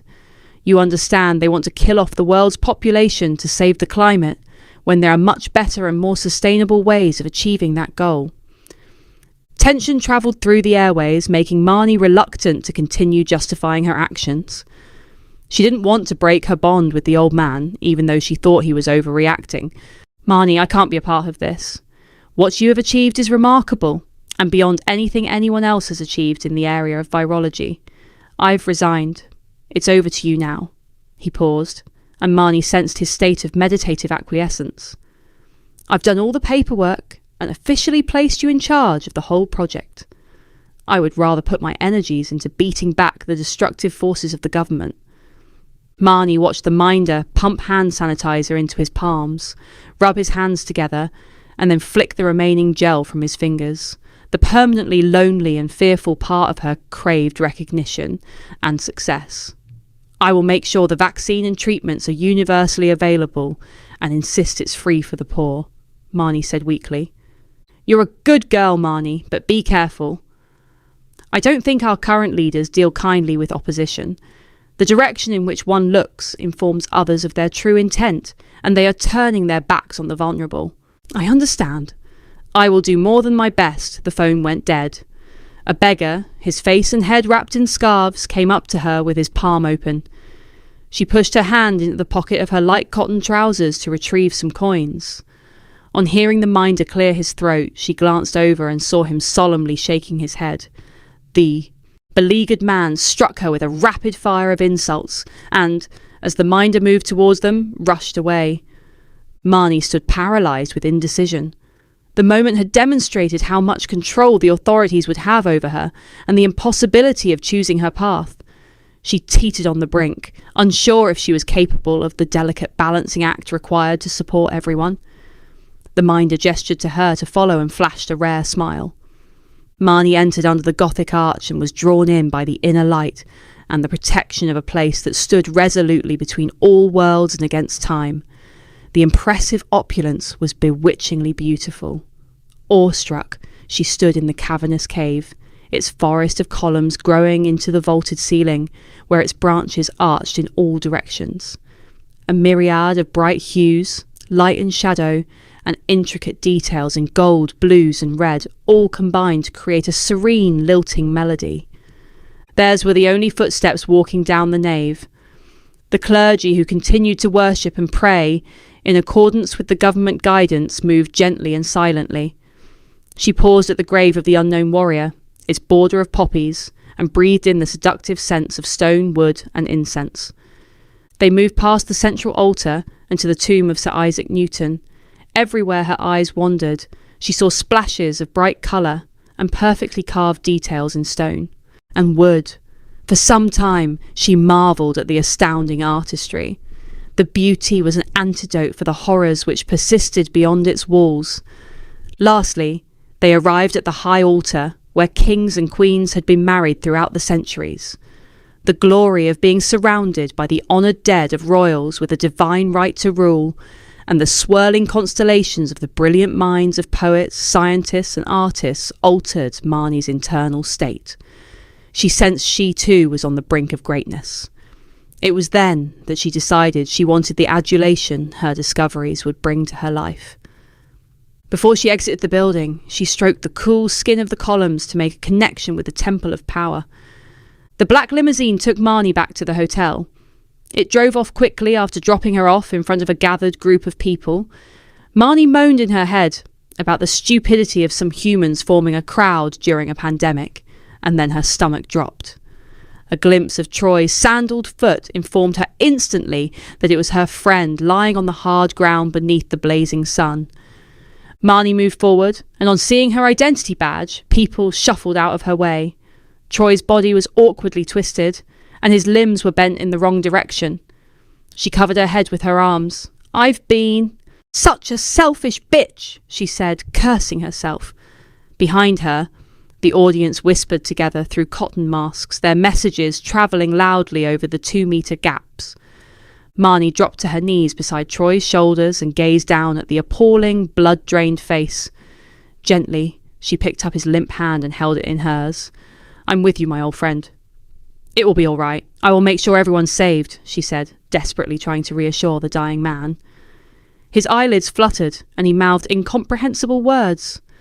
For a second, his kind eyes met hers, and then the life slipped away, and they turned to stone.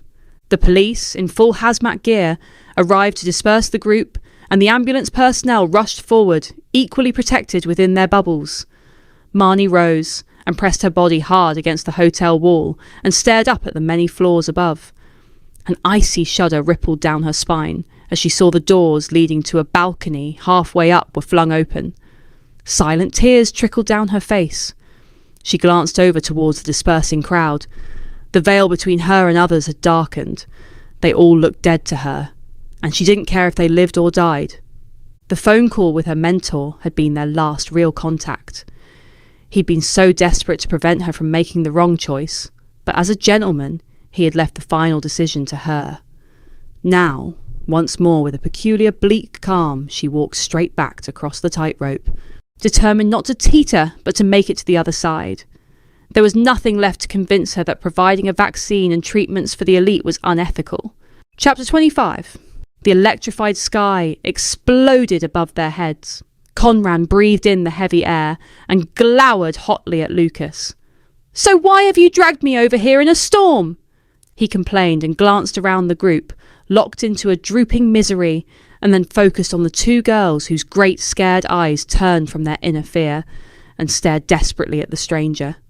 "We're homeless." We tried to call Marnie, but she didn't answer. We thought we might stay there for a few days just until we get sorted. Marnie is busy at the lab, and we've just made the most exciting archaeological discovery of my life, a winged humanoid.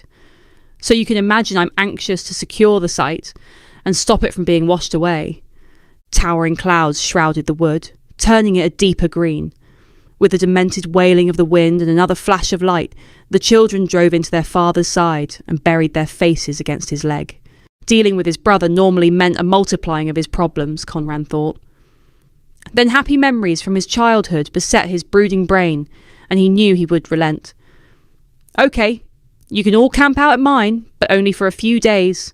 Just leave me alone to explore the secrets of the dead." "Thank you for your kindness," Tem said, with a fatal grin as he sprang back to life. "Since you have such a strong fascination for the historical and unusual, I would like to show you something and give you some more thoughts on your winged demon."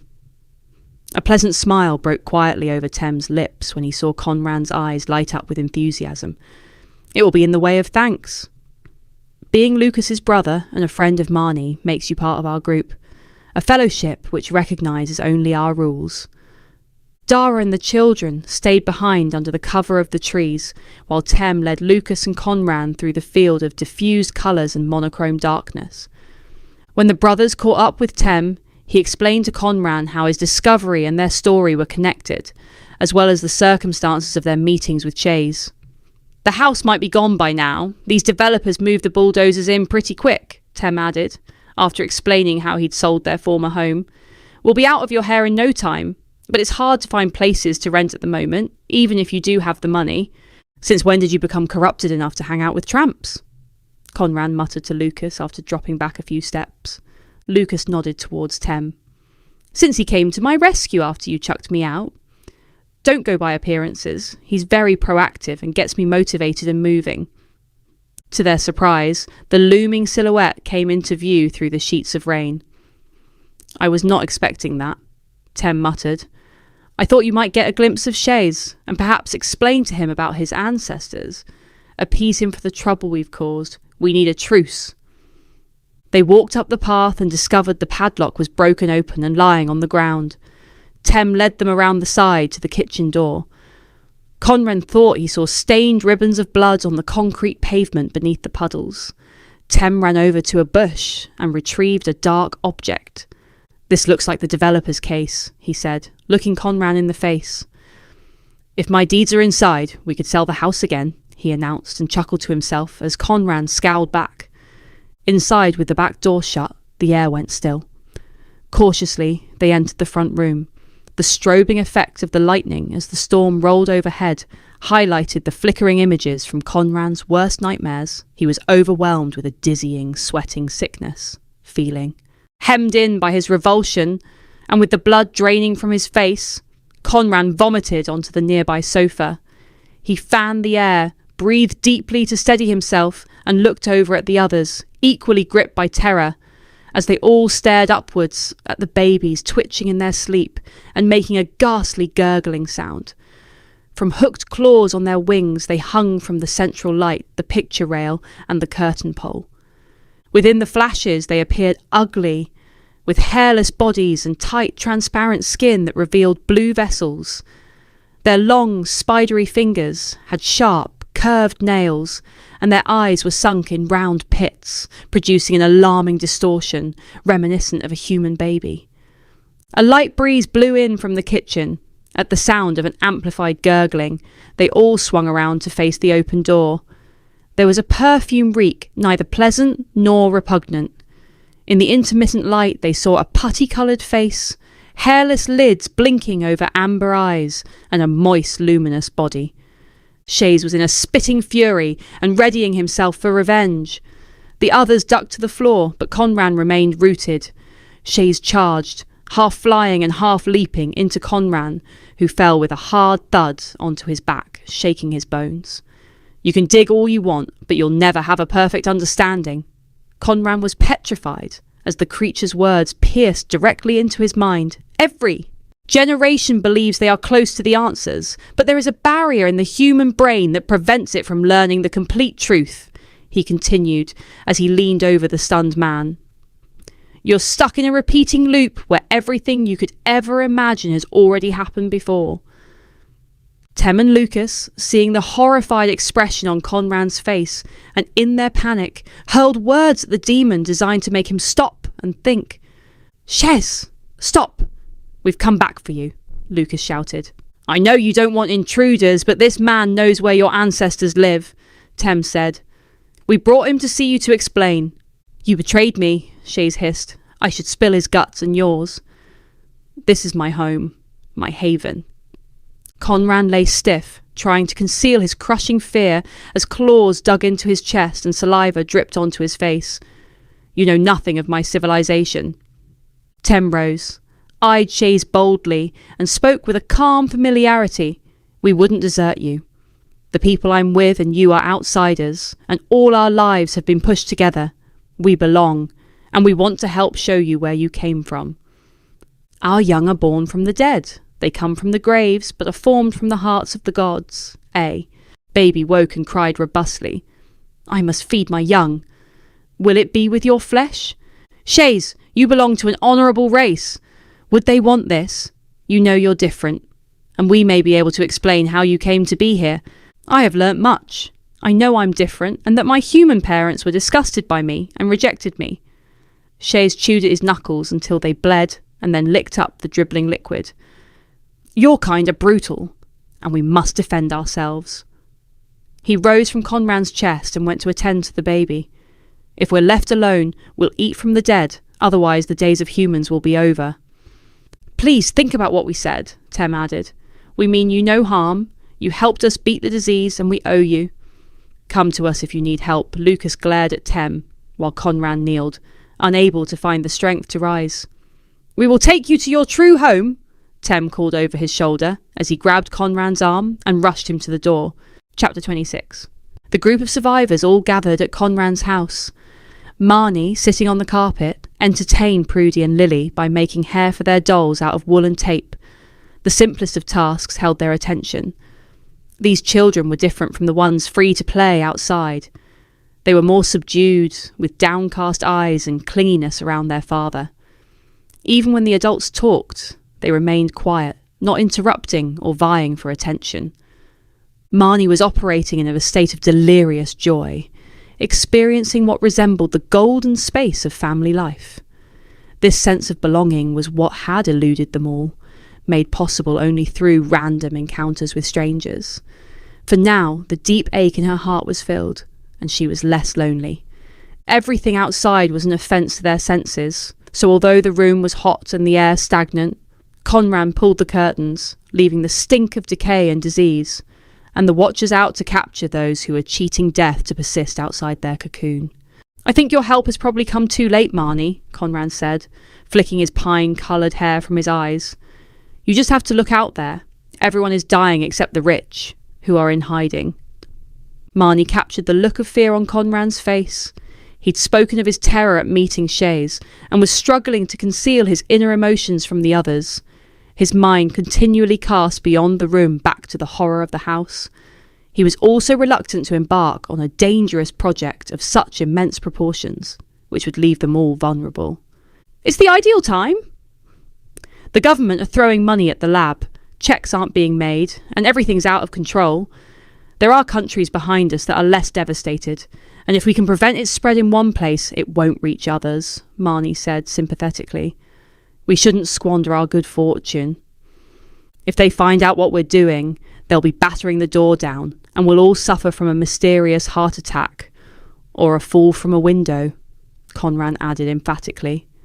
I'm probably already being followed, Marnie said, exchanging uneasy glances with Conran, and there are armed guards at the lab. But we must take the risk. Understand I'm here for you, Marnie, Conran uttered, too weak to persist. He looked to the floor in a resigned manner. I know, and I couldn't do any of this without you guys. Don't worry, it will be fine. The government are inept narcissists, Tem said. Dara and I will seek out the escapees and give them some money for their blood. Conran and Lucas look the smartest, so they can deliver the vaccines to the post office. I'll handle the computer work, charging the rich abroad as much as possible, but give it to the poor for free. So, you intend to make a profit? Conran retorted. We're poor, and we want to live. You will find out when your funding stops that there are no morals where hunger is involved. He shot Conran a look of annoyance and then added, and we'll offer the vaccines free to all those living in the tunnels.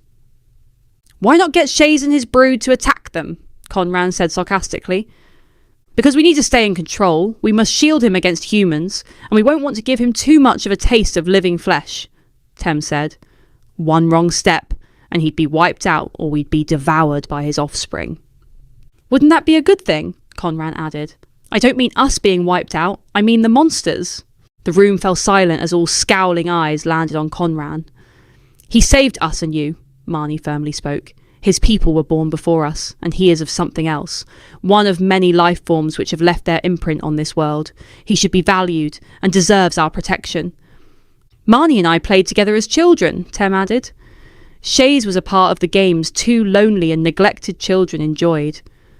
I'll vaccinate the tunnel people, Dara blurted out, and give the sick any available treatment. Okay, I have the full picture, Conran said. You can stay here while it's safe and use the basement to package the products. Chapter 27. Although the expression in Conran's eyes was hidden by his dark glasses, Marnie sensed how intensely uneasy he was about leading Shays to the dig. He'd agreed to the impulsive and generous action in the hope of appeasing the beast he still feared, and the others who insisted Shays needed their help. Together in the delightful silence, the couple sank onto the scorched yellow grass of the riverbank. Conran pointed to the water to show Shays where to go to find his answers. They watched as, without a second thought, the creature dived in, breaking the profound stillness. They were both surprised by his innate abilities, as with ease he sliced through the surface and dived into the depths. With Shays out of sight, the couple relaxed. Conran lay back, sunning himself under the glaring sky. I've never known a summer this hot, Marnie said dreamily, as she twisted around onto her belly and propped on her elbows, watching a butterfly flutter and settle on a flower next to Conran's head. I know it's tough for you. I'm used to my life being weird, but I understand this is new to you. Think of Shays as just another of Earth's extraordinary creations, she said, taking off her glasses. I'm glad you're making peace with him, she added, and leaning in, kissed his lips. The glorious brightness was sensual, and the freedom from the fear and fatigue of the pandemic lifted their spirits. Preoccupied and inattentive to Shays and their surroundings, they indulged in teasing and play, spending many moments with their lips locked and their hands caressing. Something had changed within Marnie, and for the first time since they'd met, the barriers were down. It's so good to not be thinking about viruses, she said, pulling away as she spotted Shays crawling up the riverbank with a strange smile on his pale face. There is more to life. Perhaps I should stay at your house tonight, Conran said, rousing himself and sitting up. Mine is a little crowded at the moment. Conran watched restlessly as Shays scurried over to the woods, crashing into nettles without flinching. You stay here, Conran said earnestly. I want to see what he's up to. Unconcerned, Marnie sat watching the damselflies skimming the water, the fish jumping, and the birds dipping. Half an hour later, Conran returned to his place and sat down. Fear shone from his eyes. What's troubling you? She asked. I kept my distance.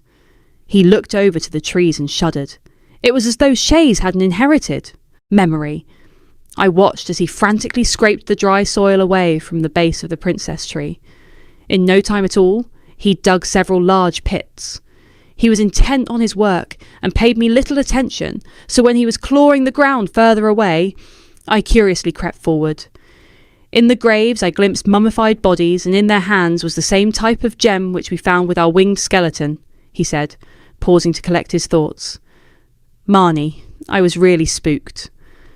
I'm used to dry bones. This whole thing is getting to me. We study patterns and the rhythms of past lives, but I understand none of what's happening here. I will suggest to the others that we shut down the site. Marnie kneeled and regarded Conran face to face. She brushed the hair from his eyes and kissed his forehead. All this will be over soon. It's the pandemic and the disruption to our lives which is making everyone feel uneasy. Disasters are driven by panic. We must stay calm. Humanity will survive, even if there isn't a cure.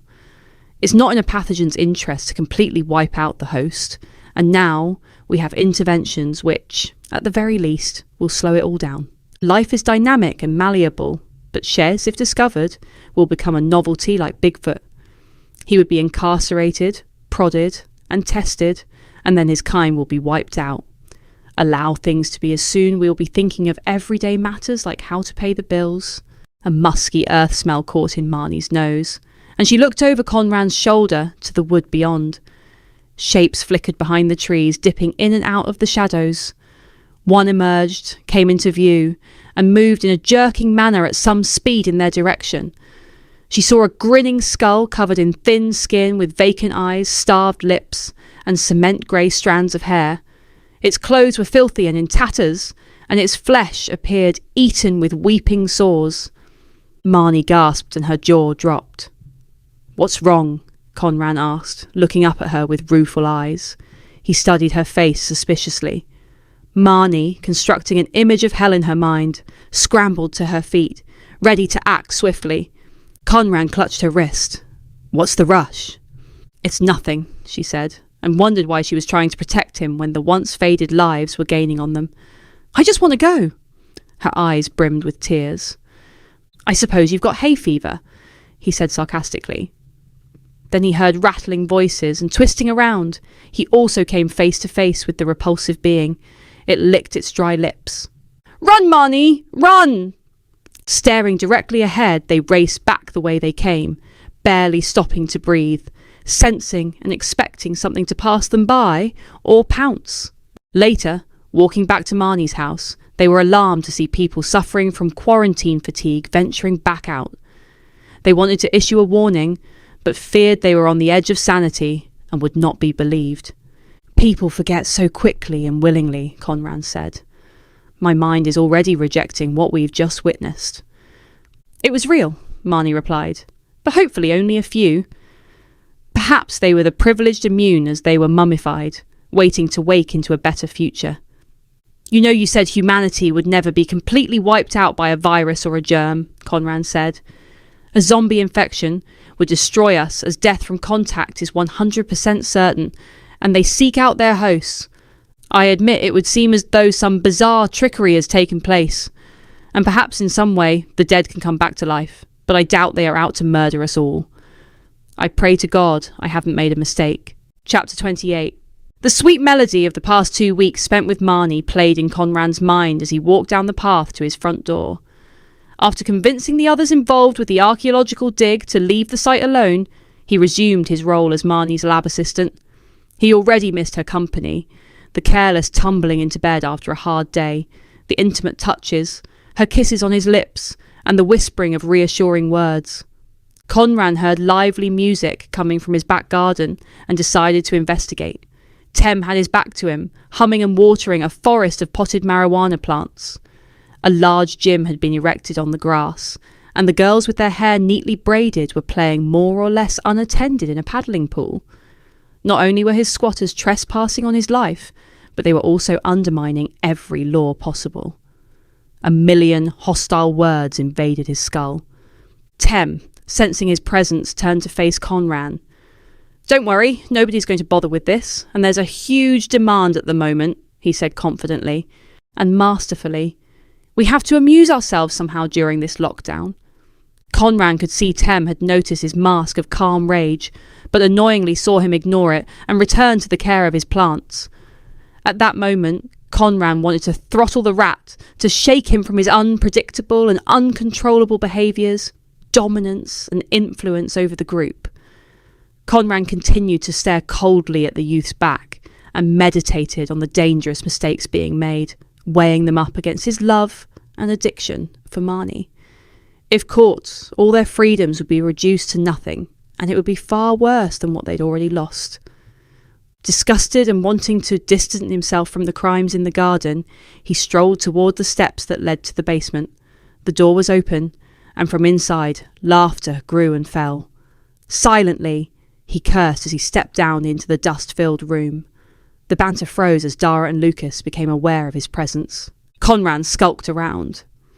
The sight of his brother sitting at one of several desks which held top-of-the-range computers and the stacks of small boxes and Dara packaging items at a large table caused more anger to wash through his brain. Lucas had swiveled around on his chair to face Conran, who glared at his brother. Lucas stiffened and chewed his bottom lip. "What has brought you to this?" Conran shouted.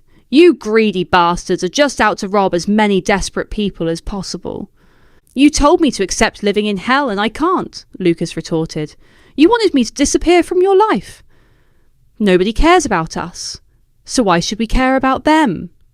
Lucas glanced at Dara uneasily, waiting for his brother to strike. Conran, hurt by the rejection and struggling to connect with his brother, who was receding from his influence, rushed over to Lucas and, grabbing his arm, pulled him from the chair. None of you can stay here anymore. Lucas tried to push him away, but was unable to avoid the fist flying in his direction. He fell hard onto his knees, clutching his bleeding mouth. Hearing the commotion, Tem walked into the room. His calm and authoritative demeanour made him hard to attack. He stood between the brothers and began to mediate a way out of the awkward and ugly situation. There's no need to go whipping into each other, he said, with a triumphant gleam in his eyes. His arms were held out and his palms were motioning downwards. Conran, much has happened since you were last here. Let me run through some stuff with you before you judge us too harshly. Ignoring Lucas as he staggered to his feet, Tem moved over to the computer chair and tapped the keys. Put in your bank details, he said to Conran, who, defeated, pained and confused, followed his instructions. You think you are being taken advantage of, but the numbers tell a different story, Tem continued. The money has been split equally amongst our group, and you still have enough to buy this place rather than rent it. If you want us to abort our plans, that's fine, but keep in mind it takes time to find a basement and set things up. What about ordinary people? Are they receiving help, or is it just the rich? I will show you the accounts and where the vaccine and treatments are going, but Lucas is the man for that side of things. Mostly it is going to the world leaders and players, but it is also reaching those it would have never got to if it were left entirely in the hands of the government. They only ever intended to help this country, the homegrown elite and their allies. So we really are taking control? It's up to you. We line their pockets or our own, Tem said seriously. Man, it's so dangerous, Conran said as his anger dissipated. Yes, it is extremely, but if you want out, that's fine too, Tem said sincerely. I hate to say it, but your rage is a product of discrimination. All your life, you've been transfused with the lies of the authorities and been taught not to trust those from the dump, the lesser beings like me. But, in truth, we're made of the same stuff and just as deserving as anyone else. Shame gnawed in Conran's gut as he recognised Tem's words as being accurate. His mistrust came purely from this man, coming from a different culture and background. Submissively, he allowed himself to be drawn back into Tem's concocted family. Chapter 29. Over the last few months, Marnie and Conran had watched her television with a disquieting awareness of society's doom. At the beginning of the pandemic, there was much support and an almost joyous coming together of communities. Recently, the atmosphere had altered. Months of confinement had shrunk people's view of their existence, and the media, wanting their story to continue, bombarded its audience with witch hunts and rumoured conspiracies, causing festering resentments and frustrations to ignite in the universal mind. This was made worse when people observed their leaders and the elite emerging from lockdown and resuming their lives without fear, as though they'd discovered some cure for the disease devastating the majority of people. Governments continue to make false promises and evade difficult questions. Mass demonstrations flashed around the planet where every resentment was dredged up and thrown into the faces of authority. The treacherous journey home from work each night filled Marnie with dread. At the lab, the armed guards, perceiving the threat to be coming from outside, paid them little attention, and they were free to move around the familiar surroundings of the facility. It was walking home from work which fueled Marnie's paranoia. The low-tech concealment of the vials of the vaccine within their clothes led her to believe their crime would be discovered at any moment. What if someone bashes into us and breaks a vial? Or we drop one? She whispered to Conran. Be quiet, he answered, gazing around. It's your look of panic which will get us caught. With her heart hammering, Marnie squeezed Conran's sweaty palm, took a deep breath, and let it out slowly. We're being followed, she said, glancing over her shoulder at a man in a dark suit inappropriate for the hot weather. I'm fed up with dreading leaving work. Are they just observing us, or are they beginning to get seriously suspicious? I can detect a change in the mood. I think you're right. The hornet's nest has been shaken, and this time I think they are coming for us, Conran replied. Ahead of them in the centre of town, there was a blur of action. We should try and evade them by cutting through the crowds of protesters, Conran added, equally unnerved. I'll keep a distance behind so we don't appear to be together. If you get a chance to dispose of the vaccines, do so. Marnie scanned the gathering. Terrified eyes stared over masks hanging loosely on gaunt faces, and gloved hands held placards reading, "Give us the vaccine." Others engaged in hostile exchanges, and soapbox prophets informed people that the way to salvation was to follow God. Despite being a scientist, Marnie still held some sympathy for their view as humanity was fracturing and being torn apart. And she wondered if that was the only remaining umbrella they might unite under. This world is so strange. Should I believe or not? She thought, as she avoided a sea of people spilling into side streets to avoid contact. Further down the road, in the distance, an army of police waited for people to vent before seizing back control. We're conspicuous without masks, Marnie murmured in a daze. Conran let go of her hand to hold his t-shirt over his mouth and nose, and Marnie echoed his actions. The image of the authorities was tarnished further as the police behind their shields pushed forward, tightening the noose around the crowd. Bodies pressed in, trapping the protesters. As people screamed, panicked and struggled to escape, Marnie and Conran reached the periphery, where her street lay only a few steps away. She glanced over her shoulder and saw the men in suits milling about near the thinning edge, searching the crowd, trying not to draw too much suspicion in their direction.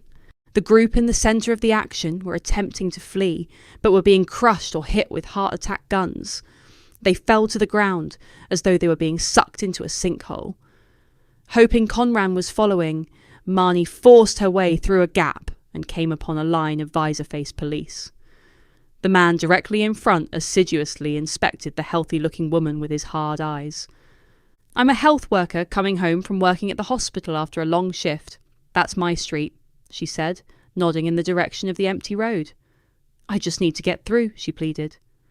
His intense expression died away and was replaced with a benevolent smile. "I'm sorry, madam. You've been caught up with these degenerates, but my orders are to hold the circle until people agree and are ready to disperse without trouble." "But my partner and I were just trying to go home," she said, looking around, expecting to find Conran standing behind, believing he must be somewhere close by. "We're not part of the demonstration. It's a terrible mix-up." A shouting, drunken man approached and arrived at the policeman's side. "Your face isn't covered. If you don't do something to keep your germs to yourself, I will have to arrest you," the policeman said. "I don't need a mask." "I'm cured," he slurred. The man, his courage fortified with alcohol, rambled on, speaking on many other subjects he knew nothing about. "You police should go home to your wives and leave us in peace." "What do you mean you're cured?" the officer added, his mind focusing on every detail. "The immunity to this virus is short-lived without precautions. You could become reinfected unless you've escaped from the dump." No, he said, as if the whole world should automatically know every aspect of his life. "I live in the tunnels, and we were all vaccinated and given medicine. We're all fine. So there is no need for any of this." The policeman turned his back on Marnie, and she slipped around him to freedom. On the other side, she looked for Conran to usher him to safety. "Who gave you the vaccine?" the policeman was asking the drunkard. "I saw the man here." "I'd never forget his face. He and his friends saved us all." The man twisted around and pointed to a tall blonde man circling as though looking for someone and calling a name. "That's him." The policeman spoke into his radio and Marnie disappeared. Chapter 30. Conran regained consciousness. He raised his head slowly, rubbed his stiff neck, and ran his fingers through his mop of hair, now caked with blood. Peering through his inflamed eyes, the double exposure images of his torturers came into focus. The man with the raven black hair and the steely glint in his eyes spoke with a gentle voice, attempting to stir hope. "We will not hurt your girlfriend, as we appreciate the valuable contribution she's made to science. All we're asking for is the names of the thieves and means of distribution," he said, smiling sympathetically. "As you will understand, the vaccine is highly valued, and we can't just allow it to leak through the back door, only for it to turn up in one of our enemy states. Give us names, and this will all be over, and you will be able to return to Miss Matthews. Conran swallowed and suppressed the urge to confess. I don't know what you're talking about. I'm a lab technician. He had dumped his vials, but if they checked his home, which they would, it would all be over. There was a long pause. The muscular, bald-headed man with the pock-marked face paced the room, deep in thought. He came up behind Conran and breathed into his ear. The thing is, we know what's going on, and your constant lies reveal you do too, he said in a deep, scratchy voice. It's up to you if you live or die. If you collaborate with us, you and your girlfriend might survive. The pattern was clear. One offers comfort, the other pain, a dichotomy of words and actions designed to extract information. I swear I know nothing. I just clean up after others and go home, he answered with a shudder. It's treason betraying our secrets, the man roared. Conran's head exploded and splinters of pain fired into his brain. His head was pounded and flew to the side. Rotating back, his vision flickered as he scanned the bare and brutal room. I'm determined to mark this day with your agonised cries. The hammering voice fractured the pretended peace. A strike to the ribs left Conran gasping. If I have anything to do with it, you'll never emerge into the daylight again. Okay, I'll give you the names, he said at once, and wondered why the words had sprung from between his lips. Conran sat pensively distraught, waiting for the man, driven by the thrill of violent action, to escalate his blows until he was pummeled to death. James Durant is one of them, he mumbled. The room filled with convulsive laughter. Seriously, the man said, placing his hands on the back of the chair and breathing on his neck. You honestly think we don't have the names of everyone working in the facility? Look, mate, the dark-haired man interjected. If you want to avoid an escalation of violence, you're going to have to tell the whole story. Give us some real information. Conran's thoughts strayed. The guards were unhinged. There was no point looking for signs of an ending or a way out. He was destined to die in a secret basement under an innocuous-looking police station. Under the next blow, blood vessels ruptured. He fell off the chair and lay in a heap on the floor. Conran existed somewhere outside of his body as he was kicked and stamped upon. Above, he thought he heard doors banging, the heavy footsteps of people running, and shrill, panicked screams which burrowed painfully into his brain. The sounds were amplified as fleeing people tried to escape down the stairs to the basement below. The ear-splitting noises entered the room, and in the fog sight of his peripheral vision, he saw a blue-white blur and recognised the shape as belonging to Shays.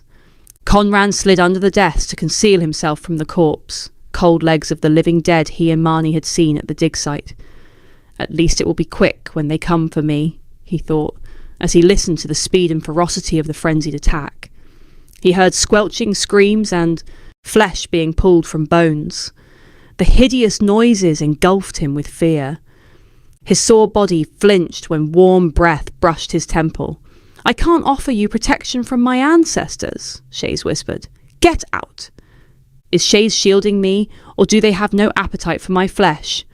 Conran thought in confusion. He rose warily, seeking out the desk to hang on to as he struggled to regain his balance. Once upright, he rested for a while, tried to wipe the dried blood from the corners of his mouth and eyes and refocused his vision. He wanted to speak, but his throat tightened.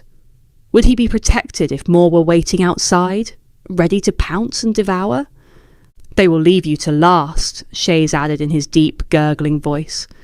My blood runs through your veins, which may deter them for some time, but there are no guarantees. Go to the riverbank. Conran paddled through pools of blood and shredded remains through the gap where the door had been and staggered up many stairs. Outside, the armed forces had gathered and were firing at the flesh-eating creatures, but the living dead continued to grab, claw, and tear anything which moved. Conran's head hurt, and everything seemed a harsh white light. He had no strength to walk, so he stood with his back against the wall, listening to the mayhem as he dripped, with blood and sweat in the humid gloom. The brutality of the grotesquely distorted action was beyond anything he'd ever witnessed. Peering hard at the carnage, he noticed with each kill and the devouring of flesh, the creatures from the graves gained substance and life. Something in Conran erupted. He held his face to the sky and with his eyes shut, laughed hysterically. "Why, God, would you send us this new plague?" Chapter 31. Shaken and dazed, Marnie gazed back at the protesters, hoping to spot Conran. She watched the microcosm of society contaminated with fear and fractured into a mosaic of hate, sorrow and frustration as they raged against the tightening noose of the police and army. It was an inevitable bloodbath as people used anything to attack or defend themselves. A bottle was thrown her way and smashed at her feet. Marnie bent and picked up a shard of glass and without a second thought cut into her arm. "If I don't get rid of the chip, they'll track me down," she thought, as she dropped the offending item down the nearest drain. Blood oozed from the wound, but she paid it little attention, only occasionally wiping it on her work trousers. Marnie walked briskly and then ran. Ahead was her Victorian house, which she'd spent much of her spare time renovating and decorating in an attempt to rescue it from its dismal past. It would not provide the anonymity she needed, but she would have to pass it to reach the field. Parked outside were ominous-looking vehicles, and a couple of heavily built men in dark uniforms were hovering near her door. Shadow appeared in front of her further down the street. He took on her persona, and Marnie realised he was helping her to make her way to freedom. From the shadows of a doorway on the opposite side of the road, she watched her doubleganger being arrested. Then she turned and vanished down an alley. Once out of sight, she took her phone from her pocket and called Lucas. "Conran has been taken by the secret police," she spluttered frantically. "They're on to us." "Take what you can and destroy the rest. Meet me at the house in the field." "Oh shit! We're coming!" Lucas replied in a panicky voice. "Wait there, don't go anywhere else." Once he'd hung up, Marnie consulted her phone for the latest news and saw the protests were worldwide and were being suppressed with equal savagery. "I must also destroy any evidence or means of being traced," she considered, dropped her phone to the ground and stamped on it several times until she was sure it was sufficiently broken. Marnie crossed the boundary road and entered the tangled field of weeds. Silence dropped over her as she tore through the stems. Not far from safety, her meditations were interrupted when she noticed an acrid smell in the air, and glancing up, she saw wisps of smoke floating above the grass and flowers. Her heightened senses picked up a tinkling noise. Marnie ran in the direction of the sound. As she approached the house, she heard loud knocks and bangs. Flames frantically licked the edge of the roof, and the essence of all her hopes evaporated. Sadness and disappointment welled up inside when she realised her sanctuary was burning. A squealing reminded her of the baby monsters inside that Conran had spoken about. "I must hold it together for a bit longer," she considered, and without faltering, she took off her lab coat and covered her head, wrapped it around her mouth and rushed to the back door. She kicked the remaining wood from the frame. An almost unbearable heat blew towards her as flames flickered in her direction. In disbelief, she stared at the appalling sight. A wall of fire stood between her and the front room. With conflicted emotions, she wavered. Should I risk my life when Chase's offspring were probably already dead or gone elsewhere? She heard a grim screaming. Before she could answer her question, she found herself at the sink, soaking her white cotton coat in water. In an attempt to gain control of the unpredictable situation, she threw the wet fabric over her head, embraced what needed to be done, and leapt through the flames. Confronted by a cloud of choking black smoke, she fell to the floor and slid under the dark shroud to the middle of the room. Looking up, she saw the blue-white phantoms hanging in the shadows. They were curled up, hanging together onto anything remaining in the centre of the room, their bodies twitching as they shrieked for help. All around, wood burned, and synthetic materials melted. Marnie pushed a coffee table and positioned it beneath the writhing cluster. Climbing onto the smooth surface, she raised her arms and yanked hard at the nearest limb. 3 of the slimy creatures dropped hard onto the ground. They scuttled blindly around in confusion. She grabbed one, wrapped it in her wet coat, and jumped back through the veil of fire. In a mad dash, she repeated the process until all 3 were out in the air. On her return, she saw the flames galloping across the ceiling and licking the bodies of the remaining 3.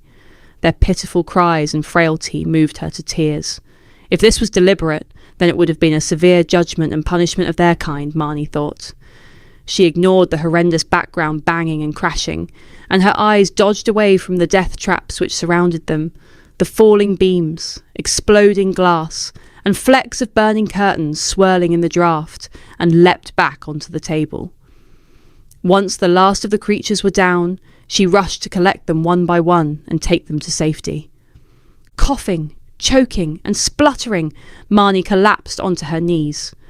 With needles of pain piercing her brain and swelling despair, Marnie lay on her back with her eyes shut, not wanting to look at the house or the strange misfits whom she feared she would find dead. A gentle rippling of air crossed her face. Sitting up, she cast her eyes about and saw Shays gliding down. He landed softly.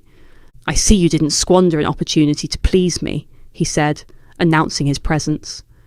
He touched one of the creatures with his long, taloned fingers, dirty from digging, and they all responded, screeching into the air. "You saved them," he said, with a crooked smile on his face. "The house which brought us all together has gone," Marnie muttered, her voice cracking with emotion. "I will lead you and my helpless ones to a new home where they belong." He squatted beside Marnie, and in silence they watched the blaze consume every last timber. Lucas, Tem, and Dara, with his 2 daughters, came striding towards Marnie, the remaining flickering flames and the ashes of their refuge. They spent some time sharing sullen thoughts and happier memories of the derelict building for which Tem and Marnie cared vehemently. "I will forever hold on to how this place rescued me and gratified my lonely, aching heart," Marnie whispered. Not long after, without a word, they walked into the last beams of sunlight crossing the field as Shays, with his young, led them to their new sanctuary. Chapter 32. Marnie awoke on the riverbank after a rough night of broken sleep, riddled with the anxiety of being followed by their nemesis and the urgent need to find Conran. Nature seemed extra noisy, and the syrupy sun was high in the sky. Flushed and with sweat already dripping beneath her clothes, she sat up. She shielded her eyes with her hand and longed to be back in her house. She looked around the place where Conran had held her tightly. The surroundings appeared serene, but beneath the surface lay something sinister. If the dead return, would I sense their presence? As was her nature, Marnie had an urge to leave them all to their separate destinies. I would be safer alone, with shadows searching for Conran. Dara was slumped on the grass, comforting Lily and Prudy, who were picking up on the adults' insecurities and fearing the strange creature and its plague of young huddled into his side, crying and pleading to return to the dump. The man looked grim, exhausted, burdened, and racked with indecision. None of them believed there was any safe place. There was no neutral ground, no normal. Their unseen, malignant enemies were thinning their solidarity. None of them was willing to speak out on matters of concern. Lucas was sitting, running his fingers through his untamed hair, and then chewing on his nails. He was also wavering in doubt, trying to make up his mind what he should do. They exchanged glances. "We should be looking for Conran," he said dismally. "I know, and we will," she replied. "Where's Tem?" "He went off to find a place to hide his laptop and excess of material goods," Lucas said sarcastically. "In the woods," he added. Marnie glanced towards the shady trees. "We have plenty of money in the bank, but it's too dangerous to spend it," Tem said cheerily, emerging from the darkness, displaying his usual outward lightness. Shares, impatient for everyone to get going, jumped about the riverbank, avoiding eye contact with his ugly brood, copying his every move. "This is the shadow of tomorrow," Shays gurgled, and his beady eyes sparkled. "There will be a different world. Come with me, and I will explain," he continued, as if sensing their reluctance to move. Marnie, Tem, and Lucas rose. "I will stay here with the girls," Dara said. "You must come," Shays said angrily. "You're not safe." "We might join the others from the dump," Dara uttered weakly. Nobody had the will to challenge his decision. As they passed, they flashed soothing words and smiles in the direction of the distressed children, and then moved rapidly to the edge of the bank. Shays and his young plunged into the water and dived down as though at home in the environment. Marnie, Tem, and Lucas undressed their undergarments, which Lucas stuffed in his rucksack. They all jumped. Marnie broke the surface and gasped with the shock from the cold. Then she allowed the refreshing water to wash over her head as she submerged and once again found herself in a magical world lost to time.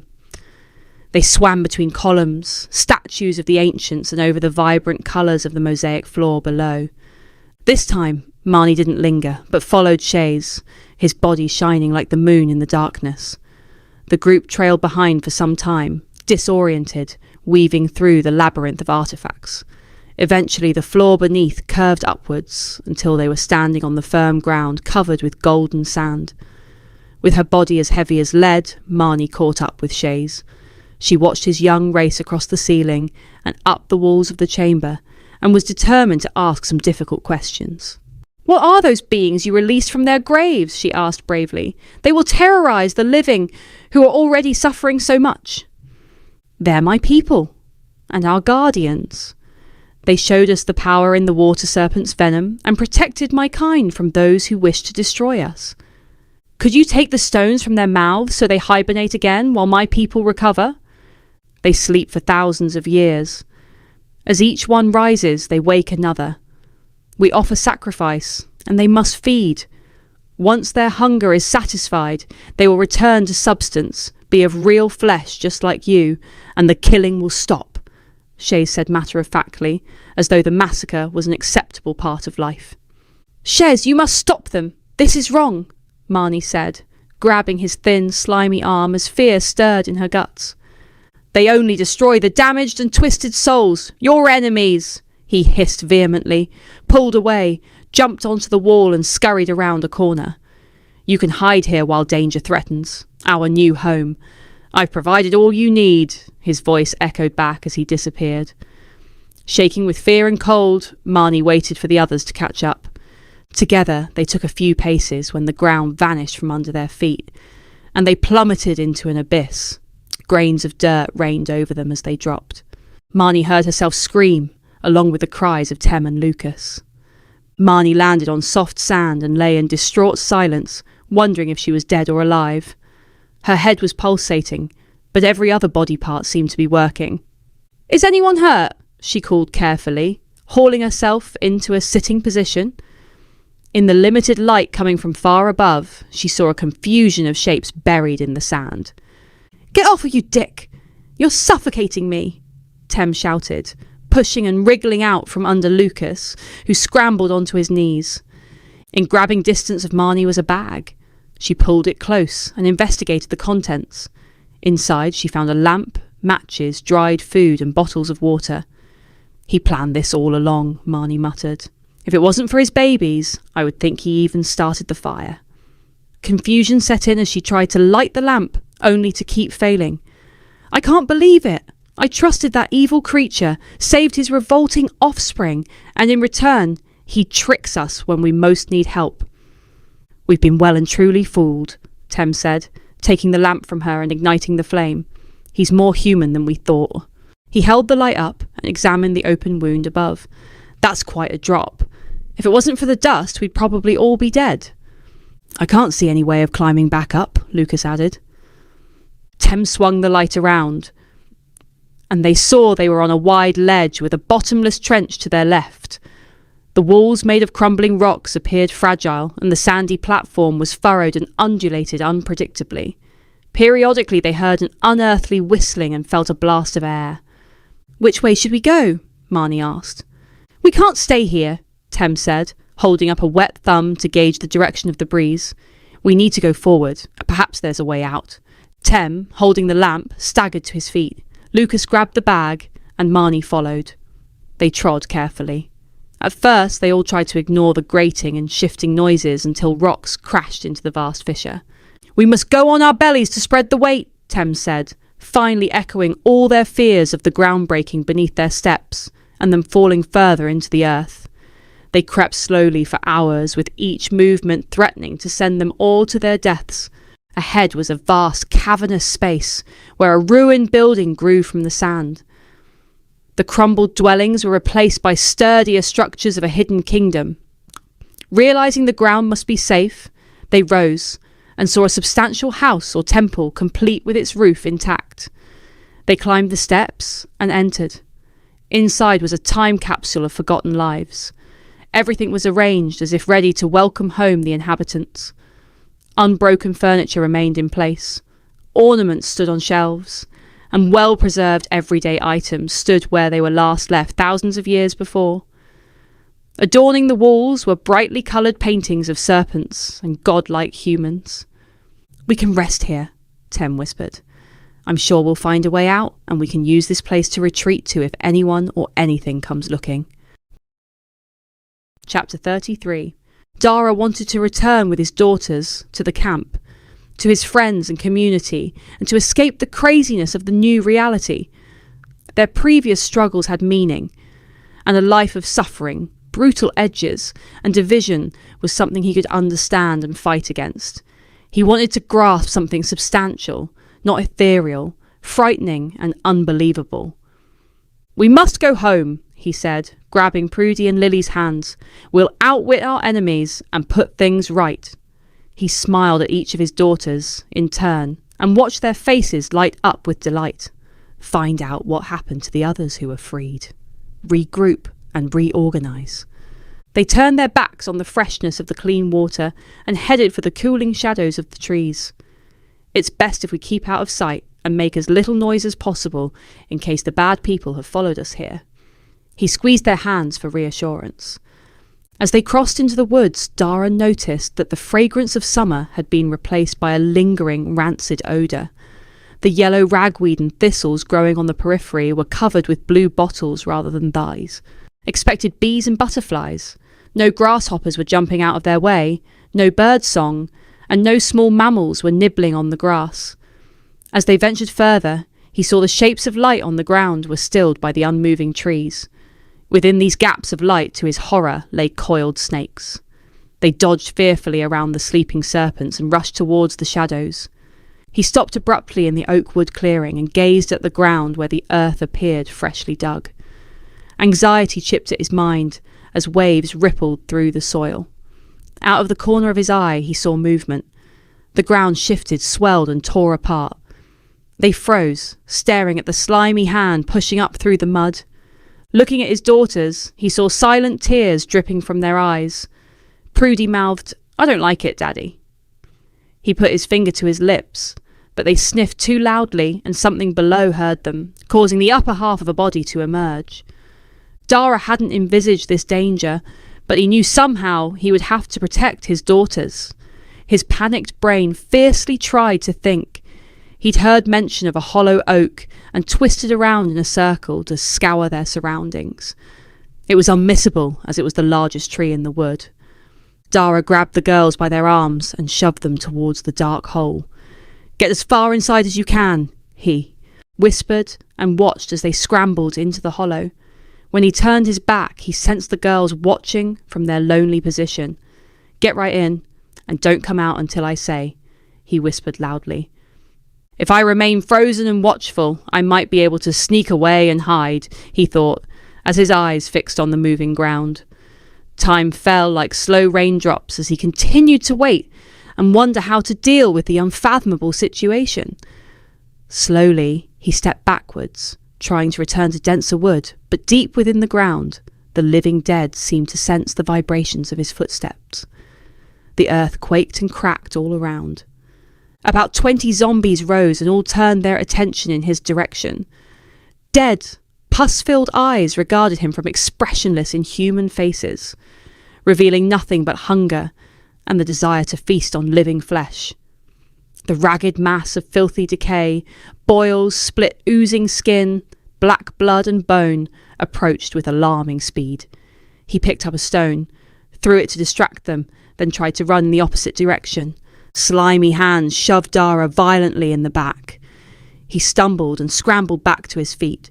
They circled him and then packed tightly around him, preventing any means of escape.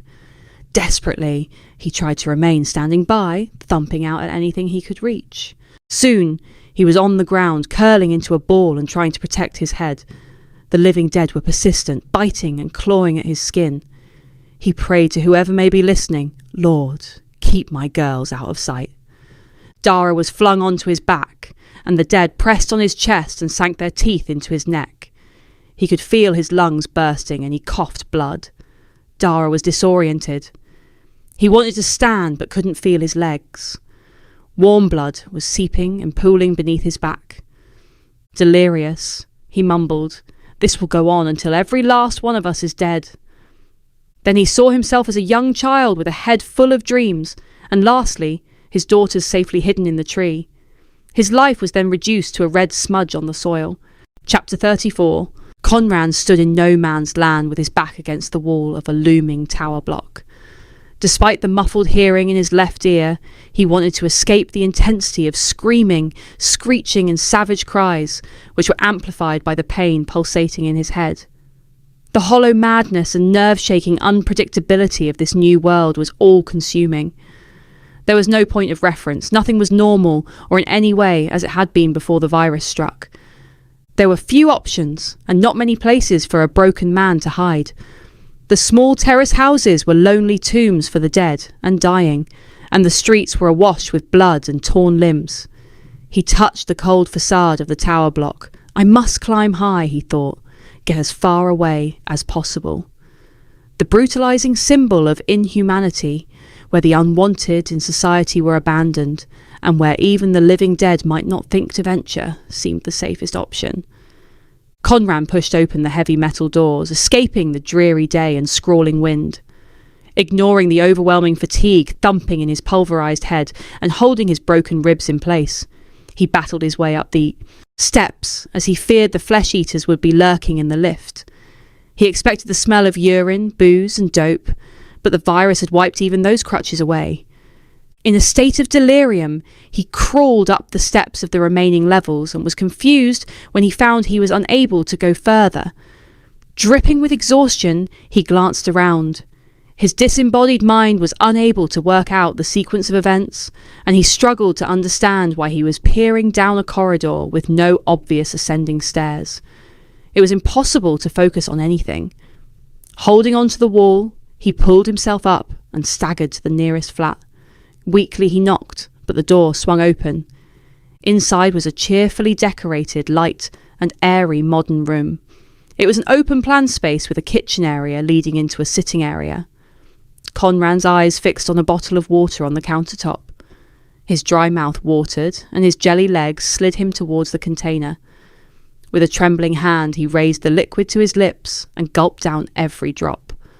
On half-turning back into the main room, he spotted a figure lying on the sofa. The man's face was blotchy purple, his mouth gaping, and the flesh, visible beneath the thin blanket, was mottled, festering, and turning black. Gawping at the being neither alive nor dead made Conran nauseous. The man lifted his swollen lids, and the two strangers regarded each other piteously. "Leave me to die in peace," he mumbled. "I don't want any more trouble."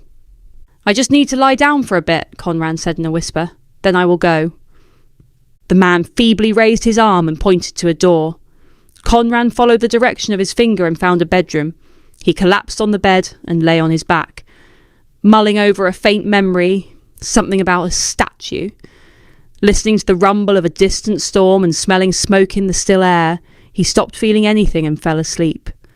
"Life is a dream," the words echoed around Conran's sleeping mind. "I must remember this. I can mould everything to how I want and cheat my brain away from the horror." He found himself in the local museum, which was closed to the public. The place was empty and pleasantly serene. "What are you doing here?" a balding man with wire glasses whispered. "How did you get in?" "Through the window next to the fire escape." "That was neglectful of me. Why are you here?" "I need to understand the past to determine what is happening in the present. I'm Conran, a student archaeologist. This is the archive room, where we study artifacts. The main exhibition halls are through that door," he said, pointing to the exit.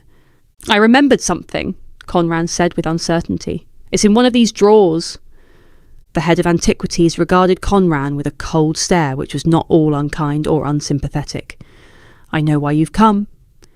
He ran his fingers down the stack of drawers until he reached the middle, where he slid open a tray. Amongst other statues, lying on a soft surface, was a stone figurine, which looked like a miniature version of Shay's. "You responded to the siren's call and were driven in this direction to find answers. May I hold him?" "These creatures are neither male nor female," the researcher said, handing over the cool lump of marble. It looks simple, but has a value far beyond what you could imagine. It stores the information of the past like a hard drive. You mean it makes you see, really see? The man nodded his head. It contains answers if you can decipher the code in its amber eyes, he said, laughing. Be warned. If the leaders discover you with it, you will be dead. As he feasted on the detailed artifact, it cracked, and pieces broke off until the whole object shattered and turned to dust. Something was coaxing Conran back to reality. The vibrations of thunder, the ringing in his ear, or the sudden breeze blowing through an open window. He was unaware of the time and how long he'd been sleeping. Soaked in sweat, he sat up and checked his injured body. He felt a little refreshed and had regained some strength in his feeble limbs. I must leave the confines of the city and return to the river, he pondered. Conran sauntered into the front room. He intended, if the man was still living, to say farewell, offer water or whatever he needed. When he looked down at the sofa, he expected to see a heap of decayed mush. Instead, to his horror, he saw a beast like Shays sitting on his haunches like a gargoyle with wings outstretched as though ready to fly.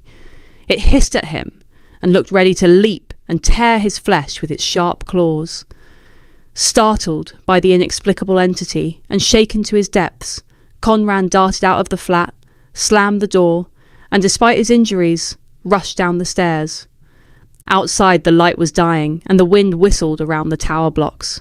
Rapidly, he moved under these shroud of muggy gloom and headed out of town.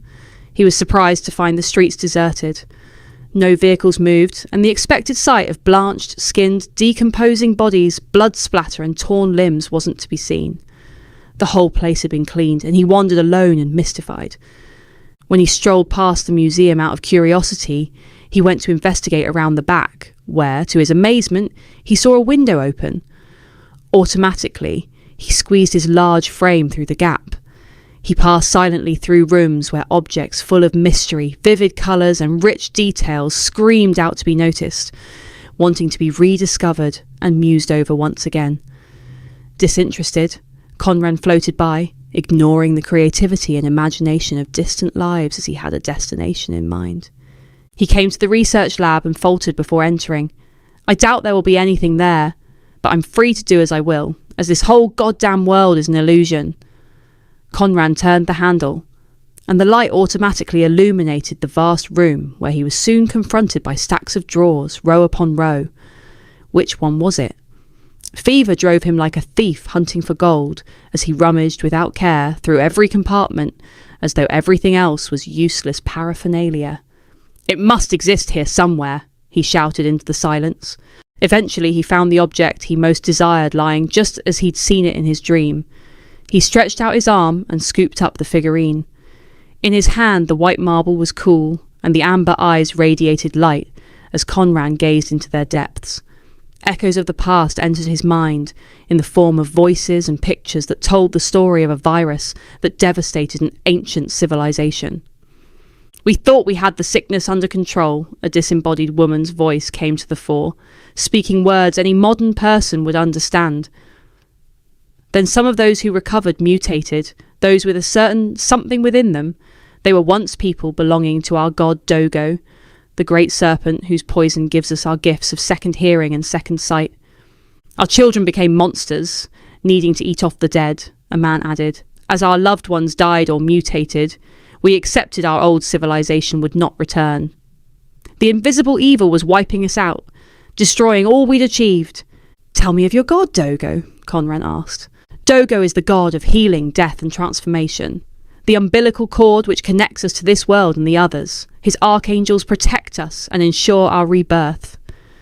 When the enemy of God inhabited the air we breathed, many voices complained. We believed we'd offended Dogo, as he sometimes appears two-headed and, although it benefits us, may also direct punishment against our tribe.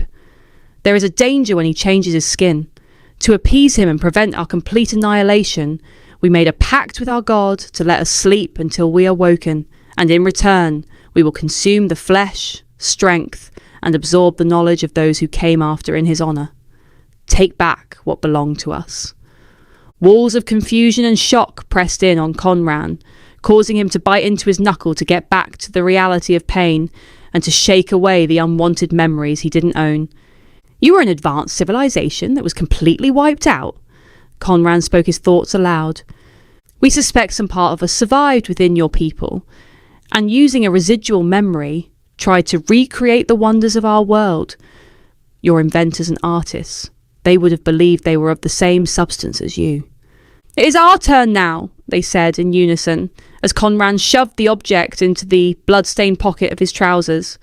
Then, out of the corner of his eyes, he saw something glint in the open drawer lying next to where the statue had rested. It was a coiled gold amulet depicting a serpent biting its tail, the symbol of eternal life. Sensing he needed God's protection, he slipped it over his hand and gazed at it, twisting around his wrist. The small, unblinking gem eyes coldly regarded him as though it was infiltrating his mind, sharing its reason and wisdom. Time had melted away, and he saw a square of darkness in the small window on the far wall. Conran stood straight, noticed his pain was gone, his mind calm, and his whole being bloomed afresh like a flower. As he walked back through the rooms, he viewed the objects differently and remembered the importance of the simple things that remained in his life, mostly the warmth of friends and those he loved. Chapter 35. Marnie rose from the hard marble floor with a sense of urgency boiling inside. Her rest was not only impaired by the uncomfortable conditions, but also due to the disquieting realization that their ordeal had gone on too long, as it seemed as though they had been underground for weeks. The battery in Tem's phone had died a long time ago, and the lack of daylight left them unaware of the time. Lucas and Tem had wasted much energy trying to find ways back up the sheer rocks to where the ground had collapsed, while her instincts told her to head down. She picked up the lamp Shays had left them and held it up over the sleeping men. Tem was scowling and muttering in his sleep, and Lucas had grown a fine red beard. Restlessly, she turned her back on them and ventured further into the temple-like building. They'd explored it all before in a careless manner, mostly to look for useful resources, but she wanted to study the place further to see if she could find any links between the past and present. One decipherable clue could end their misery. On every wall there were stone relief carvings of snakes. Some had wings, and others had 2 heads or horns like dragons. There were pictures and statues of them, emerging from their skins. Others slithered in one direction like the rippling flow of a river. In the centre of a vast hall, she stopped and pondered over a large marble representation of the Tree of Life, complete with small figures trying to climb. Immortalised around its trunk spiralled a massive white serpent with staring, cold cunning in its pink eyes. Is it the guardian of the underworld, a link to life, or something that brought terror, Marnie considered? Although it was fascinating to ponder the remaining essence of past lives, there was nothing to reveal an alternate way out. It was alarming to see that wine and oil containers still contained their contents, and the festering mildew grain stores remained intact. The previous inhabitants had left in a hurry, or perhaps their remains were still there, and their hard toil was now meaningless. Whatever happened, something disastrous had taken place. Poison gas or a virus. Marnie wanted to live, but anticipated the worst. The isolation from the world above was a nightmare. Marnie perched on what appeared to be a stone throne and meditated on a means of escape and Shadow's absence. He only comes when I'm deprived of human company. If I leave the others, he might return. With hunger gnawing in her stomach, she gingerly retraced their steps back to the place where they'd fallen into the cavern. Vulnerable, she stood in the thick dust on the edge of the gigantic bottomless channels. In the limited light, she glanced around and listened to the sad moaning and creaking of the earth. To her left were narrowing high walls, black smudged into black, but when she turned her head to the right, she felt a faint breeze and tasted a mingling of stone, water, and mossy moisture. Warily, she proceeded along a ridge which headed downwards past the city. With her mind locked in the moment, and with her thoughts centred on finding an escape route, she scanned the ground to avoid the potential hazards, ever aware of the treacherous drop to her left. In the next second, she was standing side by side with Shadow, so close at times they almost blurred into one. With her companion at her side, she was no longer frightened and savoured the thrill of risk and potential discovery. "Are you taking pity on me?" she whispered. "Does the symbol of the snake mean that life is born from death just as you arise from my loneliness?" "There is no reason or matter," his voice flowed into her head. "I return when you need me and when you are in danger. I've always felt safe and whole with you at my side." Marnie smiled to herself. Looking to her left, she noticed the rocks were horizontally pleated, and she wondered how she was seeing them so clearly. They turned a corner, and the path descended steeply, turning away from the fearful trench. In the distance, Marnie spotted a small crack of light and rushed forward. The chamber widened, and the land sluggishly flattened. The path ended and was replaced by a basin of water. Looking over to the other side, she saw a wall in which the smallest of cracks was allowing through the greatest amount of light. "None of us would be able to squeeze through there," she said, disappointed at their wasted effort. Marnie rested on a rock and gazed lethargically at the stony features of the walls, not wanting to take the exhausting trek back up the slope. She watched nymphs of light playing across the surface of the water, breathed in the fresh air and sensed the richness of the world beyond the wall. A bleached branch floated and nodded in the water. "There must be a way out," she said excitedly to Shadow. "How else would that branch have got in here?" "We should swim over and look through the gap rapidly." She undressed to her underclothes and gasped as her skin hit the cold water. "This is icy and deep," she said, as Shadow swam around her with ease, tangling with the darker shapes that lay beneath. Marnie treaded water furiously as she adjusted to the cold and regulated her breathing. Something brushed against her arm. A sharp pain shot into her muscle, and glancing down, she saw the stick, except it wasn't. Horror rippled through her body with the realization that it was now Bino's snake, with burning, lidless eyes. In a blind panic, she swam, away towards the barrier between her current prison and the world. By the time she'd reached the gap, her body was trembling and her breathing laboured. She ignored the implications of the encounter, pulled herself up on some jutting ridges and peered through the crack. Sucking in the sweet air and feasting her eyes on the little patch of sunny grass calmed her mind. If only there was a way to reach it, she lamented to Shadow, and then remembered her arm. Glancing down at the puncture wounds and swelling spreading into a purple lump, she realised that could be the last time daylight cast over her eyes. The changes in her body were rapid. She could no longer move her fingers. Holding her raw, burning limb above her head, she woozily stumbled her leaden body back to the boulder she'd rested on and where her clothes lay. Sitting, she flopped forward and wrapped her one good arm around her middle for comfort. The dizzying pain was unbearable. Through chattering teeth, she uttered to Shadow, "I need help." In silent communication, everything in her heart was transferred to Shadow.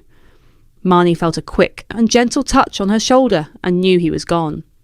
His presence always nourished her, but she was bereft when he vanished.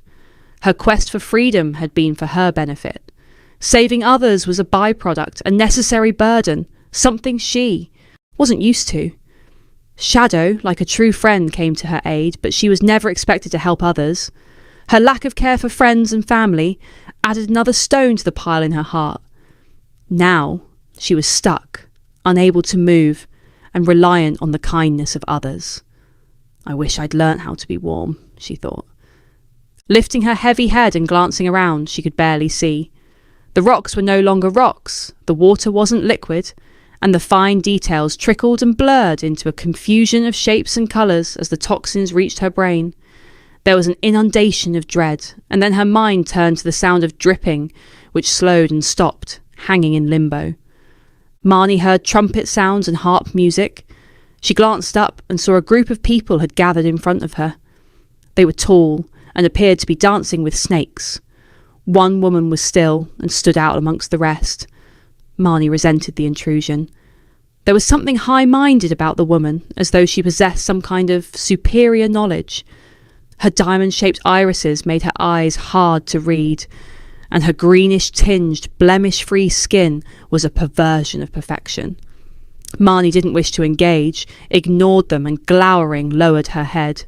She hated all the noisy, animated faces. Their voices were uncomfortable to her sensitive hearing when all she wanted to do was sleep. Each time her lids dropped, the woman called her name, startling her awake. "Marnie, Marnie, open your eyes! Death will move aside for those who persistently choose to live." Marnie watched as the webbed feet stepped closer. "Let's drink." "Take the edge off your thirst." A cup was held to Marnie's lips, and something sweet trickled down her throat. "Endure the pain, and you will be released." Marnie noticed a softness in her tone, and evident sympathy. Slender fingers lifted Marnie's chin. The woman bent close. Lips touched lips, and the woman shared her breath, pushing it into Marnie's sore lungs. The peculiar reptilian being then pressed her hands against her temples. "Your seeing and hearing will be sharper. You will understand. Break the seal which covers your heart. Shed your old skin. Feel the life which comes from death." Tears flowed freely down Marnie's face, and as she looked down in shame, she saw a monstrous rattlesnake curling around the woman's legs. "All your life, the truth has been waiting coiled in a corner of your soul. Release it and learn to love, or you will never be real." The snake rattled its tail alarmingly and stared at her with milky, blind eyes. Then it slithered away towards the water. The reptilian woman's voice softened further. "Follow the rattle of the snake, and you will find your way to freedom." Rejuvenated and under the influence of some power, Marnie was able to lift her head. She wanted to thank the woman, but the wild commotion had died, and the reptilians had vanished. She studied her injured arm and found the swelling was gone, and all that remained were 2 tiny puncture marks. Her frozen fingers slowly moved. A shaft of light crossed in front of her, and a fresh breeze brushed her cheek. She heard voices and, glancing up, saw herself leading Tem and Lucas down the slope. In an instant, her twin vanished, so she called out to distract her friends. "We must dive down and follow the rattle of the snake," she shouted. Chapter 36. Conran picked up a stick and drew a circle in a patch of ancient soil on the riverbank. The scientist sat within the boundary, feebly hoping that it might keep the enemy out. He reached his hand into the still waters and gazed at his ugly, swollen face and blood-stained, crumpled clothes.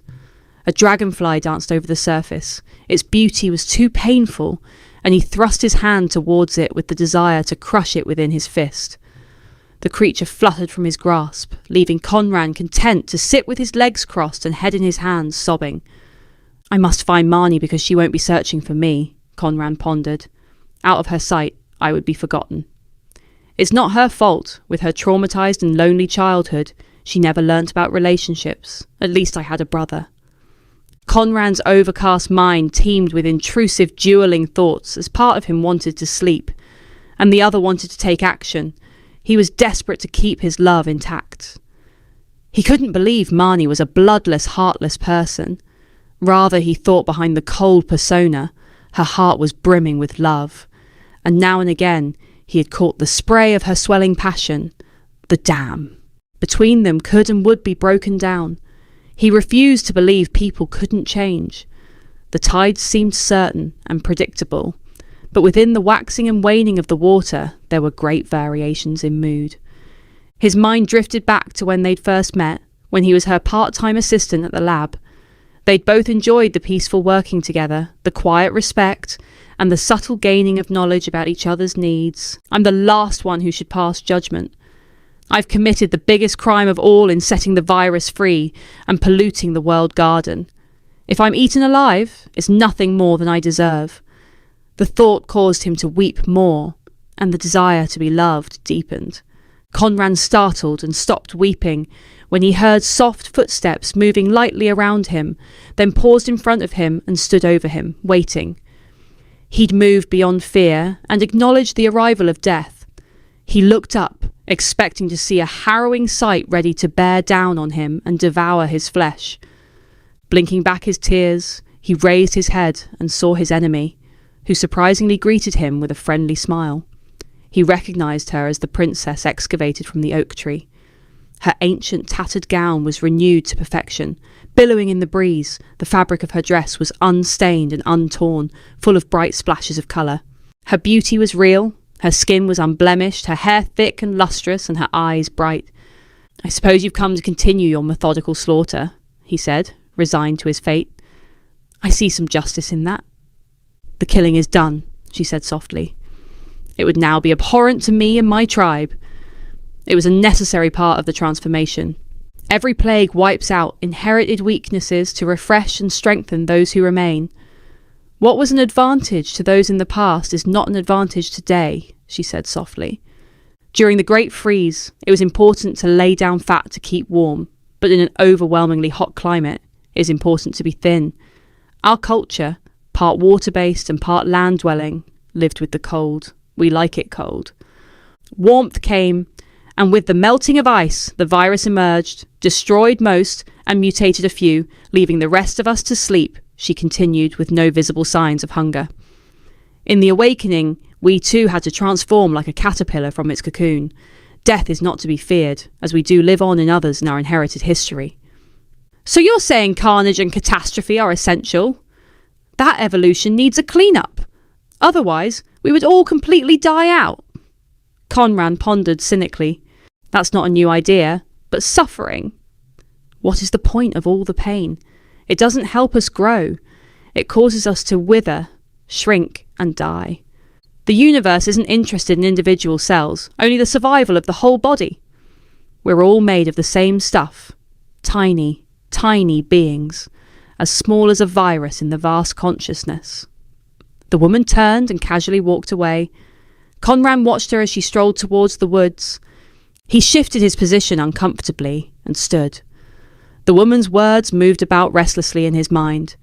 He was dissatisfied with her answers. They weren't enough for all the horror that had swept the globe, which frightened individuals had been forced to endure. Scowling, he followed her movements as she stepped into the shadows. Why was I on the wrong side of death 1 minute? And then, within a day, I find myself a survivor. Why me over all the others who died agonizing deaths? He shouted after her angrily. Luck and inheritance. Viruses don't care. The living dead don't care, she called back. You are free now, and my tribe have regained substance. Conran heard his name being called. I'm over here, he answered meekly. Is that you, Marnie? His eyes focused on figures emerging from behind a bush further down the river. He saw a flash of red hair, dark hair and small twinkling eyes, then a small figure running toward him. Marnie stood before Conran, dripping wet in a medical coat which was no longer white, sneezing and coughing in the unfamiliar light. I'm surprised you recognised me, he said, inviting her into a protective embrace. Tenderly, he lifted her chin to look into her squinting eyes. Her face was pale and fragile, but her smile was adoring. He bent low, and she kissed his bloodied mouth. 2 hearts connected. Conran thought that 1 moment was worth all the suffering. Chapter 37. Prudy noticed the abnormal hush had gone, and the vibrant sounds of peace had spilt back into the woods. A woodpecker was hammering high above them in the oak tree, the birds were singing, and insects were chattering again. Lucy, I think it's safe, the eldest girl said. We must find Dad. He will be waiting for us. Dad said when he calls, Lucy added, afraid of leaving their safe place. He might need our help. Prudy led the way out of the hole and climbed over the tangling, metal-strong roots. The sun was close to the canopy, and an orange light shone into the clearing. They smelt and tasted the golden air as they stood together, scouring their surroundings for any signs of their father. Dad must have gone home, Lucy said. I don't like it here. No, he wouldn't leave us. He must be around, Prudy answered sharply. The building clouds of grief and terror burst, and Lucy began to cry. He's dead, isn't he? No, of course not, Prudy said, wiping the tears from her sister's wet face. He might have found the others, and they'll come for us. The arguing only added to their misery, so both girls fell into submissive silence. With no control over their situation, and with their father missing, they remained rigid and scared, stuck in a dilemma. Prudy saw crows pecking at a patch of disturbed soil not far from the oak. With a sudden urge to dig, she dropped to her knees and clawed at the mud. She feared the re-emergence of the frightful figures with their flesh-peeling features, but she sensed she would find evidence of her father, and to move on, they needed to know the truth. If he's not here, I could help you to swim, and we could find the others, she muttered, trying to offer help to the whimpering sister. I just want to go home, Lucy moaned. Finding nothing, Prudy rose and spotted a person standing next to the interwoven brambles and nettles on the periphery of the glade. Her heart jumped with relief, thinking it was Marnie. The girls stood transfixed as the woman approached. They were used to bodies bound in rags, but this woman's beauty was in sharp contrast to the rising corpses, or the poverty-stricken people of the dump. Her fleshed-out face smiled. Her garments were fresh and clean, and the language of her movements expressed an inviting warmth. The woman beckoned to Lucy, who submissively complied, and smiling, drifted towards the lady. The stranger crouched down, brushed the young girl's cheeks, and took her hand in hers. "I've come to take you to your father. He sent me to get you." "Let go of my sister!" Prudy shouted, as her lips set in a truculent line. "Our father would come himself." Prudy's eyes scurried about. She suspected a trap and was looking for an escape route. The woman rose and wrapped her long fingers around Lucy's wrists and held out the other hand towards Prudy. "Your father is waiting. He remained behind to prepare you a meal. There is plenty of food and other delights," the woman said, sustaining eye contact with Prudy. Prudy stamped her feet into the disturbed ground as though crushing the emerging past underfoot. "Uncle Tem!" she screamed. "Help!" Still holding out her hand, the stranger approached. "I'm not your enemy," she said, with a stern but pitying voice. "I've come as your father's friend. Lucy and I will go and bring your father back once we've eaten our fill. You're hungry, aren't you?" she added, smiling down at Lucy, who nodded her head. The woman turned and began walking away, holding on to Lucy with an iron grip.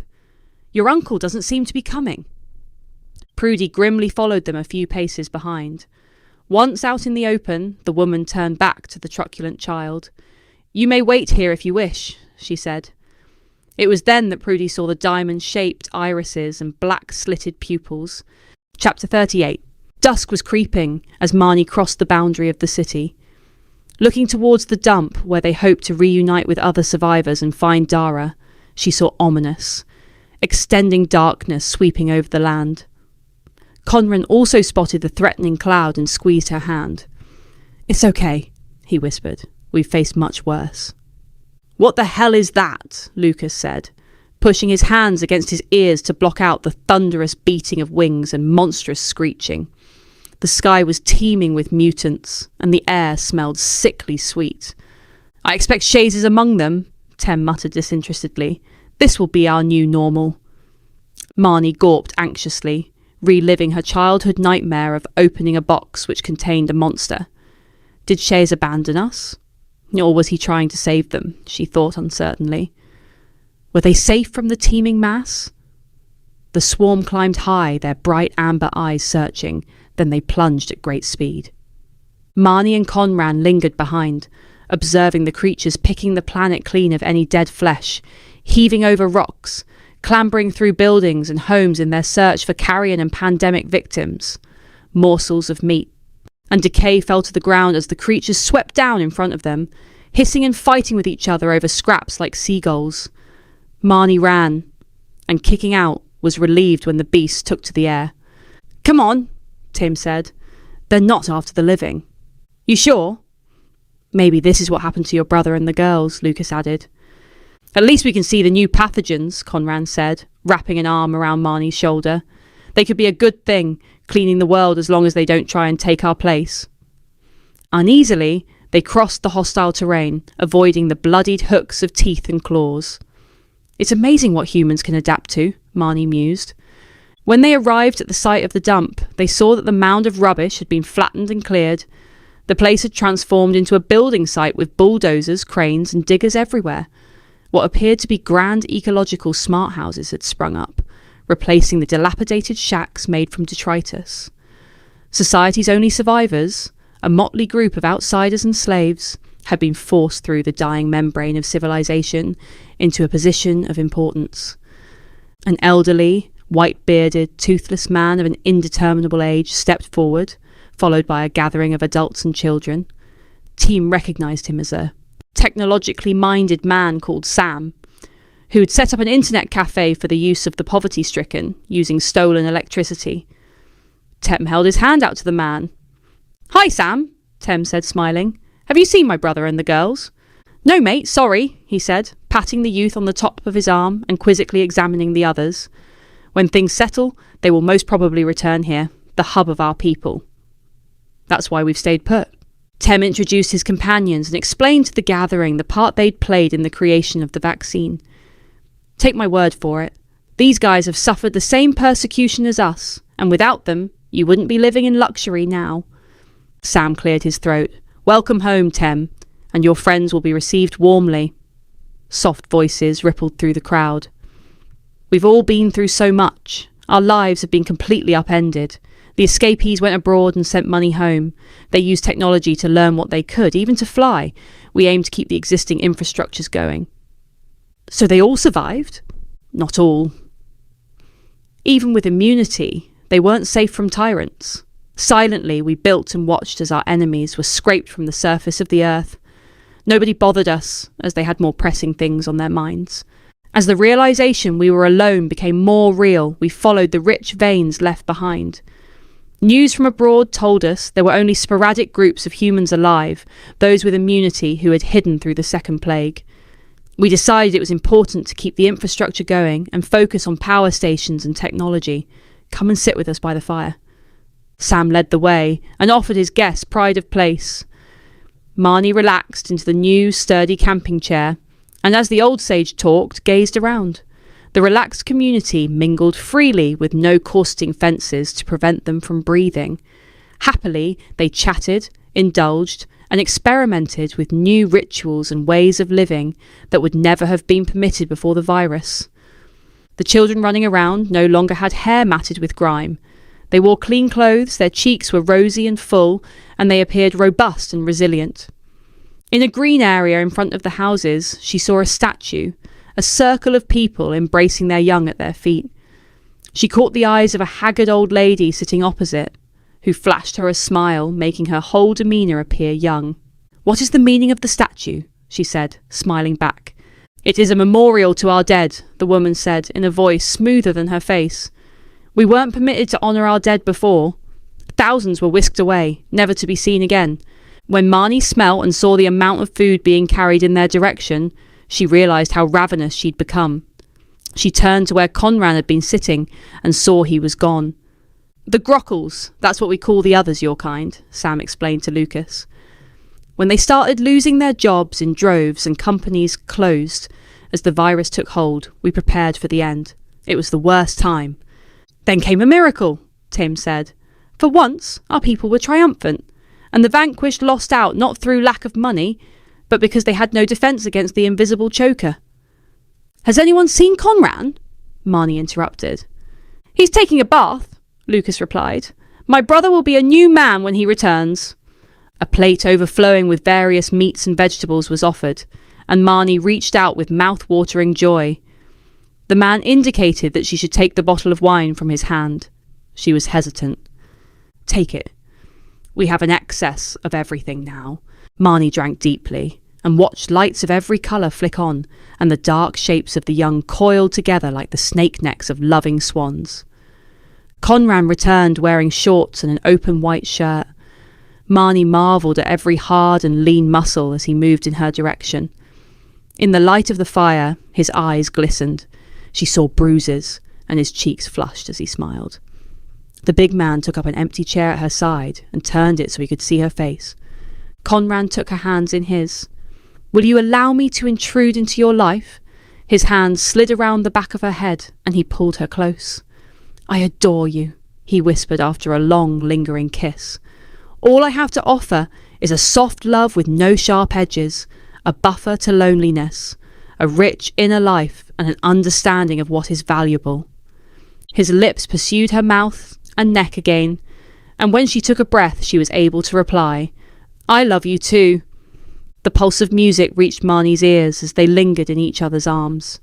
In his embrace she gained everything. Nothing was missing or lost, and the emptiness was gone. As they ate and drank, she saw every gesture, touch and glint in his eyes as a gift just for her, Marnie, the friendless girl. They watched the dancing and drunk staggering on their feet and relished every perfect moment of the simple life. Chapter 39. Marnie awoke to the sound of dust being kicked up against the tent, strange smells leaking in, shadows shrinking and growing along the sides, and people screaming girls' names. Marnie shook Conran's arm. "Wake up!" she whispered. "Something is going on outside." They scrambled out of their comfy cocoon and saw the whole community darting in every direction. Tem and Lucas were standing, gawping. "What's happening?" Conran said as he approached the two men. "They've lost their girl children, and they blame them," Tem said, pointing up to the titanic locust swarm of mutants. The cloud extended high into the sky and down to the ground. Irate parents were throwing whatever was to hand, trying to knock the beasts from the sky, and cursing. "What have you done with our daughters?" They screamed in unison and shouted more profanities. The mutants screeched and hissed in response. Silence fell, and a path opened within the mass. A group of women, a foot taller than most humans, emerged. Sam, sleepy and displeased, walked forward too. "Meet the intruders." The crowd behind him remonstrated or stared, dismayed and terror-stricken. "We must introduce ourselves," a beautiful woman announced, brushing a strand of white hair off her face with a sharp nail. "I'm Isla." "You know me as the princess," she added, looking directly at Conran.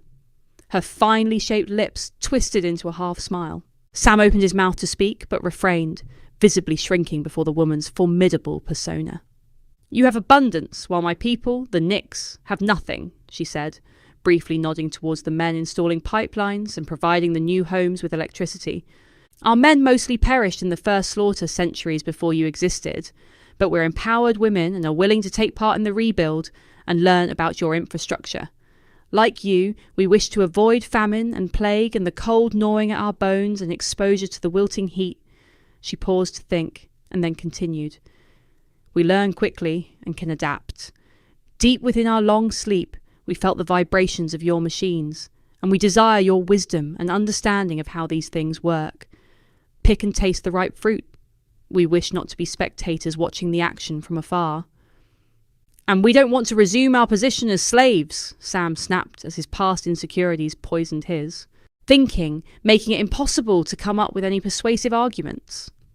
There was a united droop of heads, as though the community were also recalling the demeaning nature of their previous status in the world.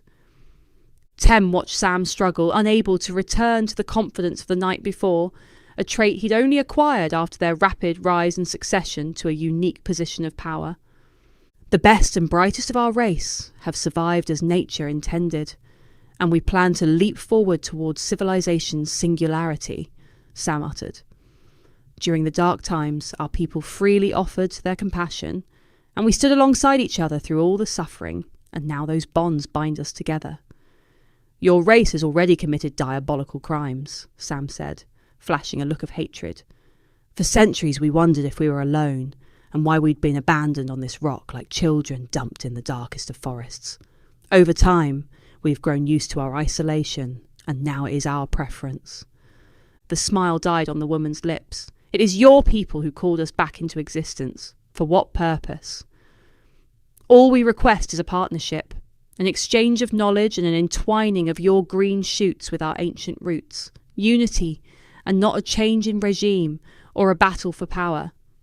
The challenge to the dump's rebirth sparked adrenaline-fueled discussions among the people. Most objected to any kind of appeasement, except a group of women who pushed their way forward and shouted hysterically at Sam, "Agree to anything, so we get our girls back." Others bellowed, "Don't make deals with child snatchers." "Your children are safe, and we want peace, but we can turn our offspring against you at any time," she said, looking up to the gargoyles watching from above.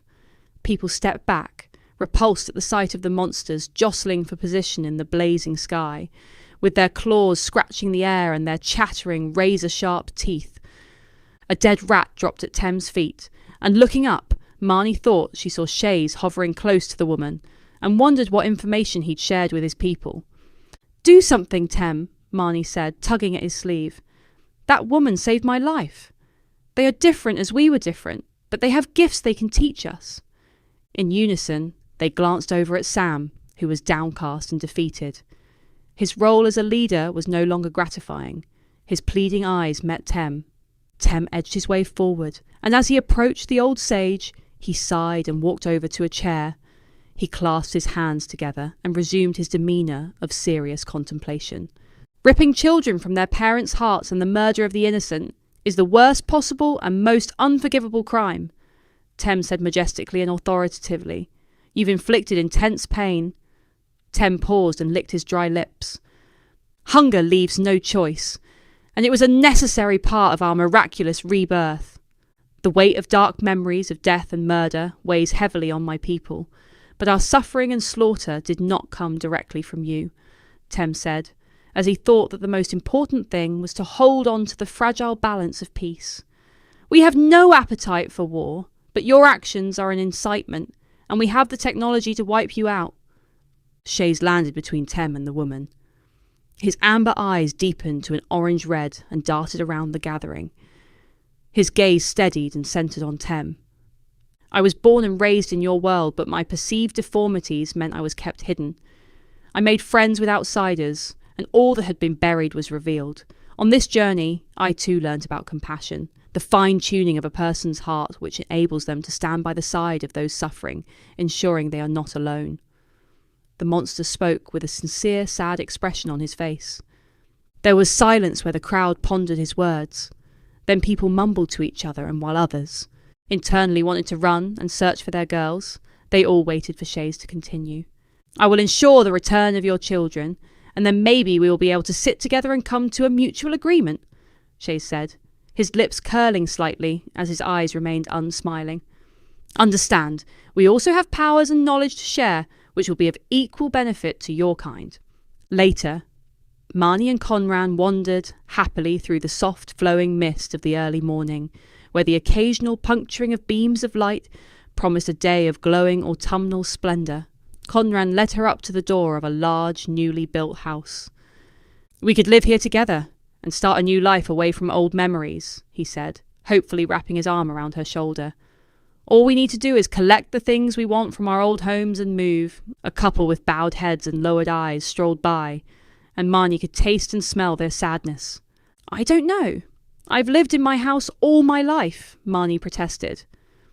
We deserve a new beginning, and the support of caring people, he said softly. There are still those out there whose main purpose in life is to hunt us down. Please, no. More hiding. Say you will join me in this adventure. If it is ever safe to return to your home, we will. Marnie raised herself onto tiptoe and, reaching up, kissed his cheek. Of course I will. I would like nothing more. The murmuring background noises turned into loud chattering and erupted into a crescendo. Marnie turned swiftly and saw a large gathering at the memorial to the dead. People were hugging each other and laughing. They broke away and ran towards the open field, calling their children's names. Conran grabbed Marnie's hand and rushed in the same direction. They passed Tem, who flashed his familiar beaming smile at them. Lucas ran up and joined them. This is such good news, he muttered. Shays was true to his word. Whatever desperation these people were reduced to, their children had remained the brightness in their lives, Conran said, as they stood watching Lucy and Prudy run into Tem's arms. Sorry, bro, for my shallow-mindedness, Conran said, turning to face Lucas. You know all that negative stuff I said before. You're welcome to stay with us for as long as you want. It's okay. I've got my own place now, and besides, you were right to chuck me out. I was a lazy git. Blissfully, Marnie watched families reunite, soaking up every drop of the potent pleasure. Tem was kneeling in front of the girls, smoothing their hair and issuing comforting words. Marnie listened as he explained their father's continued absence, and that they were to live with him in his new house.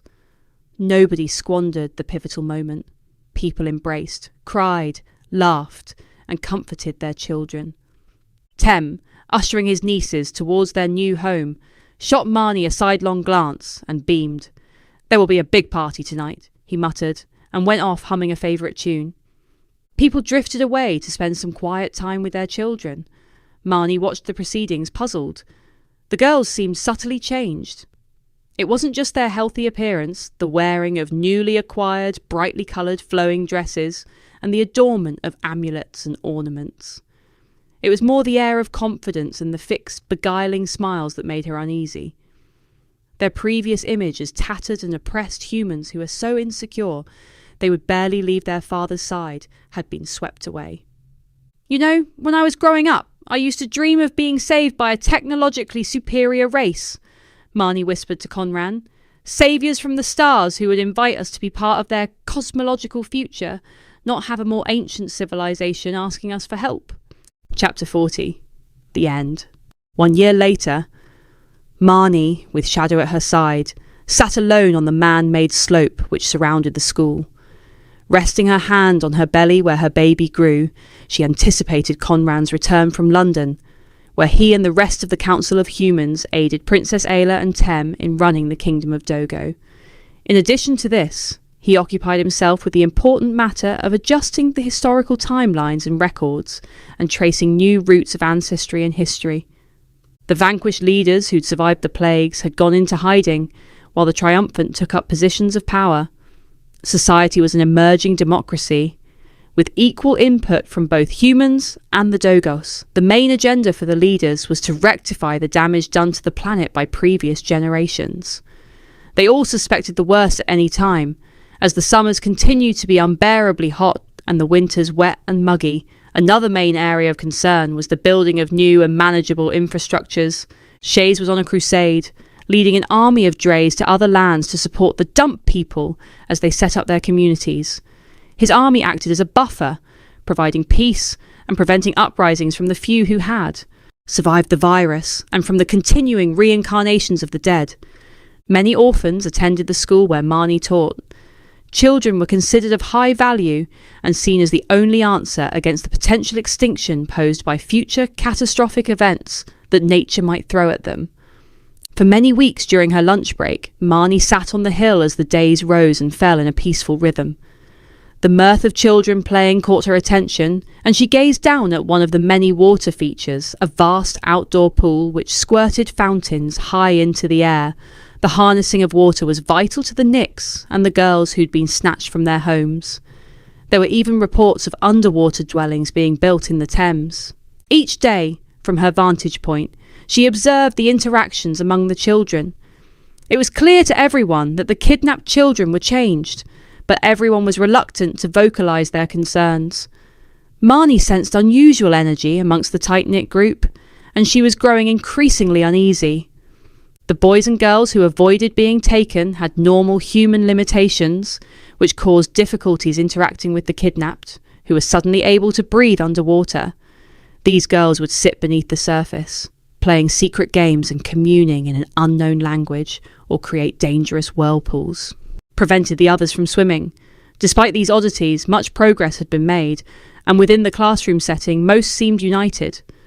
When she tried to discuss her concerns, she was dismissed as the consensus was that the transfusion of fresh ideas and diverse ways of being in the new community was a good thing. Nobody wanted to discuss the alarming rate of mortality amongst the boys. The only person who'd willingly listened to her concerns was Lucas, who was working in the refugee camp. Most of the time, Marnie, not wanting to cause trouble, pushed these thoughts from her mind and diverted her attention towards her imminent arrival. From below, she heard someone yell out. Marnie's eyes stopped wandering, and she concentrated on the mad splashing in the pool. A boy was struggling to keep his head above water as wave after wave pounded over him and forced him down. Another adult had been alerted to the crisis and was swimming towards the frantic figure. Marnie picked up her things and rushed down the bank. When she arrived at the scene, she found the boy wrapped in a towel and lying in the arms of a young teacher. "Is he okay?" Marnie said, as she crouched down by the kneeling woman and noticed her white school overalls were covered in blood, which had dribbled from the child's ears. "He'll live, but the girls were tormenting him beyond normal," Miss Gale whispered breathlessly. "Marnie, something's going on which must be addressed." Marnie bent over the boy and wiped his fringe from his eyes to get a better look. The seconds dwindled to a halt as a nightmarish picture took shape in her mind. With her sharpened sight, she could see within the boy's body. To her horror, she saw tiny serpent-like creatures weaving through the child's heart and lungs. She glanced over to the group of girls who stood dripping, watching the events. Prudy was their ringleader. she grinned innocently. Adrenaline shot through Marnie as she thought she observed something peculiar about her eyes. Jumping to her feet, she strode over to the sisters who were central in the group and a few paces in front. She crouched and grasped Prudy's arms. "No, no, no!" she shouted, looking into the girl's diamond eyes, which flashed with grinning malice. "This is all wrong." "We were only playing, miss," Prudy said, and studied Marnie's face accusingly. "Rough play isn't allowed in the pool," Marnie said unsteadily. "Do you want us to shut it down? You have been taught the dangers of excluding others and underestimating those who may appear weaker. History mustn't repeat." At first, the group seemed to be listening, but then Prudy made a remark in an unknown language, and they all laughed contemptuously and ran off to continue a game. Marnie turned back to face Miss Gale, who was now standing. "He will need to go to the hospital," Marnie said, holding the woman's gaze with an earnest expression. "The boy has the symptoms of an infection. Ask them to check his lungs and heart. I will take my concerns to the board." The bell rang, signalling the end of break, and the children all ran to their lines. Marnie was left to wrestle with unimaginable scenarios. Thinking of her child, she shook herself from her musings. "How can I suspect those so young of evil intentions? I must stop being negative," she berated herself as she moved rapidly towards her classroom while avoiding all eye contact. For the rest of the day, she viewed the girls differently.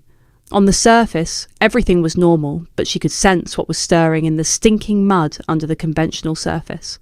The snakes were shedding their skin, and what lay beneath was something poisonous. Once again, thank you, story lovers. Your continued support makes a huge difference.